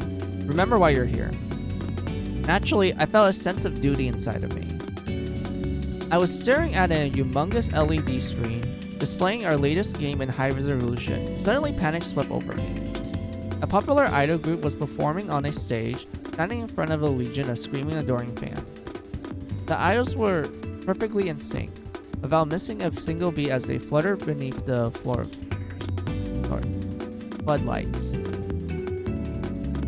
Immediately, I understood why they appealed to not only men but to girls in junior high too. After finishing their song, the idols waved towards their fans with smiles from ear to ear. Once the applause had died down, the girl in the center approached the mic and began to speak. 聞いていただきありがとうございました。狛江ちゃんお疲れ様でした。そういえばこの曲はアグル社の CM ソングにもなってますよね。はい、最初にお話があった時、私たちもびっくりしちゃって。そのアグル社から重大発表があったんですよね。そうなんです。私もゲーム大好きなんですけど、そのゲームのイメージが今日から変わるかもしれません。アグル社といえばパソコンの OS や検索エンジンで有名ですが、なんと先ほど完全仮想現実を実現するクラウド型ゲームエンジンアリスコードが発表されたんです。アリスコード、アリスコード、アリスコード、デグレードだ。は？あ、すみません。そうだよ、俺はデグレードしたんだ。本当に成功したんだ。お？かわいい、最高、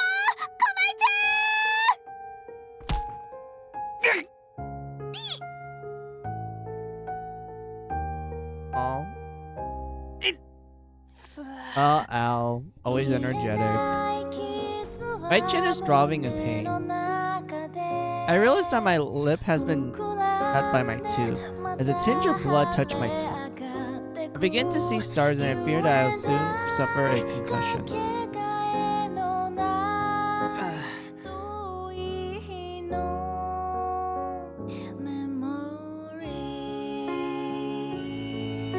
I opened my eyes and stood, hunched over a girl who bundled her own head in pain. もしかしてこの子の頭突きが俺の顎にヒットしたのか。 Never in my wildest dreams have I imagined a scenario in which I enjoy a girl uppercutting my chin with her head. Oh, is it because you remember it's Al? Man, it looks like she's hurt. Should I say something to her? 君大丈夫か？ Wait, do you remember her or not? Not in my wildest dream have I imagined a scenario where I enjoyed a girl uppercutting my... Yeah, that means he recognizes her. Like, there's no way he'd be happy it was just a random girl uppercutting him. そっか。よか。いっつ。あ、ごめん。じゃなくて、ごめんなさい。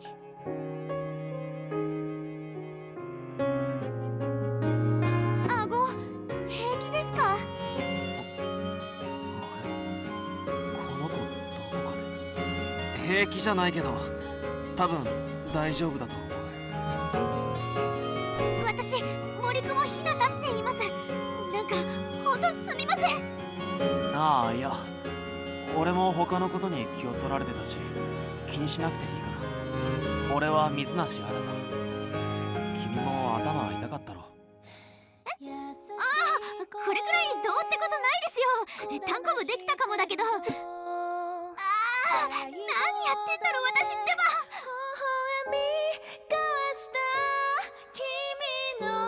立てますか？手貸しますよ。ありがとう。何ですか？いや、どっかで会ったことある。新手のナンパか？ Pick up line. なわけあるか。 No, like, he does kind of remember you. 懐かしい感じ。 Because the two of you always butt heads, like, literally. 本当に大丈夫ですか？救護室行きます？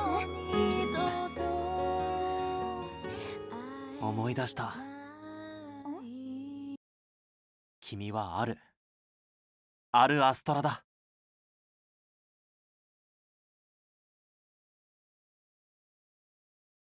Wait, for Lily, he says only Lily?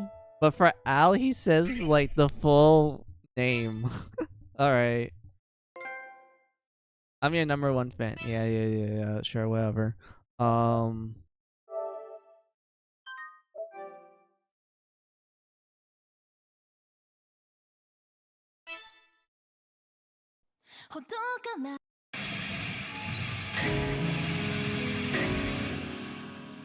Good progress. Good progress.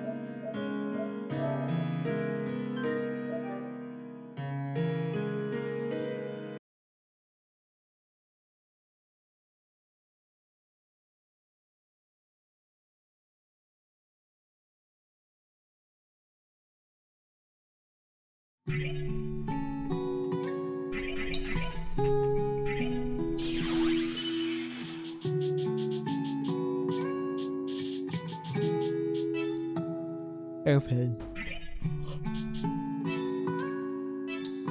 What's even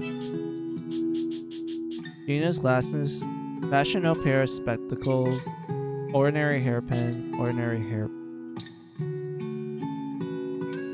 Wait, so they're ordinary. And then the necklaces, a taste was somewhat expensive. Okay, so they all give out like the same stats. Who's in the next order again? It was Al and then Clea.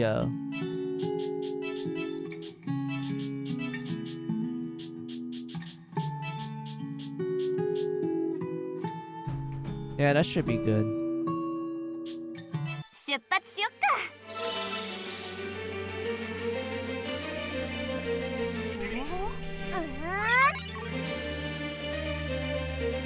終わり。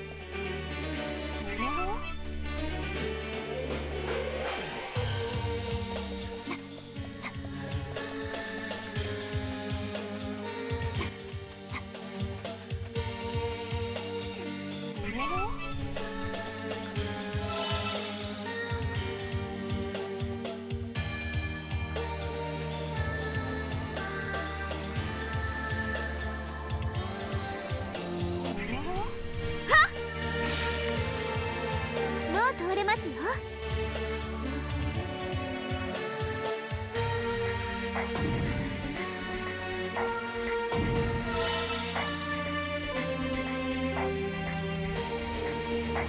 Hold on, I'm being called.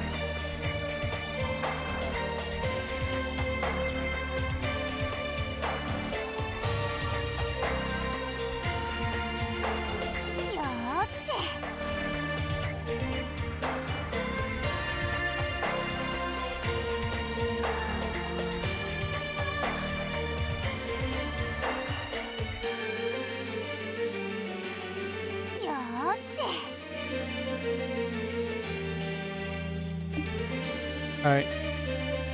I'm back.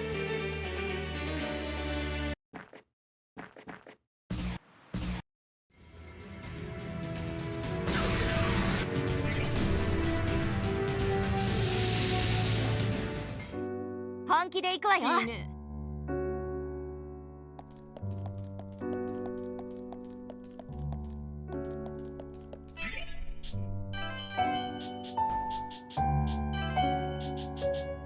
誰を狙いましょう。キモ。飛びなさい。私の出番ね。バッチリ。やあ、そうね。終わったよね。いい戦いだった。力がみなぎり乗せるのかしら。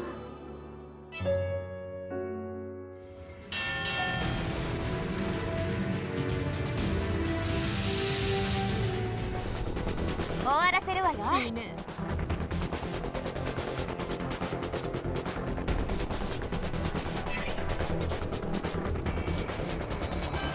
誰を狙いましょう。飛びなし。任せろ。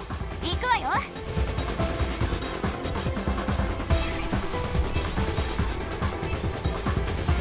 召喚。私の番だ。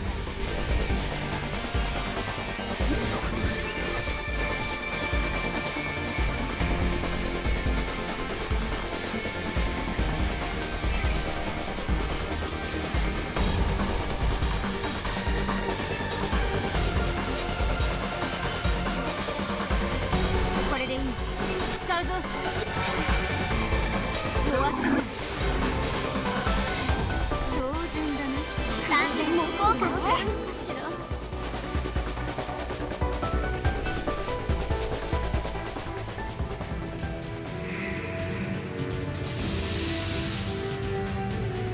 ザク死ね。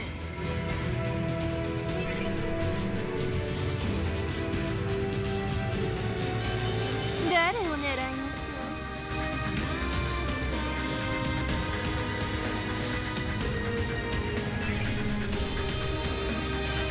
誰を狙いましょ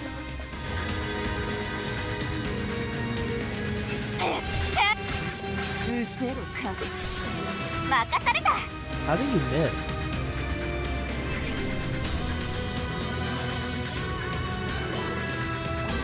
バッチリ。せい。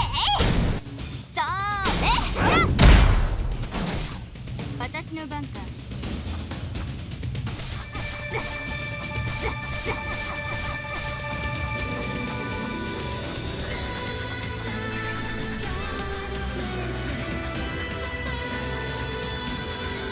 これでいい。使うぞ。くらえ。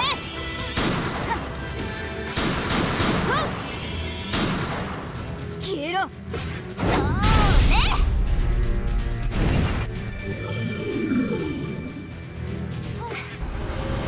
問題なし。死ね。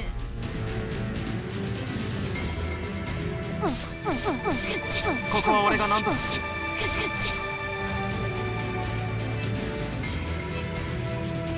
虫よ出ろ。遅い。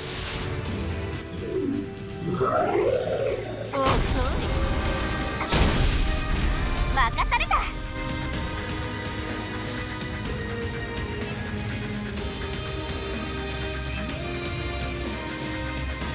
この作戦で行く。引き受けた。 Wait, what? 調べてくれ。 Oh, so it doesn't like move your HP. Oh, it's because they make the bugs a lot more generous. So like certain ones where they don't like take away much of your HP, they make it like take away none. Oh yeah, that makes sense. I was like, wait, what?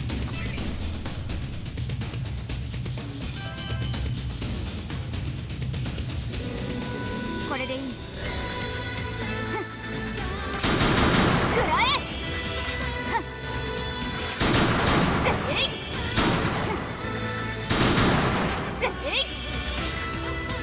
吹き飛べ。よくやった。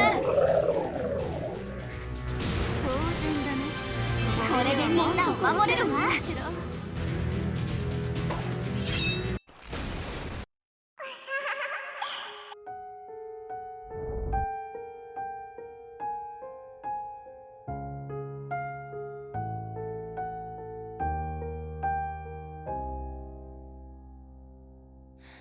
言えない傷は胸の中で膨らん Alright, Clea. 寒い。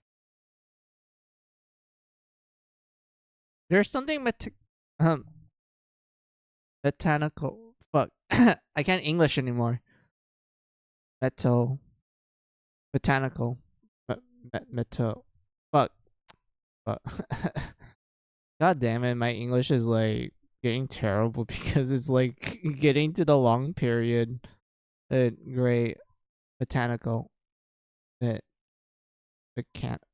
mechanical. Metal. Something mechanical. God damn it. Never mind. Underneath my back. It's practically stealing my body heat.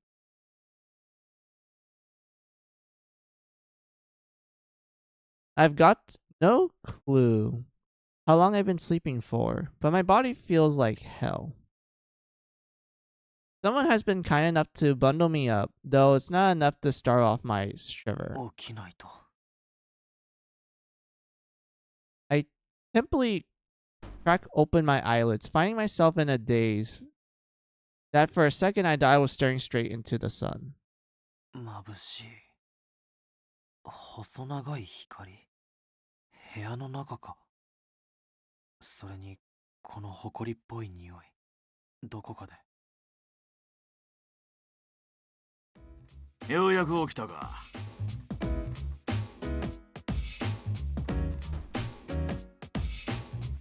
I looked in the direction I heard the voice coming from, and I recognized a familiar face.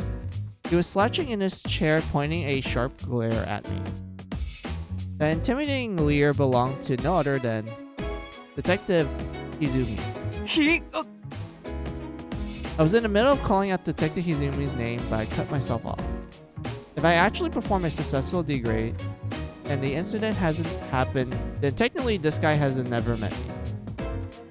As I straightened up, I came to my senses and realized I was in fact wrapped tightly in a blanket. だから暖かかったのか。じゃなくて、なんでひずみさんがここにいるんだよ。おいおい、ひーってなんだよ。男のくせに悲鳴なんてあげて情けねえな。それとも何か？俺の顔を知ってて悲鳴あげたとなりゃ、なんかやましいことでもあんのか？ないです。ならいいが。危なかった。なんとかごまかせたようだな。とにかく初めて会ったふりをしないといろいろまずい。ここはどこなんでしょうか？ここか？ここはな、聞いて驚け。警察の取り調べ室だ。警察？ちなみに俺は刑事だ。知ってます。それよりお前大丈夫なのかよ。大丈夫って何がですか？体だよ、体。調子悪いとこはねえかって聞いてんだ。この人心配してくれてたのか。顔が怖いから分かりづらいんだよな。今のところ大丈夫みたいです。俺どうしてここにいるんですか？どうしてってお前覚えてねえのか？署の前でぶっ倒れやがったんだよ。そこにうちのが通りかかってな。やばそうなら救急車でも呼ぼうかと思ったが、倒れてすぐ寝息立ててやがったから、ここで休ませてやったってわけよ。Wait, so Arta does fucking pass out in the middle of the street? And wait, I'm trying to like comprehend this. I'm under the impression that for each girl ending, it's essentially Arta being sent back in time of when he first met these girls, like in real life, like prior to the game. So that means Arta, prior to like Sheena going mission, well, even if he met Sheena, this guy's just fainting all the time. Dude, this guy has really bad health. Like, no wonder they poke fun of him for like, for essentially being an indoor, like shut-in for the most part. あいにく来客用のソファーが使用中でな。空いてんのがここしかなかったんだ。なんつうとこで倒れてんだよ俺。よりによって警察の前とか。お手数をおかけしてすみませんでした。わざわざ毛布まで貸していただいてありがとうございます。ここのところ徹夜続きで寝不足だったもんで。倒れるほど寝てねえって。仕事は何やってんだ。ゲームのプログラマーです。納期が近くて。ああ？バカかてめえ。だからってぶっ倒れてたら意味ねえだろうが。笑ってんじゃねえったく。ゲームっていや、アグル社が新しいゲームをどうのってさっきニュース流れてたな。あ、それってアリスコードのことですか？さあな、その辺の話は興味ねえんだわ。なんか飲み物持ってきてやるからちょっと待ってろ。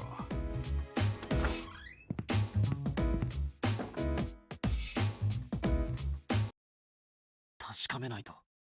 デグレードが成功してるならすぐに動き出さないと間に合わなくなるかもしれない。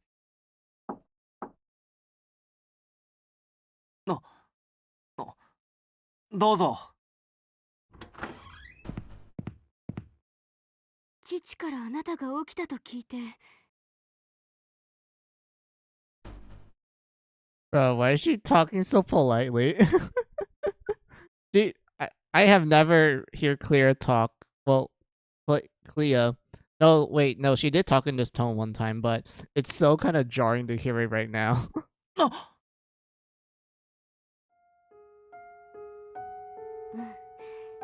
倒れた時よりも顔色が良くなってますね。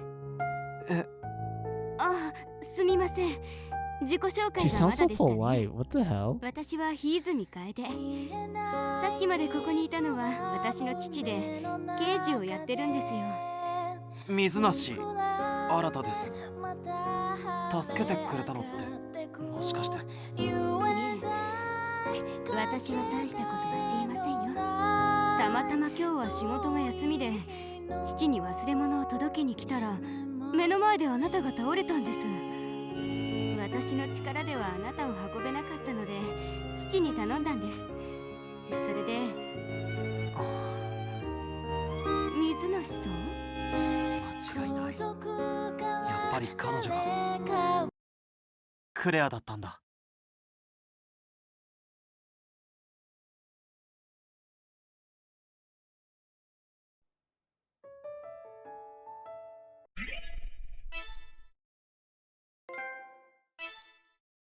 Praying for mercy. I mean, for the dad, yeah. I feel like good old dad detective is the type of dad where if he finds out his daughter has a boyfriend, he'll definitely interrogate the hell out of him.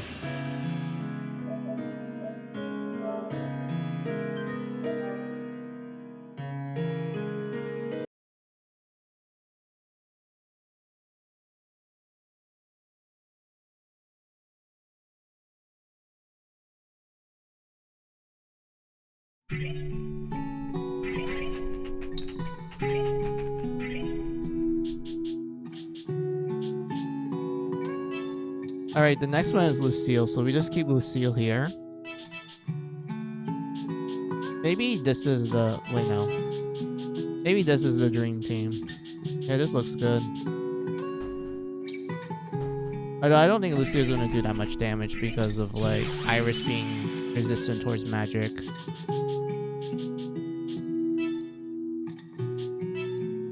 Friendly smartphone. A mobile phone with a family photo as its background.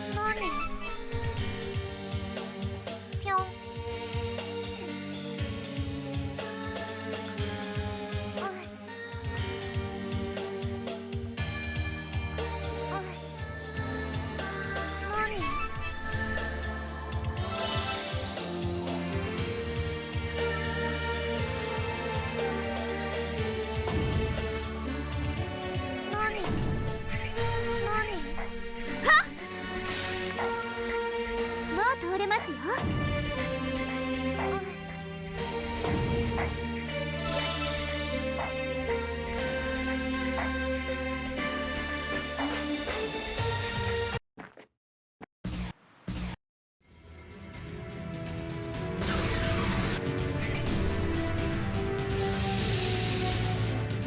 踊ります。死ぬ。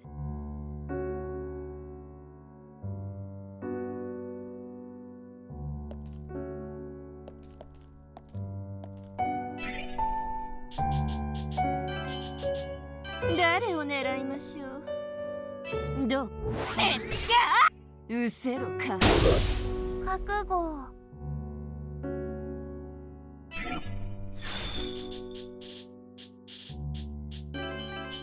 完璧。絶対外さない。倒せた。よかった。これでは満足できないな。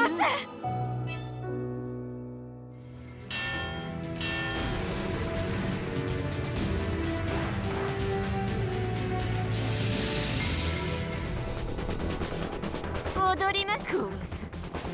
Oh boy.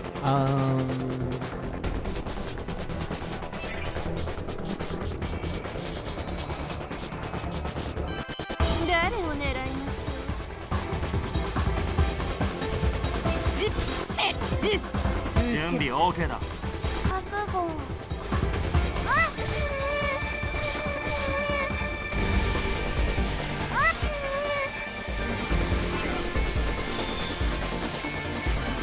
完璧。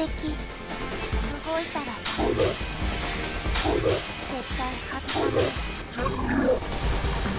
Oh damn. I didn't expect Lucia to still do a lot of damage. まだ強くなるぞ。もっと殺したい。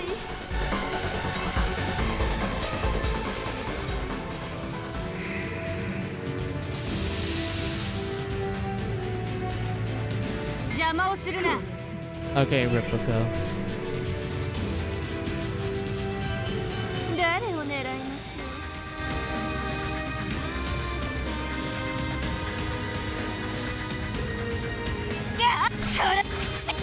ここは俺が何とかする。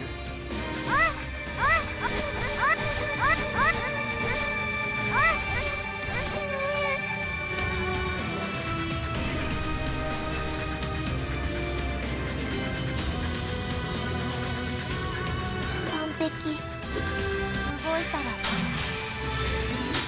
仕留める。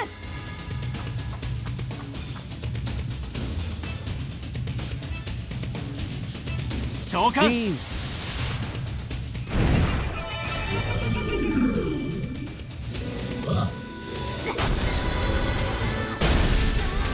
順調そうだな。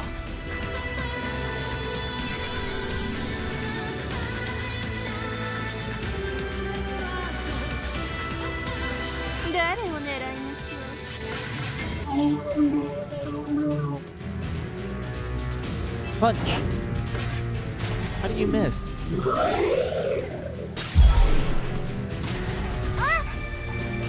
ここは俺が何とかする。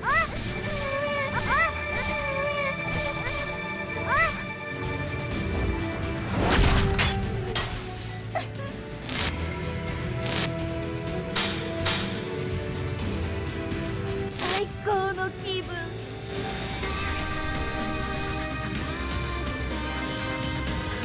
どう？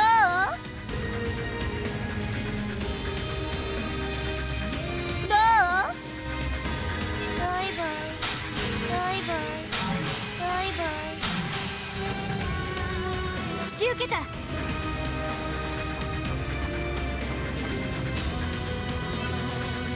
敵を撃つ。 Oh, it's all magic. どうなっている Wait. のかしら。 Oh, it doesn't harm you. Okay. 誰を狙いましょう。うせろかす。準備 OK だ。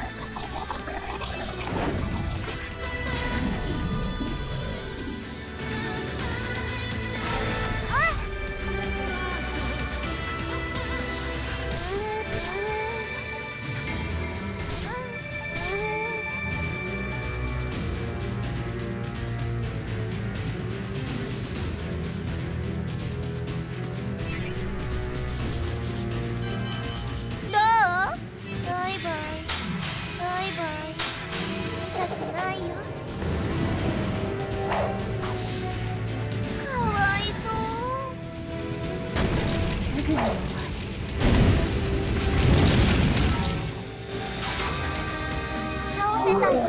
Hey, good job, Lucille.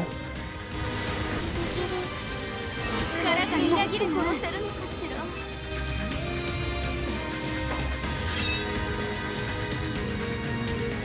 やったか。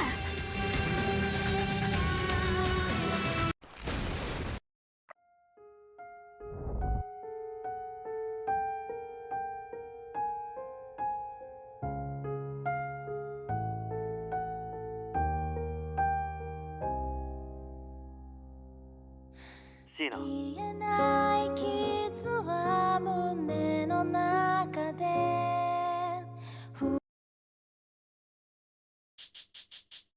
Lucille.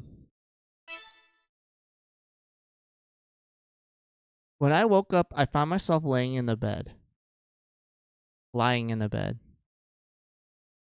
I felt nauseous, ready to throw up. The room was spinning. My head whirled with it, as if floating on my shoulders. As I panicked from confusion, a nurse and doctor hurried to my room to explain what had happened. As they told me their story, my eyes followed a needle on my arm to an IV bag set next to the bed. As liquid dripped down the tube, I emerged from my dazed state and I remembered the task that lay ahead of me. 思い出したはいいが、これじゃ何もできないじゃないか。のんびり寝てる場合じゃないんだけどな。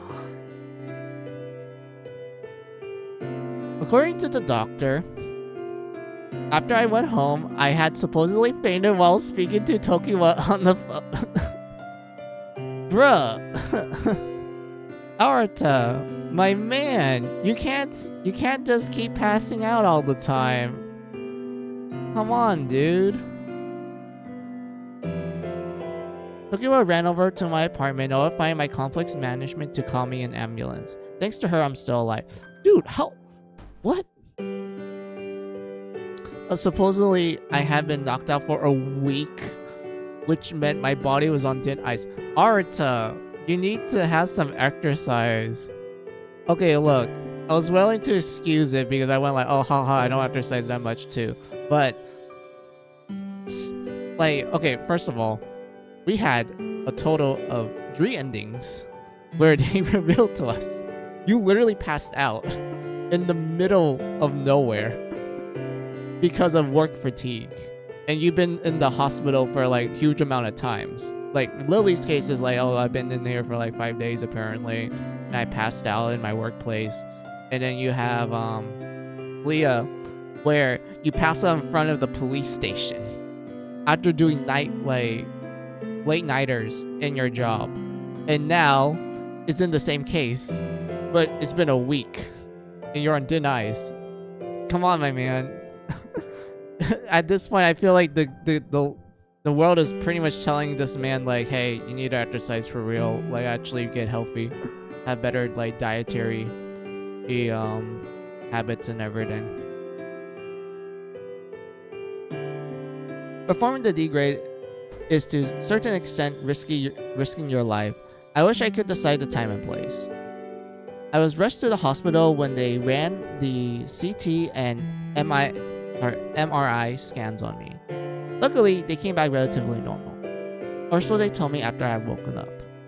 They suspect that I have contracted acute myotitis, so they gave me prescription antibiotics and kept me bedridden.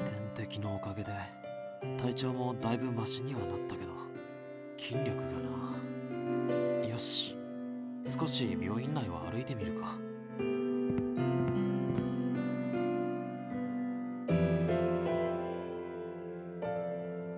I promised the doctor I wouldn't overexert myself and received permission to wander around the hospital.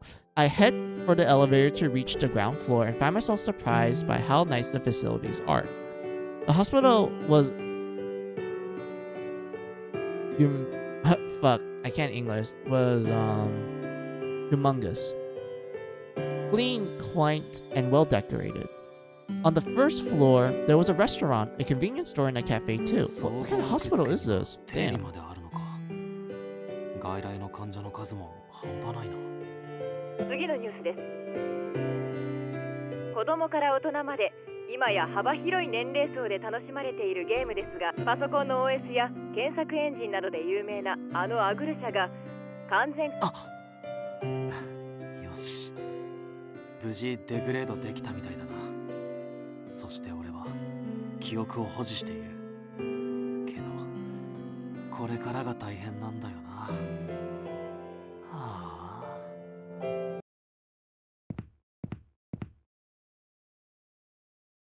まったく大事にならなくてよかったわ。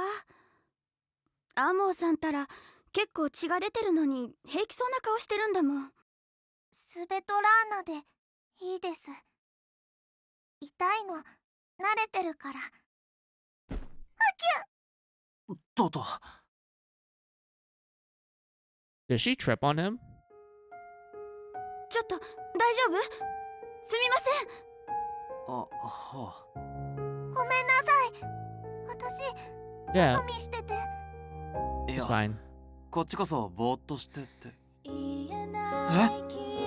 こに入院してる人ですよね。具合悪いですか？看護師さん呼びます。Dude, why aren't you saying Shit. anything? Oh, okay. ルシル？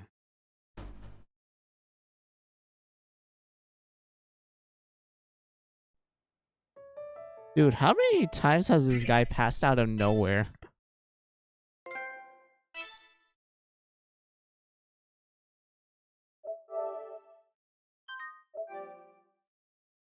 But yeah, the Lucille one, it feels like it's a repeat of Lily's. Not gonna lie.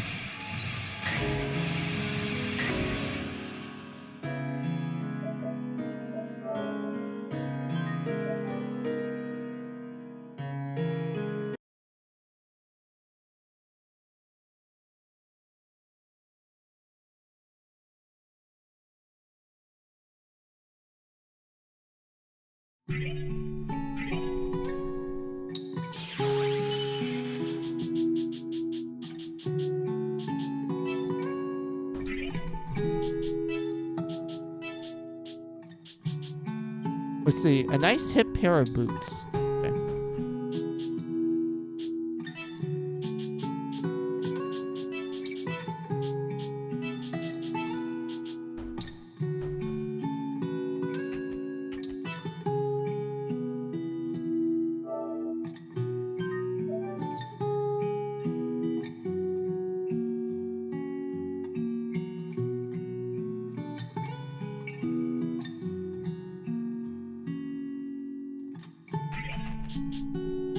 出発しよっか。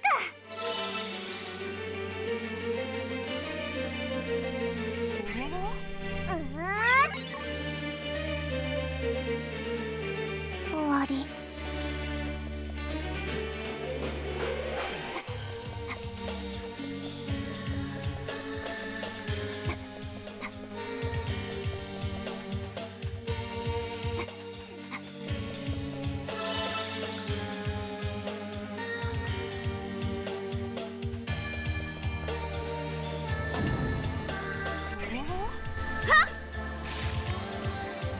もう通れますよ。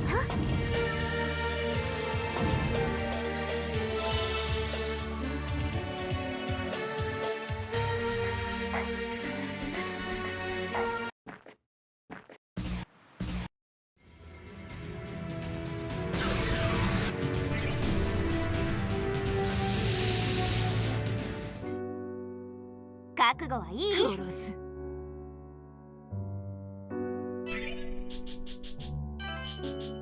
誰を狙いましょう。殺しました。まだ殺して力がみなぎるわ。殺す。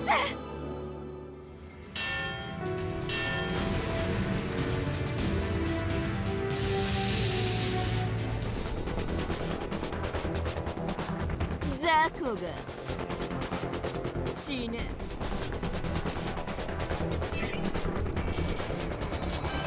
誰を狙いましょう。飛び行くわよ。勝負に。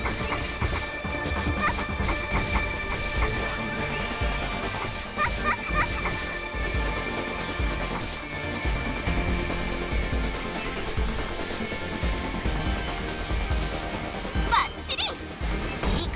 はっはっはっ。やー。よし。勝利っていつまで強くなるぞ。There we go.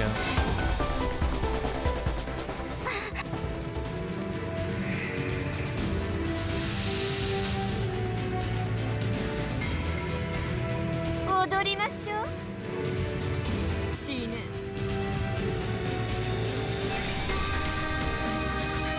誰を狙いましょう。やっ飛びなくし任せろ。任された。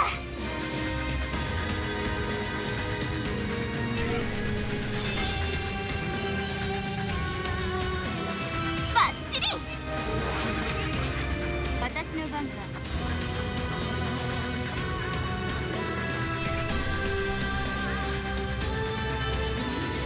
これでいい。はっそら高く外ろ。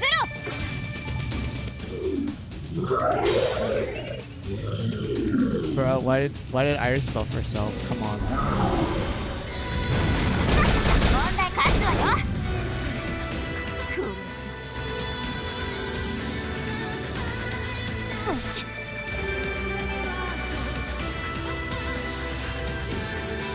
さあ蹴散らせ。私の出番ね。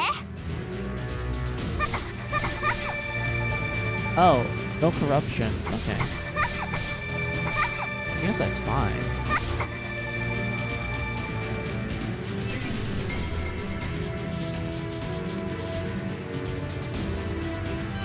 バッチリ。ほらせい。言いたいわよ。引き受けた。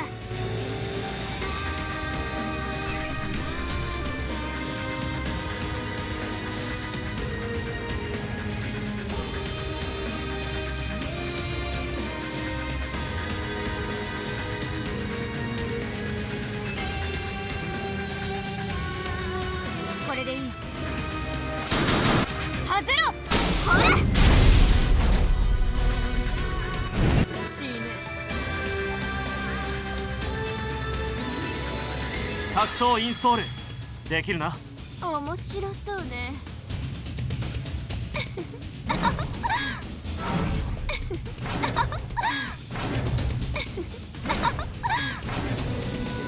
Wait, what? It's a little awkward. もっと殺してもよ。まだ強くなるぞ。殺す。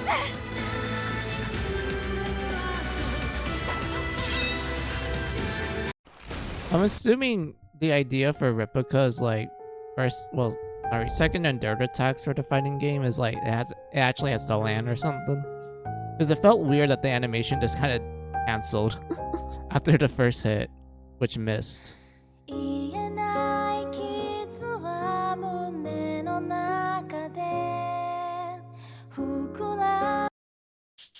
We can just skip through this because I'm surprised that they didn't like checkmark that we did this.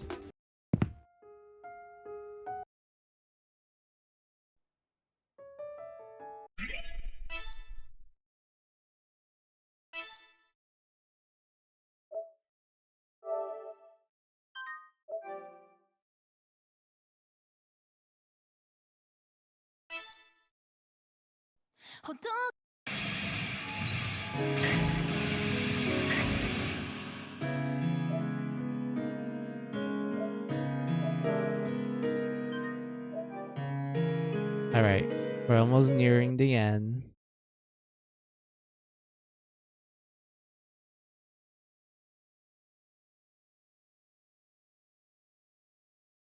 There's 2 more endings left and then we're all good. Yeah, just keep this party set up for now.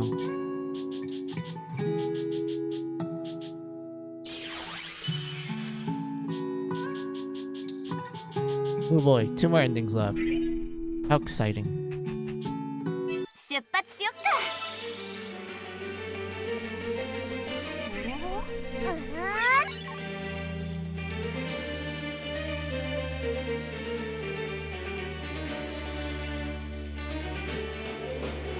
終わり。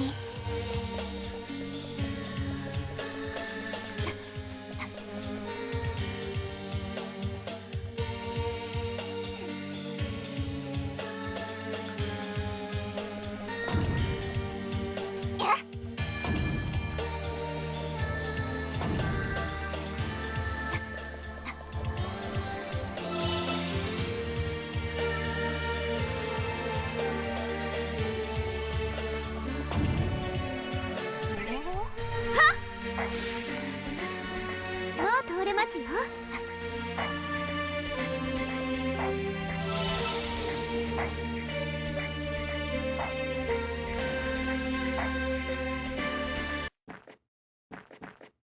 来ました、最上層。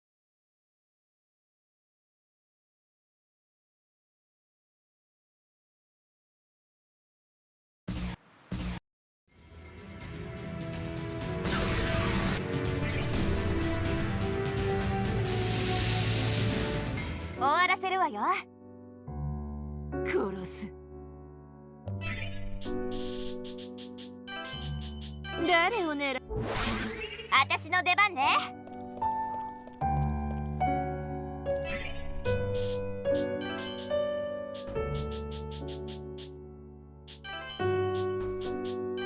バッチリ。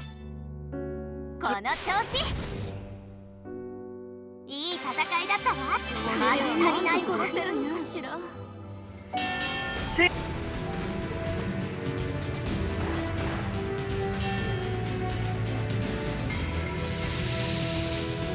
さて、行こうか。誰を狙いましょう。よし、任せろ。行くわよ。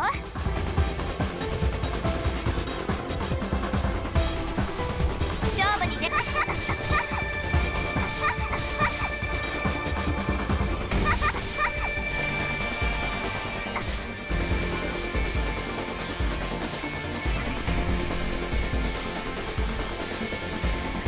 バッチリ。はっ、この調子。勝利ってまだ足りないんだな。殺せ。Yeah, it's just better to go with a physical build for Iris. 覚悟はいい。 Although, Lucille actually did a good job with her end. 誰 So, を狙いましょ so far, yeah, I feel like the setup we're doing right now is pretty good as う。 well. 行くわよ。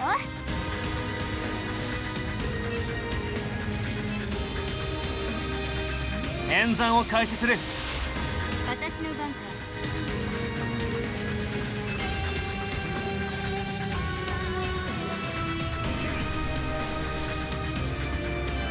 これでいい。せい。くらえ。消えろ。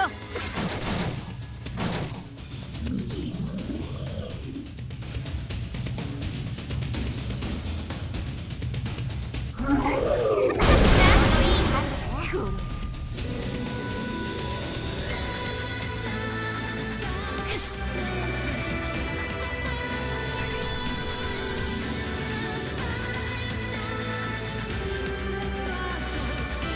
誰を狙いましょう。こぼれ。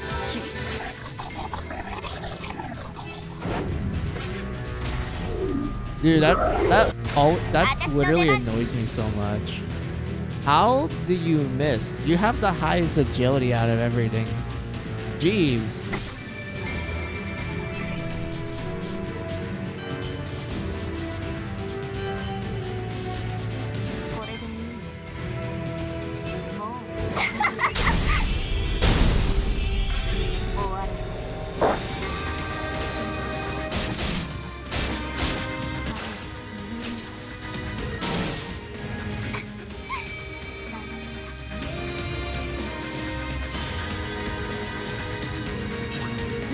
勝負よし、いい戦いだったわ。まだ足りないんだ。殺す。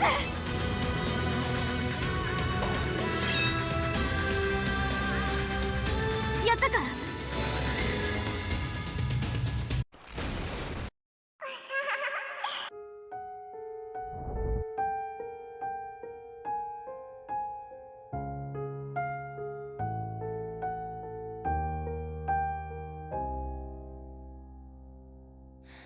シーナ、は胸の中で膨らんで。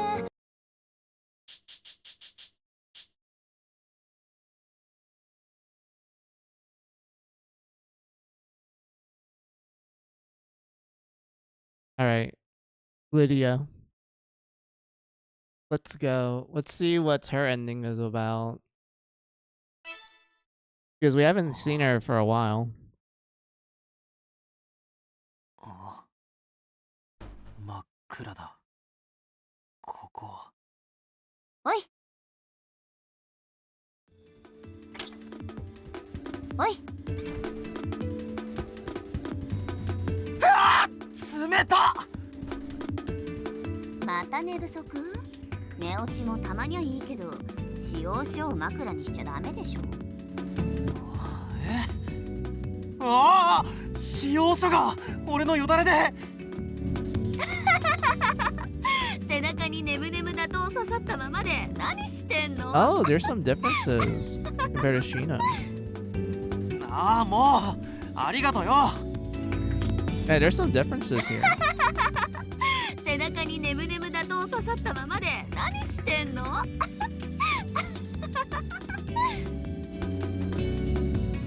？That's right, this is my office, Enigma Games. My name is Arata. Arata Mizunashi.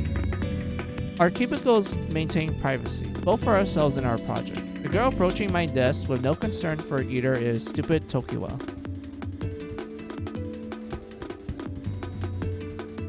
On the corner of my desk was the ancient manuscript and slave pen. That's right, I remember now. I jumped back. なに？そんなに見つめて。笑いすぎた？ごめんね。いや、お前生きてるなって思ってさ。あ、当たり前じゃない。まだ寝ぼけてる？悪い、気にしないでくれ。That's right, if I made it back successfully, that means I have a job that was tasked onto me. Failure is not an option, it's a very important task. In this world, I'm the only one who maintained any memory of where these timelines lead. I gotta stop this one from hurling to doom. For a while, I stared at the ancient manuscript and the slate pen in my desk. That's right, what happened to Lydia? I stood up and peeked over her cubicle. There's no collectibles, nor a Ita bag, nor it was covered in the familiar arrangement of posters that you could spot a mile away. Instead, there was a gentleman I didn't recognize sketching a character design on top of his drawing paper. 時はリディアはどうしてる？リディア？誰のこと言ってるのよ？ゲームのキャラ？いや、そうか。あいつだけは観測者を俺に譲って、もう。めっちゃ落ちちゃってどうしたのよ？アリスコードのプロジェクトにあんた参加できるんでしょ？そんな幸運つかんどいて不幸そうな顔しちゃ罰当たるよ。始まるのか。よし、じゃあケーキ漬けに晩ご飯でも食べに行く？時はありがとな。悪いけど今日は先帰るわ。分かったよ。明日にはちゃんと寝不足解消してきてよ。そうするよ。最後だね、微笑み交わした君のぬくもりまだ。I grabbed both the ancient manuscript and the slate pen from my desk and walked gracefully into the dimly lit business district.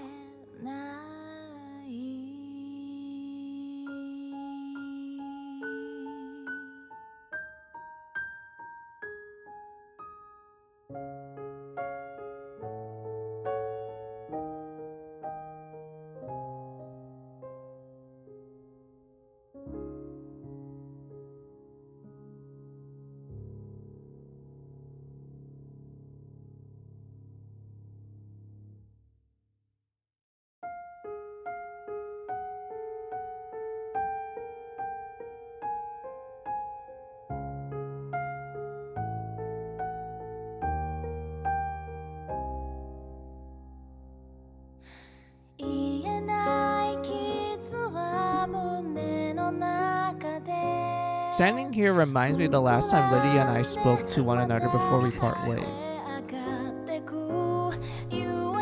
Fixing the tears in the world all alone, and to violate the rules of the Ludens, while having no idea where they came to be. I wonder how alone you must have felt when you were navigating all of this.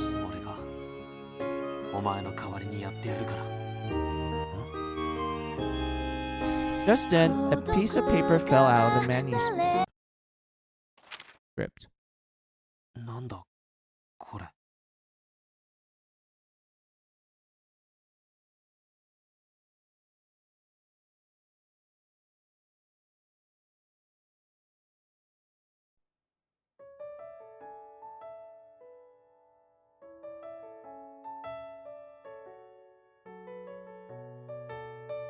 Wait. So Lydia's ending ends with Arta getting like a piece of paper? Like from the manuscript. But they don't reveal to us what it said though.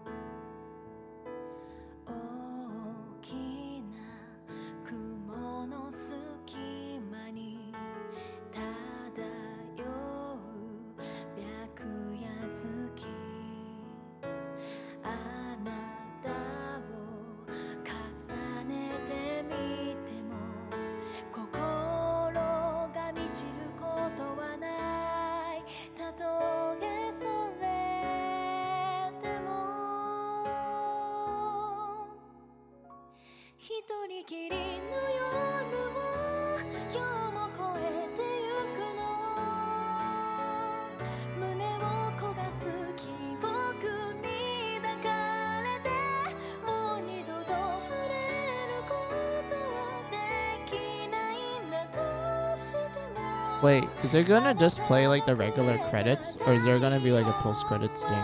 Because it seems kind of weird that for Lydia's ending, they just kind of show like, oh, here's a note, and then that's it. I highly doubt they're just gonna leave it up in the air, unless the note gets into more detail in Definite Request 2 and the 1.5 novel. I have a feeling they might go into more detail of it in the 1.5 novel though.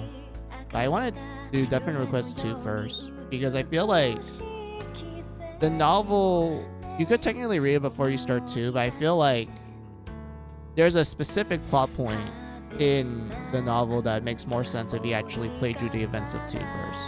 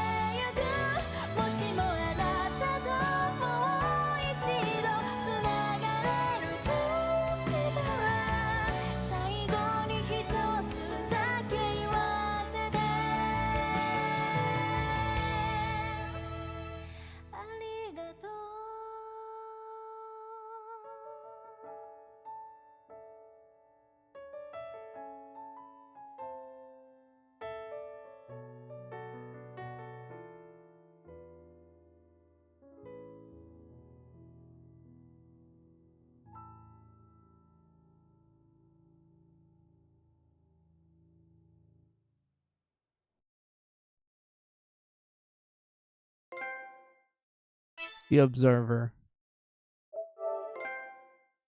End of the world. Oh, we got platinum. Oh, we platinum the game. Huzzah. Alright. I still want to do Replica's ending though, so we're going to do that right now. And that will be it for Death and Request. We pretty much finished the entire game. Every content we're able to squeeze out of it. Way to go, me. So yeah, like I said, for the Replica, we're gonna make like a separate save file where we just do all of our conversations. Because I know that if you do that, you actually get locked to our ending. You can't pick the other ones.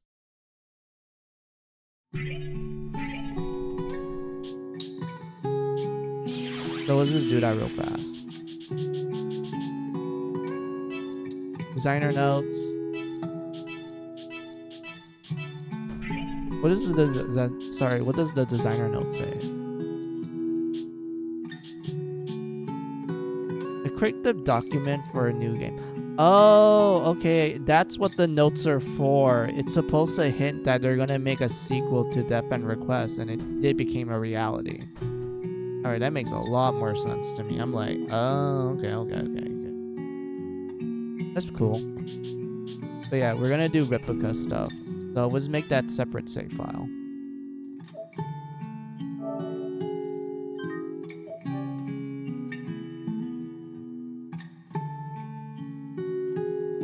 So yeah, let's make this one where we do all the characters. And then this one will be Replica.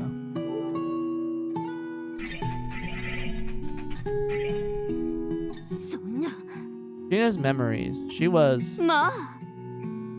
Oh, I'm sorry. I was in a daze. I don't feel like talking right now. Let's save it for another day. The world's all changing, hasn't it? I see. So this is what she wished for. Irisher has a hell of imagination. Is this everything you wanted? Can you hear me up there? Are you smiling right now, or are you sad? What kind of emotions could you be feeling? Please tell me someday. Well, I'm still saying. Haha, finally. It's finally happened. I died. Ha ha. Can't. It feels oh so good. It's coming back to me. My desire to kill. Ah. The voice that has been echoing in my head. Kill, kill, kill. Let me kill someone. Anyone. Oh.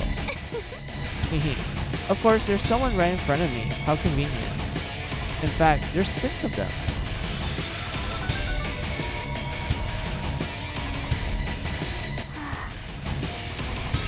Sigh, forever the problem child, Replica. Huh? You aren't still clinging to the foolish desire to kill, are you? Haven't you noticed? My emotions. I guess someone was unsatisfied with your killing obsession and killed you off. Is that right, God of Death? That's why you... No matter where you go from here, I wish to continue to honor Irish's wishes. I know not what kind of future awaits me, but you're right. I will ready myself for what's come. The relationship you and Replica share was a pleasure to watch.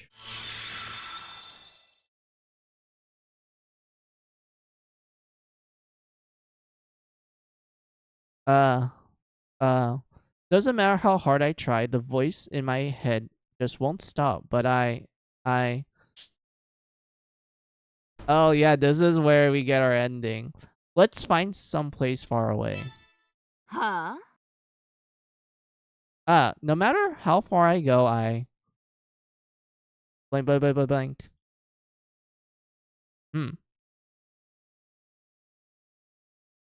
I am going to be born again as someone that's not me.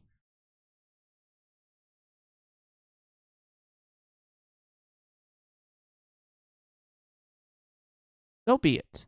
If I cannot live without my madness, then I'll take my leave.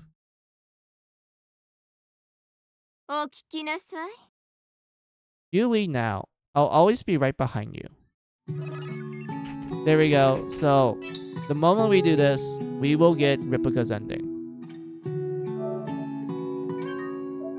So you guys know what that means. Final boss time. This time, we're not gonna put it on easy. It's gonna be on hard. We're gonna earn that ending for Ripika. Let us do this.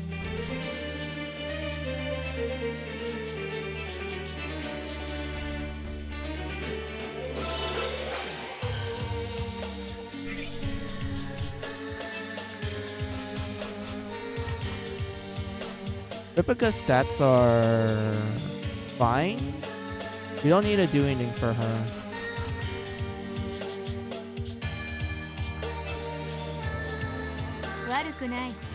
We could do something funny like this. Or we can just give Ripika both of it.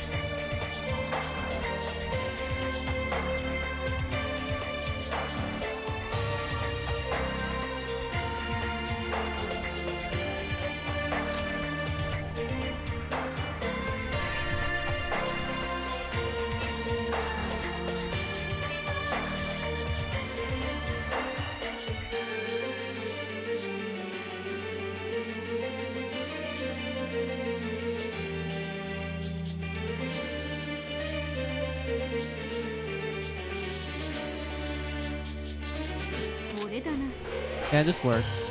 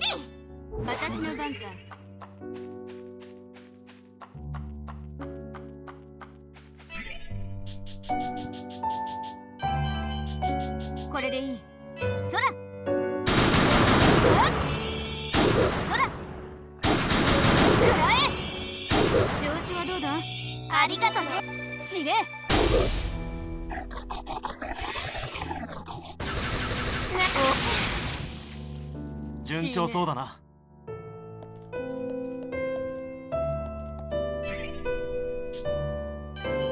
誰を狙いましょう。飛びなさい。問題なし。任された。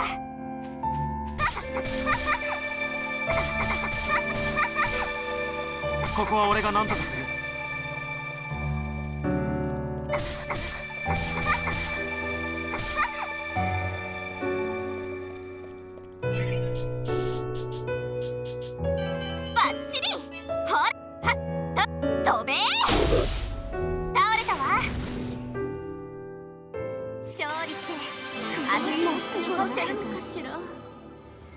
Alright, everything is going well so far.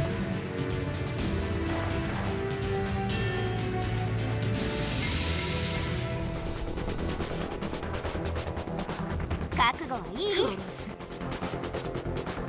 Now, Replica, 誰を just 狙い focus on にし doing damage.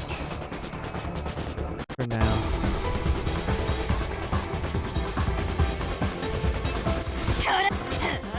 準備 OK だ。行くわよ。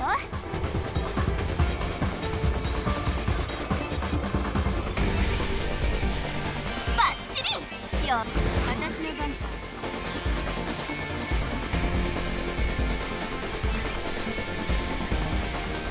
これでいい。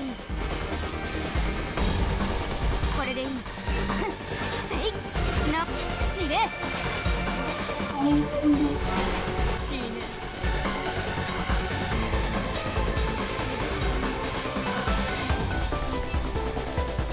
召喚。任された。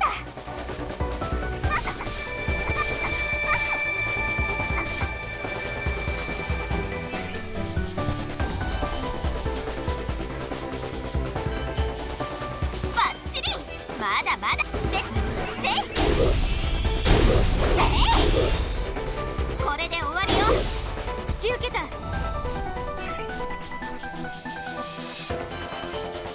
これでいい。ほら、な、死ね。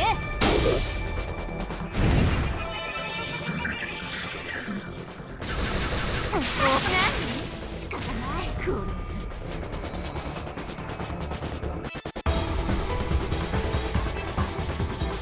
この場は支配させてもらう。任 How さ do れ you た。 miss?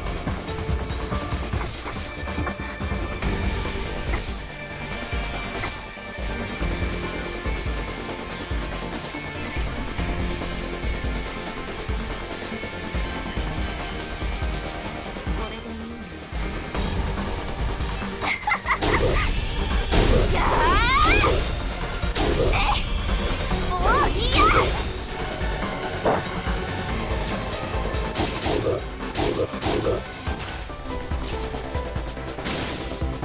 決めてよ。私の番か。 Hold on. You can touch this. なかなかだな。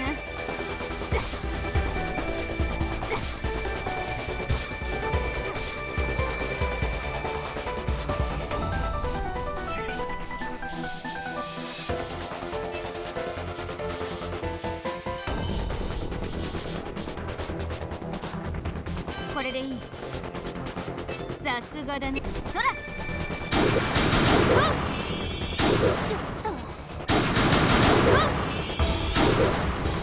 吹き飛べ。消えたようだぞ。当然だね。あれで強くなるぞ。 Okay. Final phase. Let's go. And then after this, we get Replica's ending, and then boom, we're done with Different Request 1. さて、行こうか。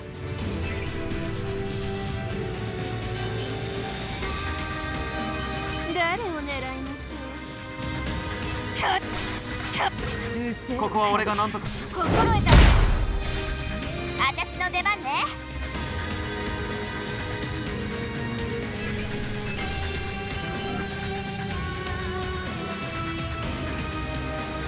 バッチリ。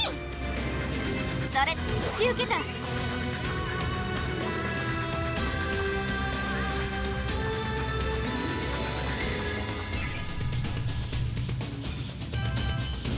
これでいい。はっ。ぜい。はっ。はっ。直してやろう。やめてください。よし、このまま押し切れ。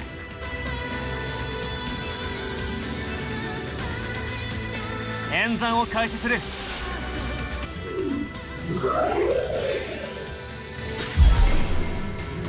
私の出番ね。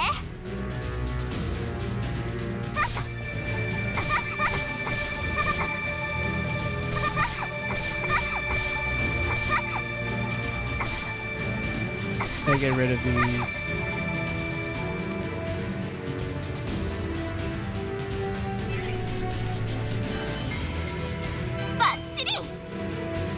余裕。ほらこれで終わりよ。私の番か。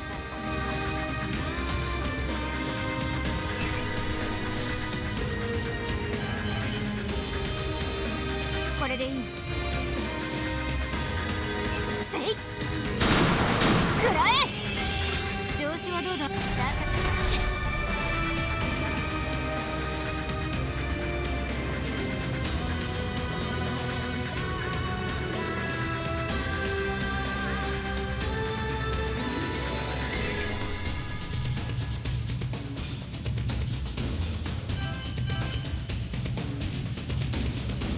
誰を狙いましょう。消えてちょうだい。殺せ。飛びなさい。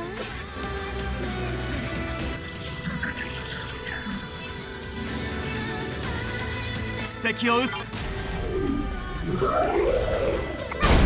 なし。任された。 Are you kidding me? 私の番か。 She died because she was on the bug. Come on. Great revive, and then let's focus on shooting Iris down. 使う。せいよっと。死ね。死ね。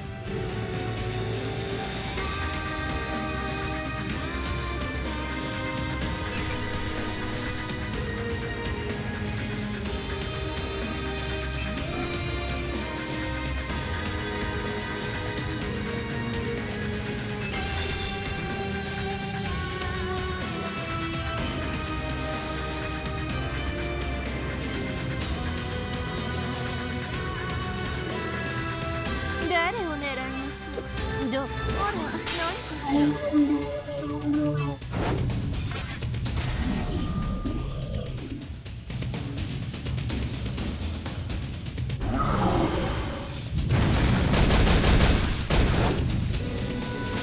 仕留める。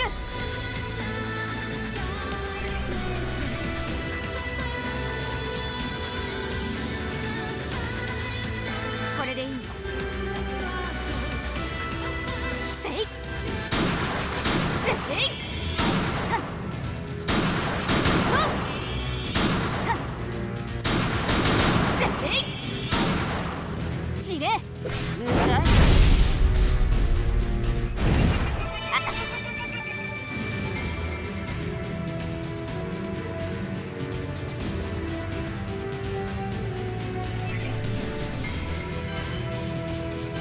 バッチリ。やーだーはっこれで終わりよ。心得た。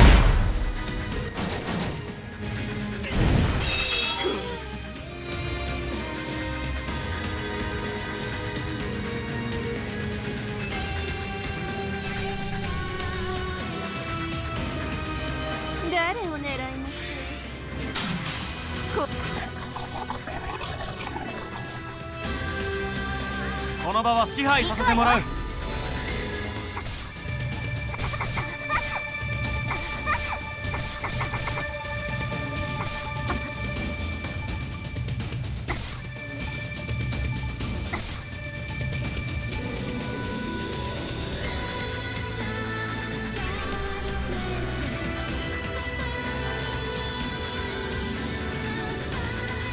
これでもう無駄なあがきに。やーこれで最後。やー消えてよ。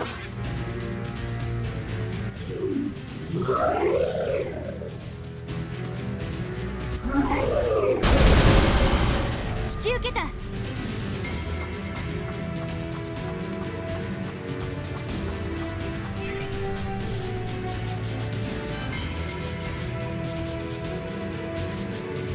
これでいい。せい直してやろう。ありがとう。高くつくぞ。ありがとう。消えろ。 Oh, come on. So close. よし、このまま押し切れ。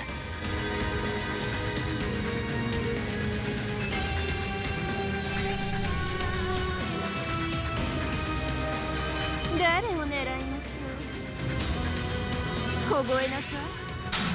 消えてちょうだい。凍えなさい。こ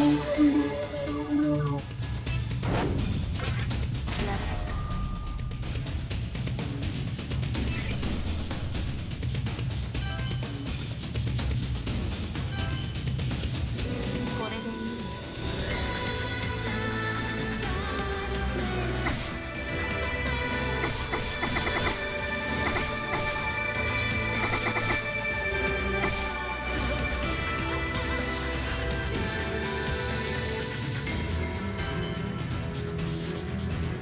これでいい。もうおお、いや Are you kidding me? I didn't miss.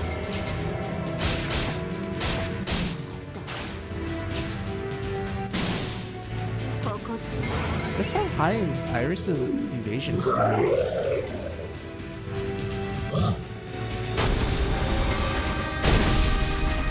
引き受けた。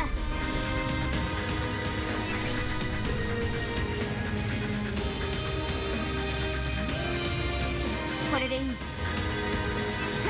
調子はどうだ。消えろ。準備 OK だ。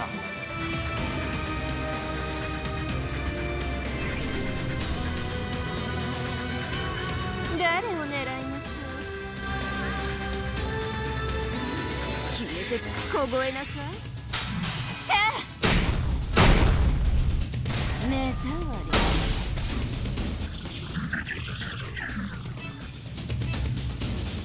この場は支配させてもらう。こ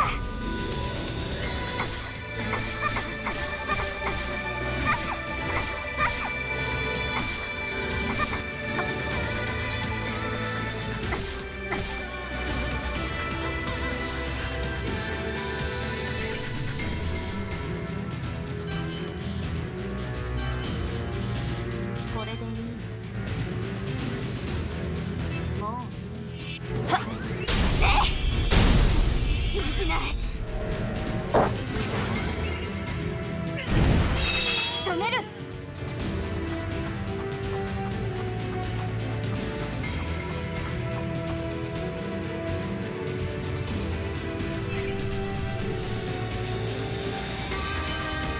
これでいい。そら。調子はどうだ。ありがとね。死ね。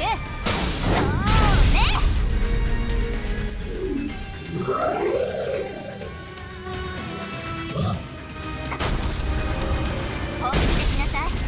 順調そうだな。誰を狙いましょう。はあ、うせろ。殺せ。飛びなさい。本気でしなさい。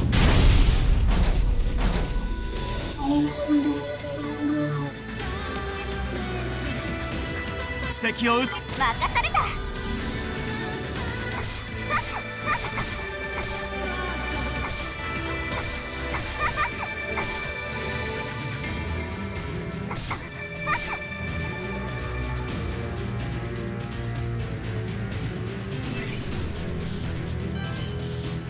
バッチリ。それだけ。やーやーせーと決める。はー、これで終わりよ。私の番か。 Oh, she's still alive. Alright. How much HP left? 足りない。 I think we can finish her off. これでいい。高くな上手。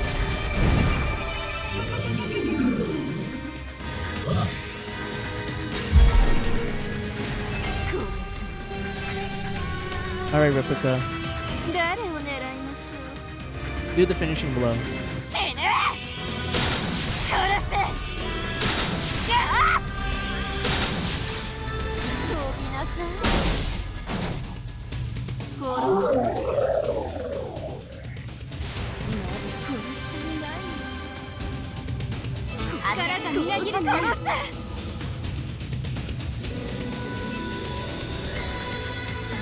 こ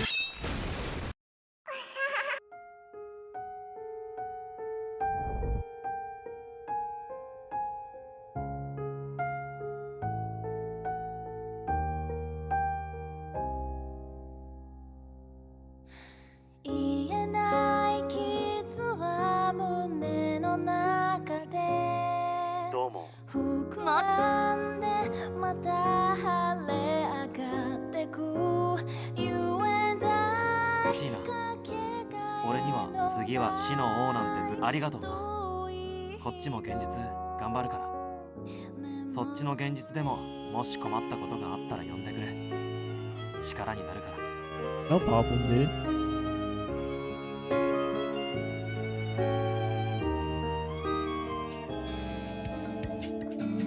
It was a usual scene, a noisy conference room bouncing with bright, passionate discussion. The location was the company known as Enigma Games, and a heated debate took place between a man and a woman. The conversation concerned the contents of a flash drive, which felt warm to the touch as it sat plugged inside a laptop. Organized in the flash drive were rolls of songs, the sounds of which could be heard from the earbuds of the person wearing them. It was a bespectacled girl with chestnut hair, Shina Ninomiya. Eventually, shut her laptop and removed her earbuds with a sparkle in her eye. Oh, there's no voice acting? Really? Okay. This song, it's so good.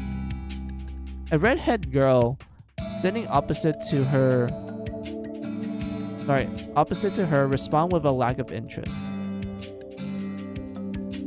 I see. That's nice. Seriously, this is one of my favorite songs you've written. どうかしらどうかしら Of course, I wouldn't give you an empty compliment.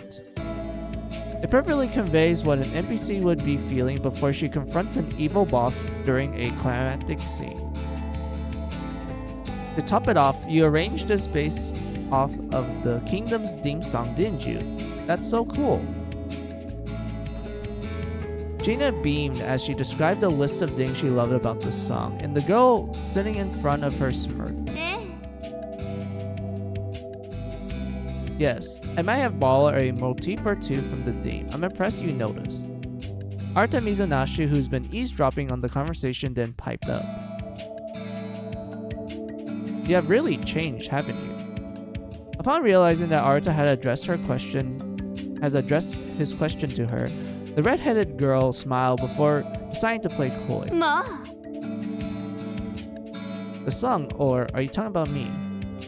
Both. I thought your style better suited dark, melancholy songs. Maybe I simply improved my arrangement skills. When I put the voice in my head down to sheet music, I let it all come out. World's Odyssey has more happy events. It's important for the score to reflect that. The girls stare permissively outside of the window, and Sheena follows suit. How many years has it been since the first iteration of World's Odyssey went live? Oh, I don't know. The game's been running for years. With longevity comes more fan expectation. What a ride. I'm just glad to work with such an amazing team. I guess this career isn't too bad.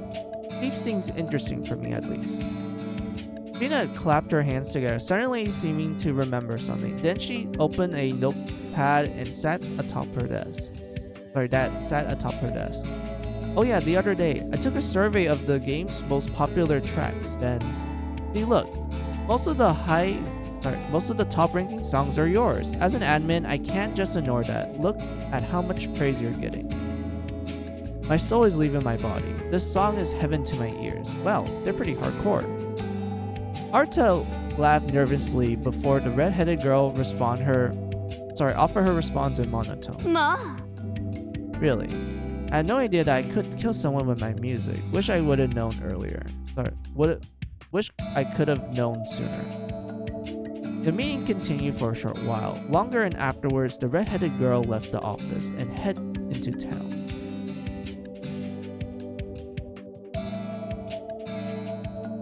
It was likely that some of the folks she passed in town had played World's Odyssey before.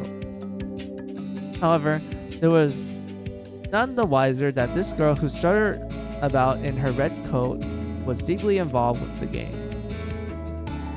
I kept you waiting. Let's go.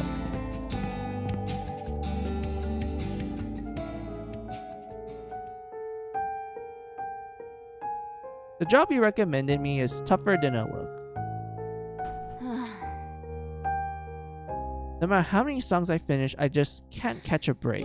I guess this is my own personal deathbed. But I never imagined the world outside to be anything like this.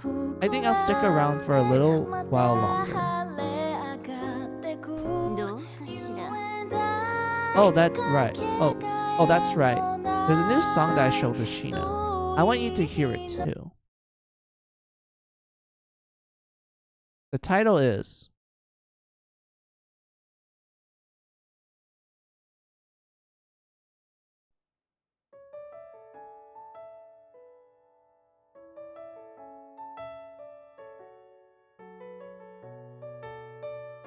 Oh, that's cute. So I guess Ripika manages to get reborn. And now she's living the real world where she's helping Enigma Games making soundtracks.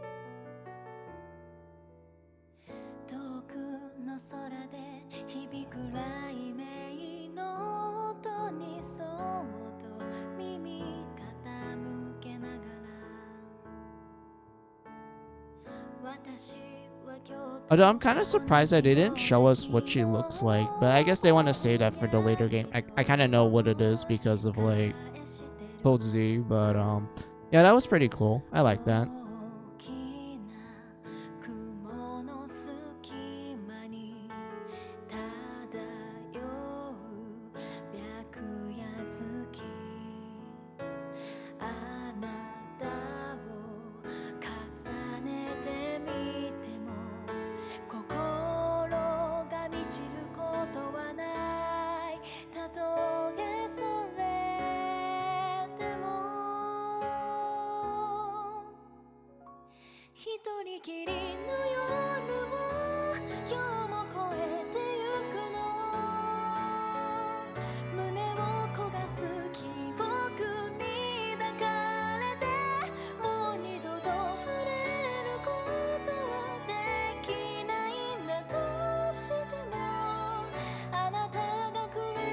But yeah, it's kind of a sweet end for Ripika, although like technically it's not the one that we meet in the story, it's like a copy of her. But it's nice to see that she did get a pleasant ending. So yeah, that was it, guys. We have officially finished Deafen Request. Got all the endings. Did everything that the game has to offer. And we pretty much got everything in the game.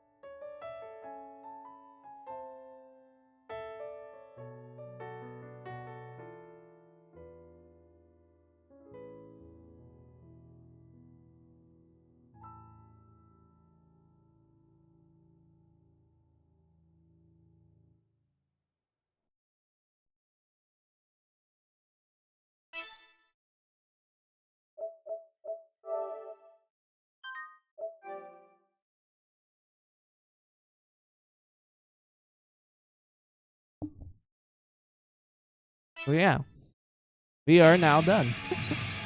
Let's go see the bonuses tab for real fast. Yeah, it just shows all the endings.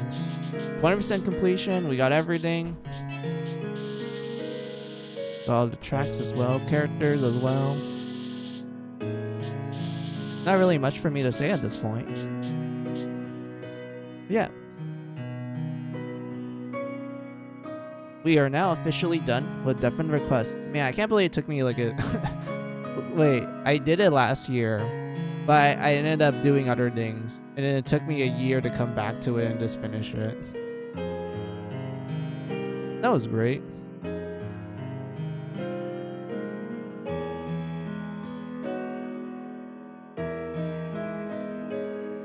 But yeah, oh god, my back hurts. I need to stretch it out.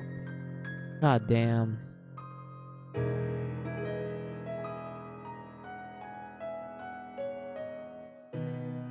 Alright, since we save and everything, just let me turn off the PlayStation 4.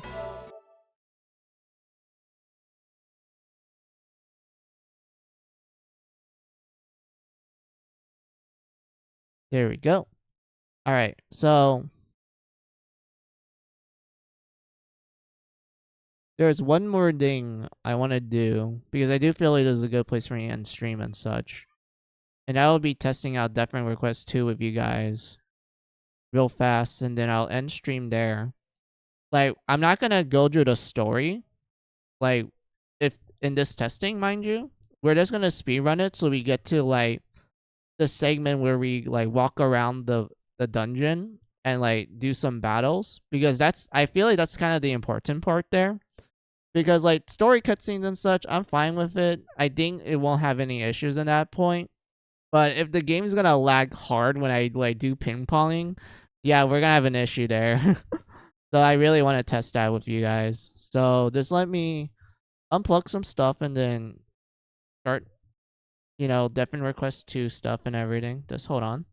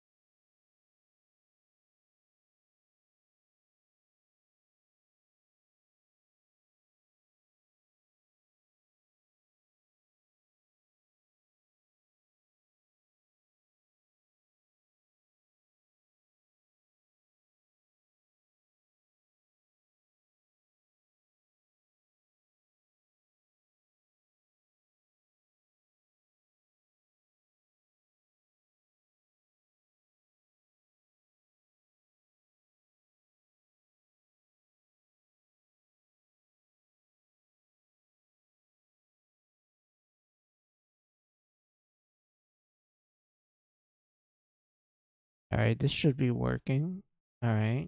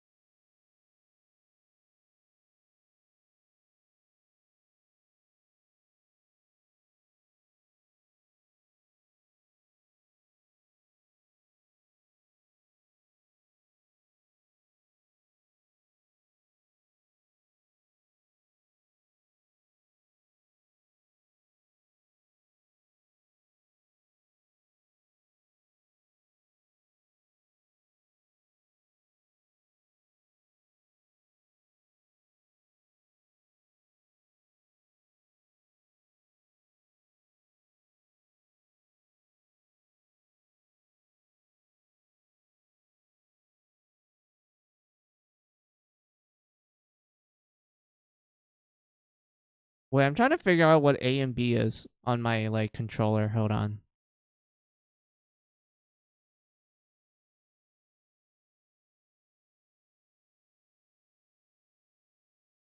Oh, okay. So A would be the circle button.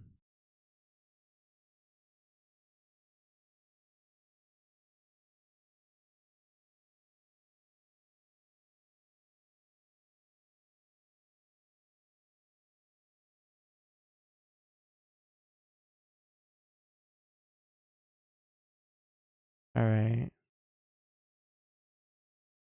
Mobile controller.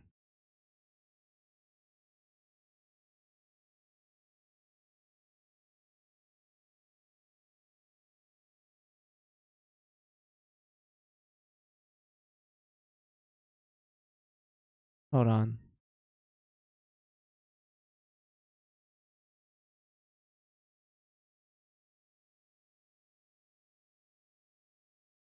Valid, invalid, valid, valid, valid. Okay, I guess this kind of works. Trigger buttons. Yeah, that makes sense. Don't apply. Oh yeah, you guys don't see it. Hold on. I gotta go here.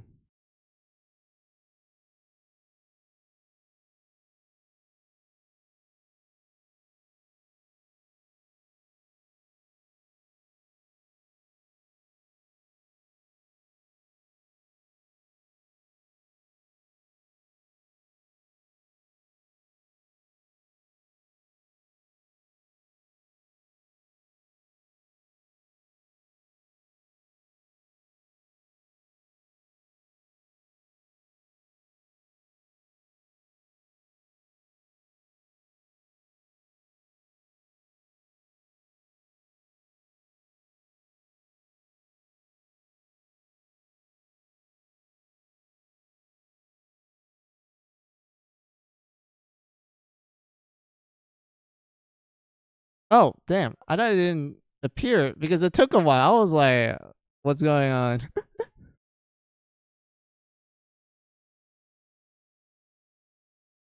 Okay, vibration, battle, knockback direction, yes, dungeon speed. Yes, thank you. Please do not. Auto controls. Now we're ditching that shit. I don't need that. Camera speed. This one's safe. Auto wait time. Let's put normal and then fast here.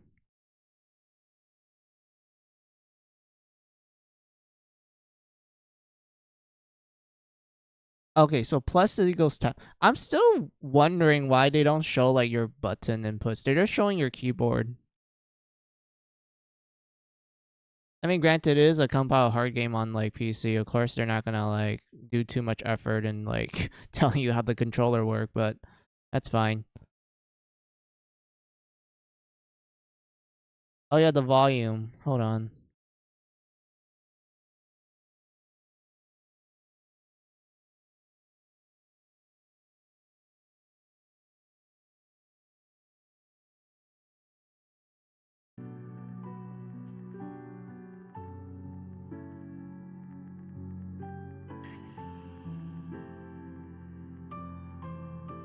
Wait a minute. Hold on. I feel like it's loud. I'll read what you wrote down real quick. Just let me check.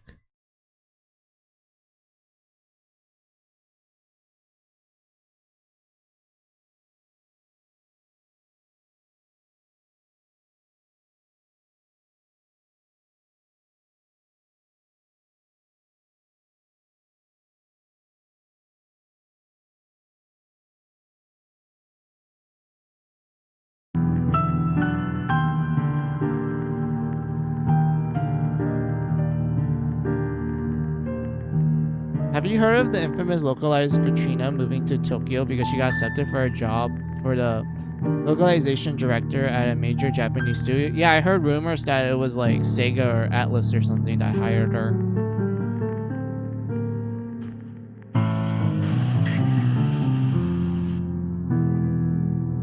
Let's see, all of these off?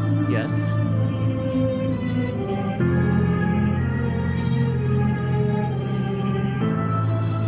alternate. Wait, let me read this. Alternate uniform. Yeah, these are fine. I'm fine with like alternate uniform stuff because to me that's not like terrible. But we have My Mary Skelter. My Mary Skelter, boys. My Mary Skelter, the Blood Skelter set. Let's fucking go. Alright, what else do we have here?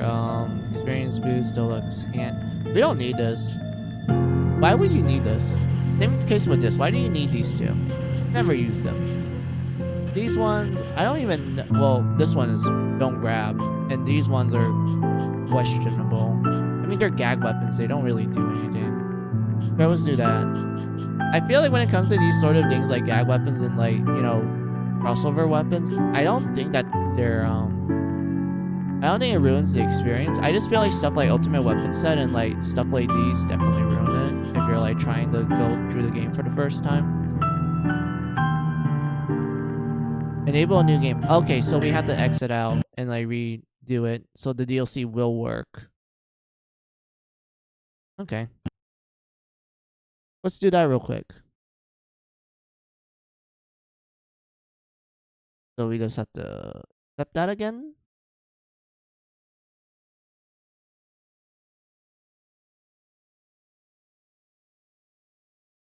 Need to wait for everything to load real fast.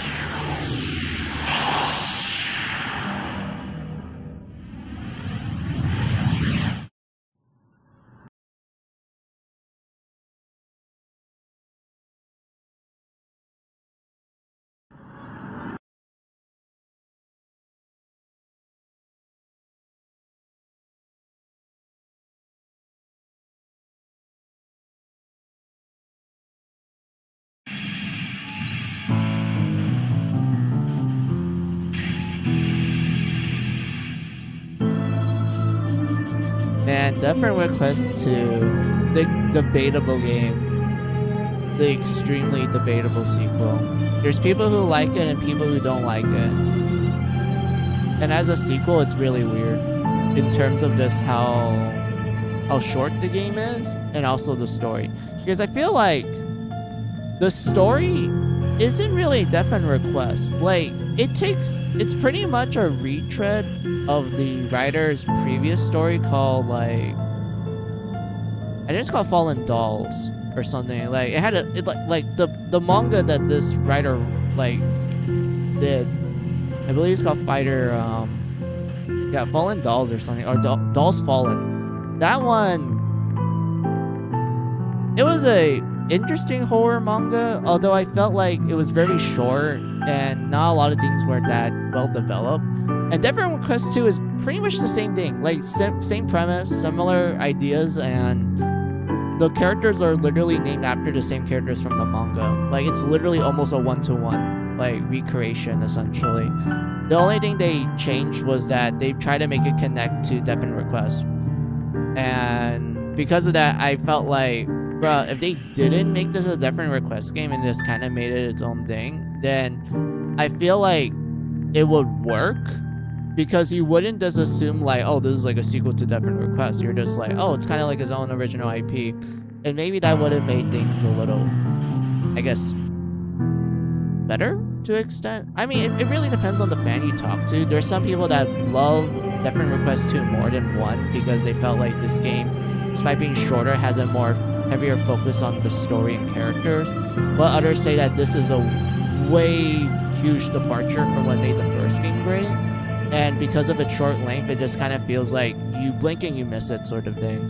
Is Cozy also a debatable game? Kind of, because it's like a spin-off game. It's not Different Request 3, although I do know that both Different Request 2 and Cozy do like foreshadow like events that will happen in that will occur in Different Request 3. And I do know that they did confirm that they are making a third game for Different Request. So I'm hoping that when it comes to 3, it will be like I don't know, it'd just be good. Like it'd be a grand like finale, essentially, kind of like Mary Skelter finale. And I'm wondering how they're gonna handle the gameplay, because I felt like Code Z is fun. I love mystery dungeon like games as much as I love first person dungeon crawlers. Like, mystery dungeon games are great because it's just pure fucking bullshit. Like, no amount of people being like, oh, actually, they're fair because of, like, this one, this one, this one. I'm like, no, like, mystery dungeon games, you will always die no matter what. You are on the whim of the randomized gods, essentially. There is no such thing as an easy mystery dungeon game. It will always go against you one way or another. And whatnot. So yeah, when it comes to Code Z, that one's also a little bit debatable because people felt like as a spin-off, it felt like they wanted it to be like, you know, more of a sequel. They wanted it to be like number 3. And the events of Code Z does feel like, what's the word I'm looking for? It feels like it is a guidance chapter. Like, it's a guidance story. It's like a side story. So, of course, it doesn't hold too much significance in the overall main story.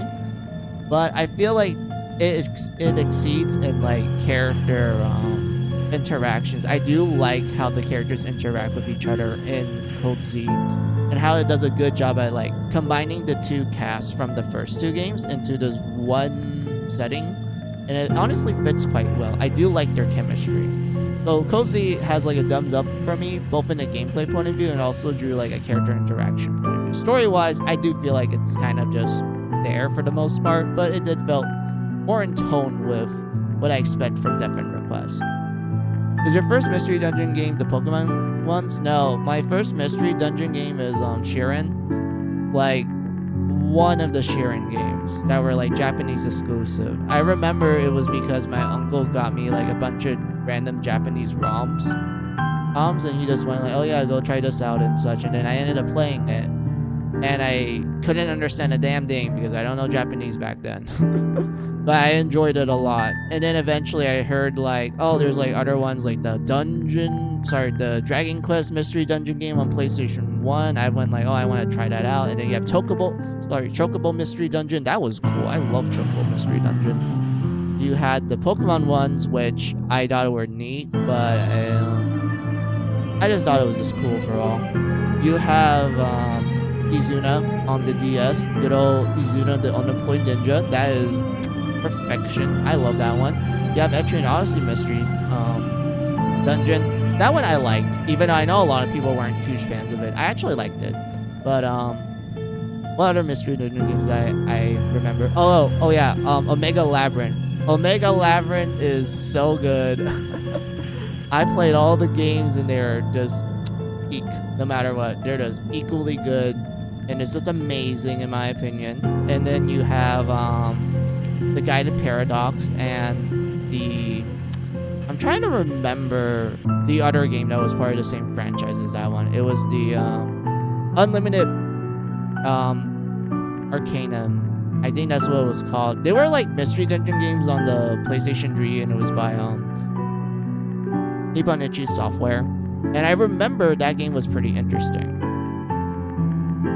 And like, it had an interesting premise. It had multiple endings. I really thought, I thought it was pretty cool. I'll stream it one day with you guys. I'll definitely stream it with you guys because I honestly think this game is very underrated, and not a lot of people heard of it back on the PlayStation 3. So yeah, let's see. Is there still yet to hear new information of the Izuna reboot since the reveal a few years ago last year? Yeah, like I remember hearing about the reboot, and so far, like you said, there was no new information since then, and I'm kind of sad because I really miss Izuna. I liked the first 2 games. They were great. The humor was great. The outfits were fantastic. I love how the story is very lighthearted. It does not take itself seriously whatsoever, and it's like, you know, it's just overall a really good game. Also, I kind of like how you interact with the towns member, and Izuna kind of reveals that she's kind of an asshole. Like, it's amazing. But anyway, like I said, chat, we're gonna be testing out Deafen Request 2. We're not gonna be doing the story and opening. We're just going to test out if it works in the dungeon and if the battles actually go well. Because, you know, that's kind of the important thing I want to focus on since I'm using a laptop.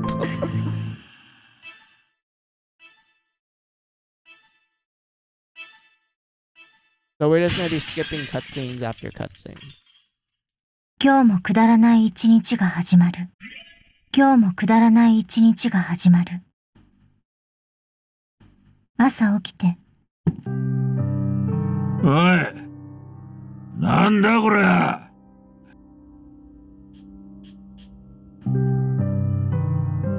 But I'm trying to figure this out. So you can still save the control.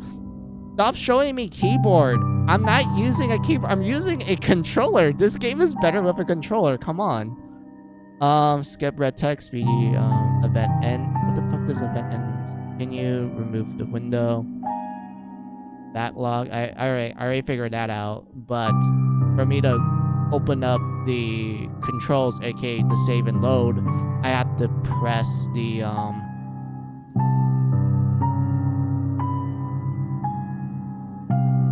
L3 in order for that to appear. Okay.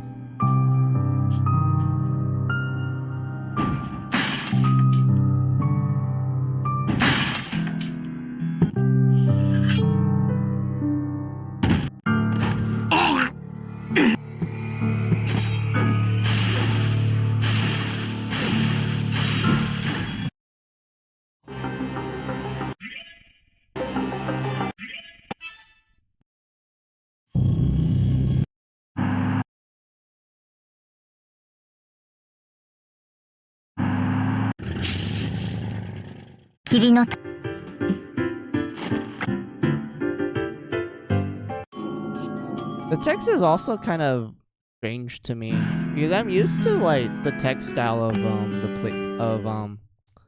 the first game. This text style kind of makes me think like it looks a little generic, I guess. I kind of wish they kind of went a little stylistic with it, but oh well.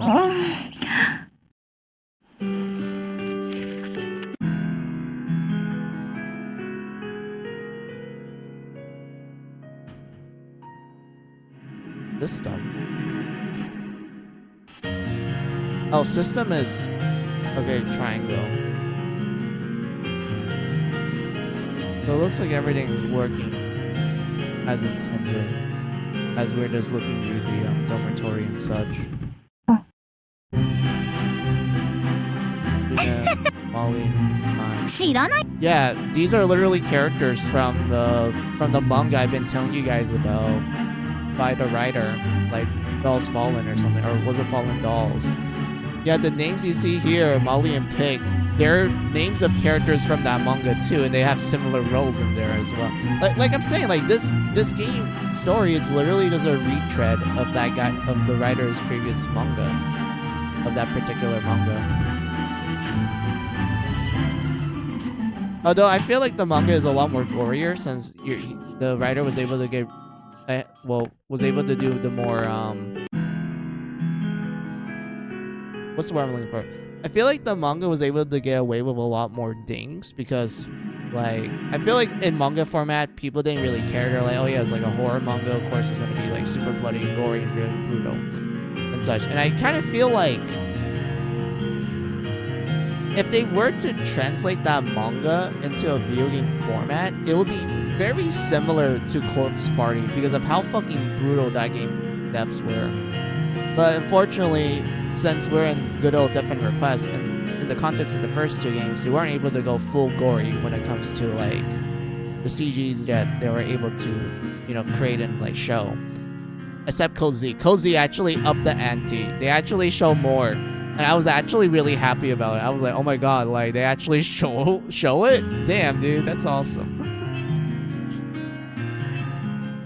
Also, I'm hearing like a lot of repeated music with the occasional new track.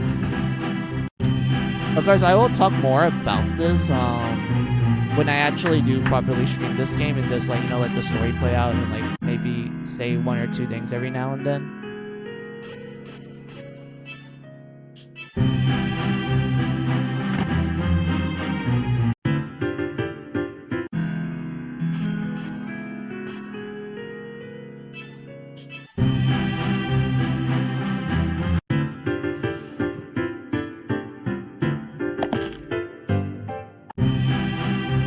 Seems like the game's audio is loud. Oh, it's really loud? Hold on, I can fix that.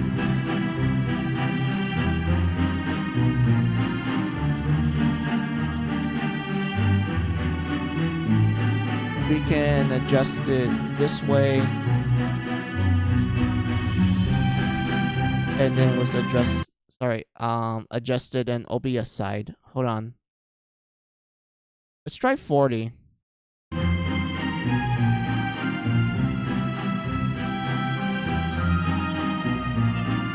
Because I feel like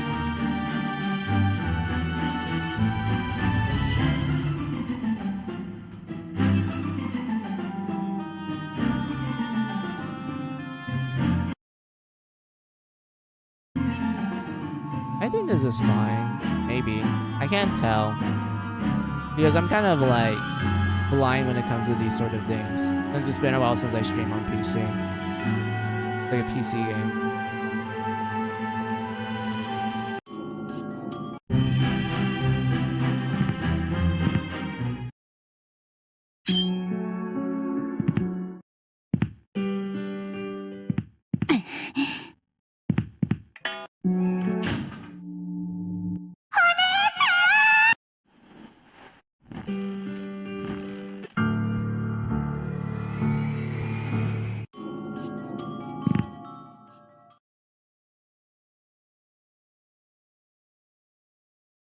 Oh, the game's slowing down a little bit. Because it's not supposed to slow down when it, like, rotates the clock. Oh, no. This doesn't sound good.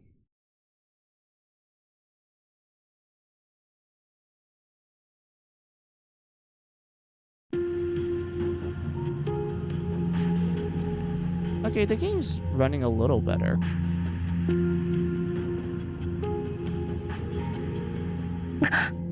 すごい霧だわ。昼間の街と全然雰囲気が違う。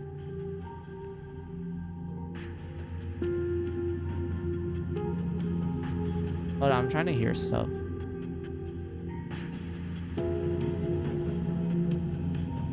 Okay.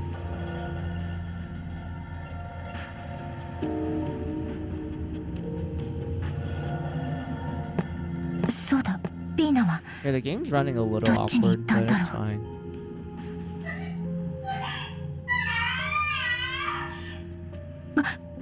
Hime? なんなのよ、たく。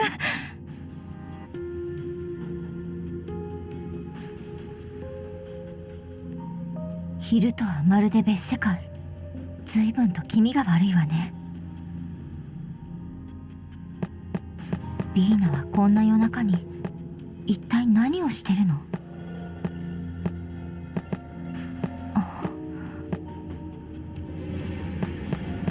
確か北の方に向かったわね。Oh yeah, they definitely changed how running works. もらうわ。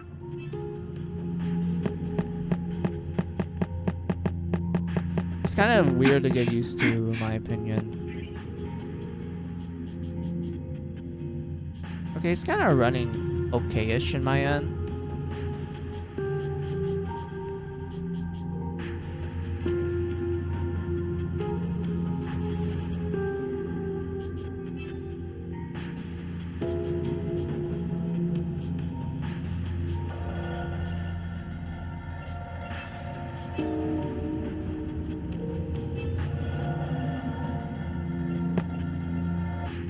Oh.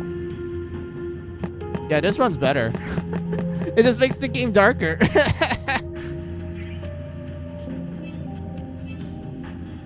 Wait, hold on. I need to check something real fast. Hold on. I'm like more curious about something.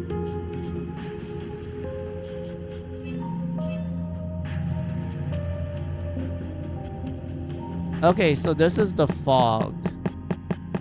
But there's no shadows.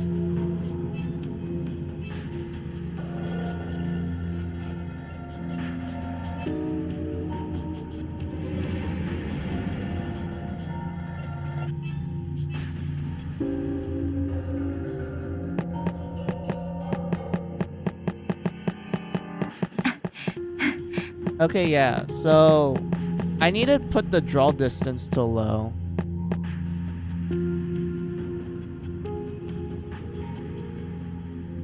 Because it seems like the draw distance is what made it slow down.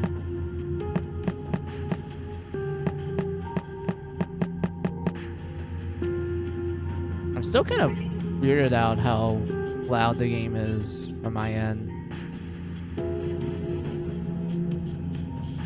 Do I have to do 25%? Hold on.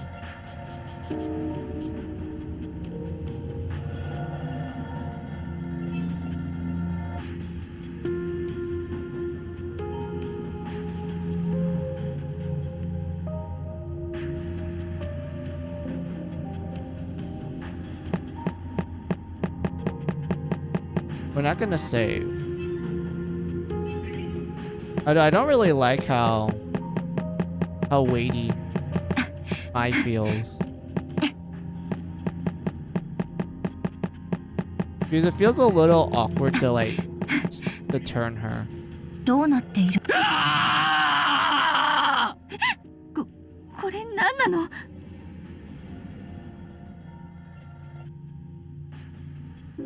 A phone booth that connects to another row. Once a specific condition, you can do something with it. Oh yeah, I remember. You get like these like interesting side events from the phone booths. それ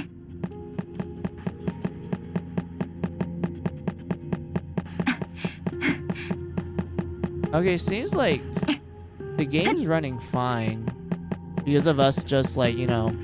どうなっているの There's something I want to test out. Hold on. Will she look different if we take away the fog?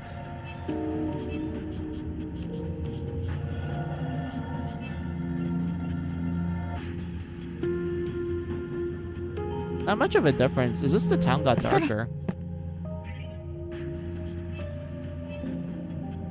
But at the same time, I feel like the fog kind of makes the graphics look a little awkward.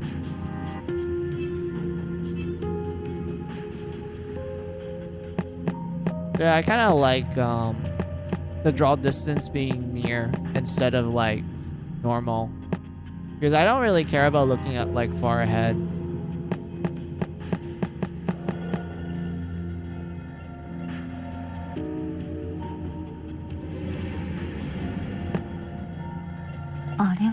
PC が何なのかしら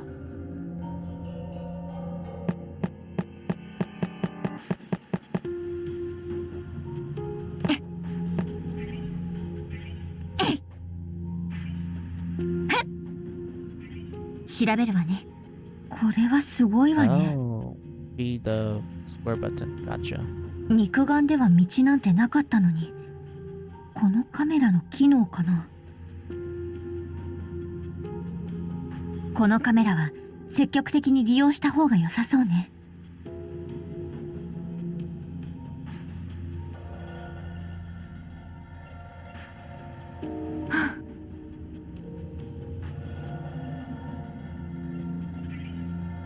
Wait, I didn't read it.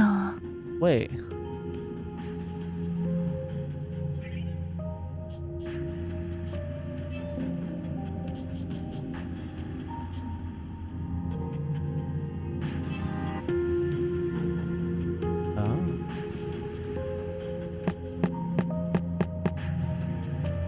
Oh, that's how it works. Okay.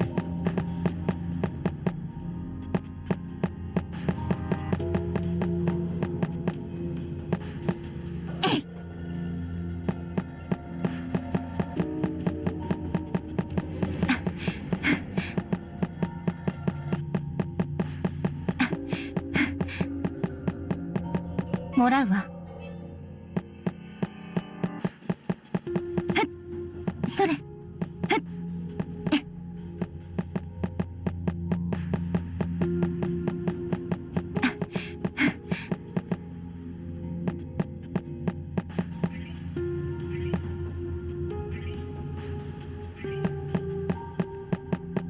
もらうわ。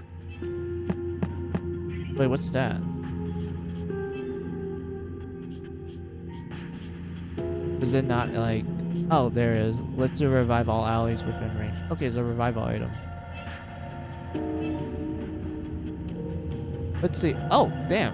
It makes my hit harder. This makes her faster. This makes her power stronger.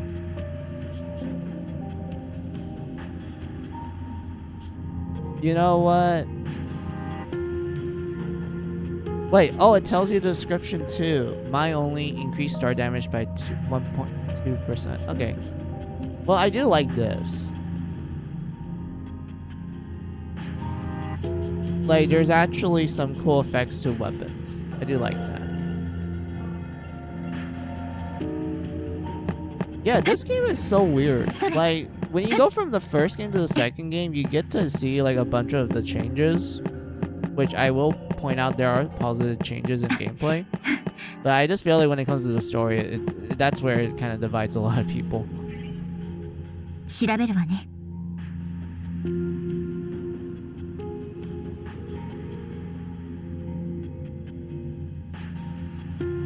Over here.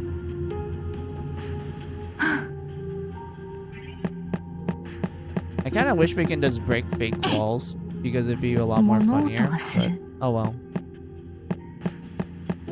この音、すぐ近くね。 Dorm key. Okay. Are they gonna give me a battle soon? Because I really need to test that out. And I need to see like the timing because I really love the ping pong mechanics in this game. Oh, okay, so the key was designed to open this up. So you don't have to like travel really far. Yeah, okay, that makes sense. That makes a lot of sense.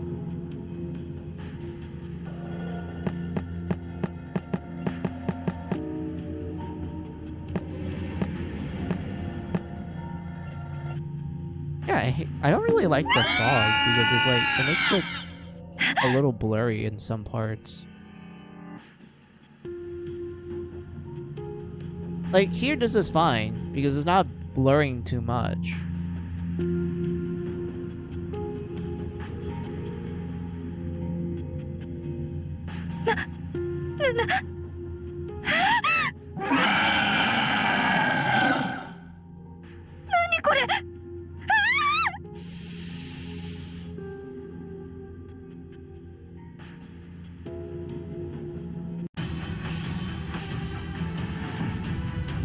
油断しちゃダメね。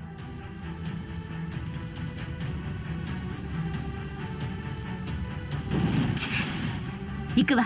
Oh, they gave you like a little map.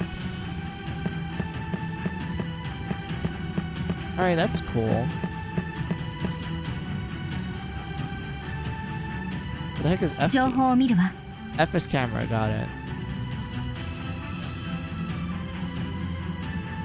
Oh, it shows you the stats as well compared to the first game where you don't see the stats. You're just kind of focused on the HP and the weakness. I mean, I don't really mind that. First golem. Sure it is, buddy. Sure it is.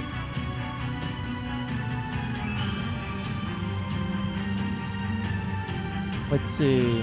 Moon, sun, star.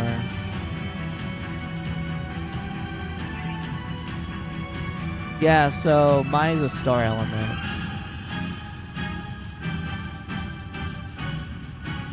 Wait. ATR. Physical match. Also, they give you a text telling you what type of No, it's the same case as the first game, except they don't show you like a symbol. No, the first game does tell you what it is. It's just people don't read the menu.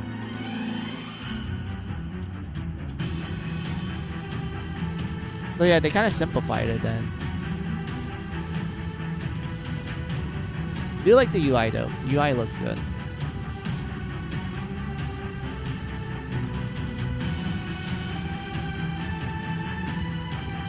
Yoshi.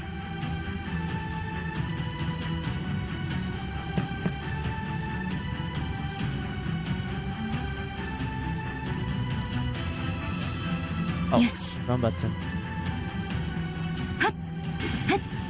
くらえ。失せろ。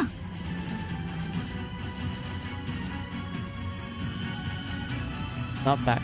Yeah, I love this. Like, the first game, they make you lock into the enemy, which is cool. But this one actually lets you see, like, where the enemies are getting hit. And this actually relates to a mechanic called, like, super knockback, where if you time your attacks correctly, like when one enemy is about to touch one of your teammates, they will perform a super knockback, which just makes the pinballing even better. 消えて勝った 先を And 急ぎましょ pinballing う is very important because you get extra stuff from it. まだ強くなれる Okay, so it's running actually decent for battle. I'm more curious about...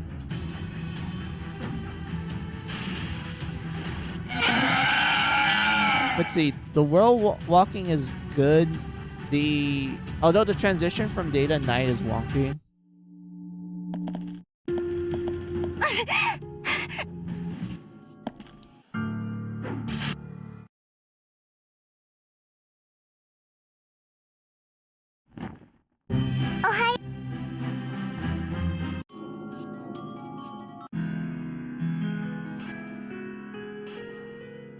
But yeah, I guess this was a decent testing. Other than the audio being like loud, which I mean it is a PC game. I don't know how loud PC can get at times. I'm used to playing on console where it's easier for me to gauge it. But yeah, this was a good testing. Outside of the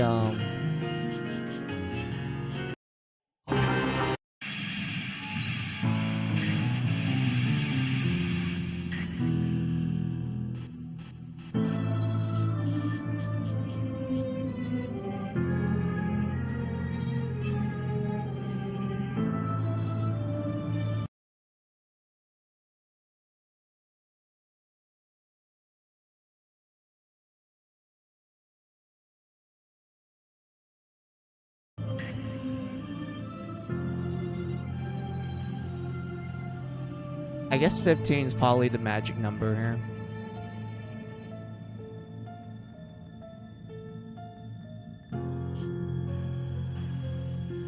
So yeah, this was a good test.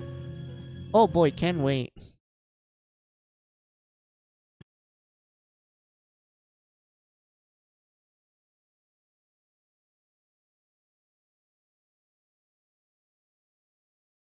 But yeah, man, we did a lot today.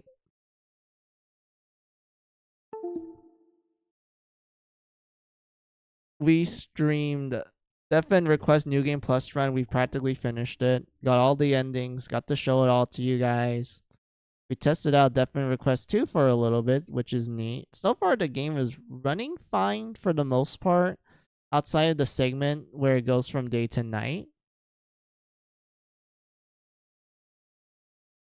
But outside of that, it looks like everything else about the game is just running a-okay. So yeah, that's great. I'll probably like tinker it a little bit more off stream. But so far, kind of excited. Can't wait to do the second game with you guys, especially when we do a New Game Plus run of it. Because that's when the story gets more expanded, because New Game Plus is pretty required for different requests to story. Because there's actually a lot more bonus content that you unlock in the New Game Plus run. And there's also new endings in it as well.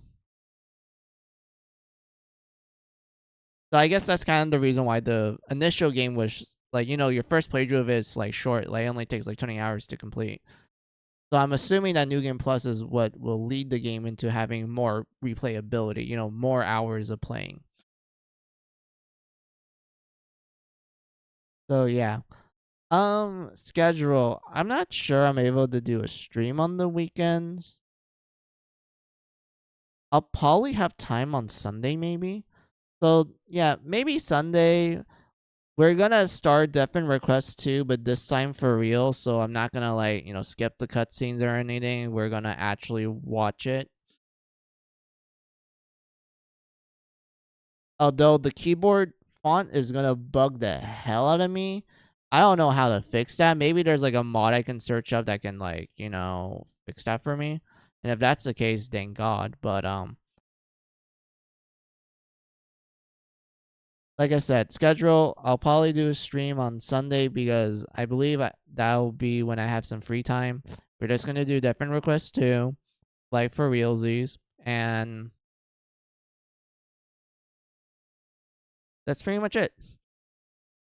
So let me do my usual routine of thanking you and saying goodbye to you all. So thank you all for watching me. I appreciate it. Those who've been lurking, I appreciate the support. You guys are cool. Those who've been chatting with me, I enjoy the conversations we have. Today's conversations, not bad. We got rated. We talked a little bit more of different requests.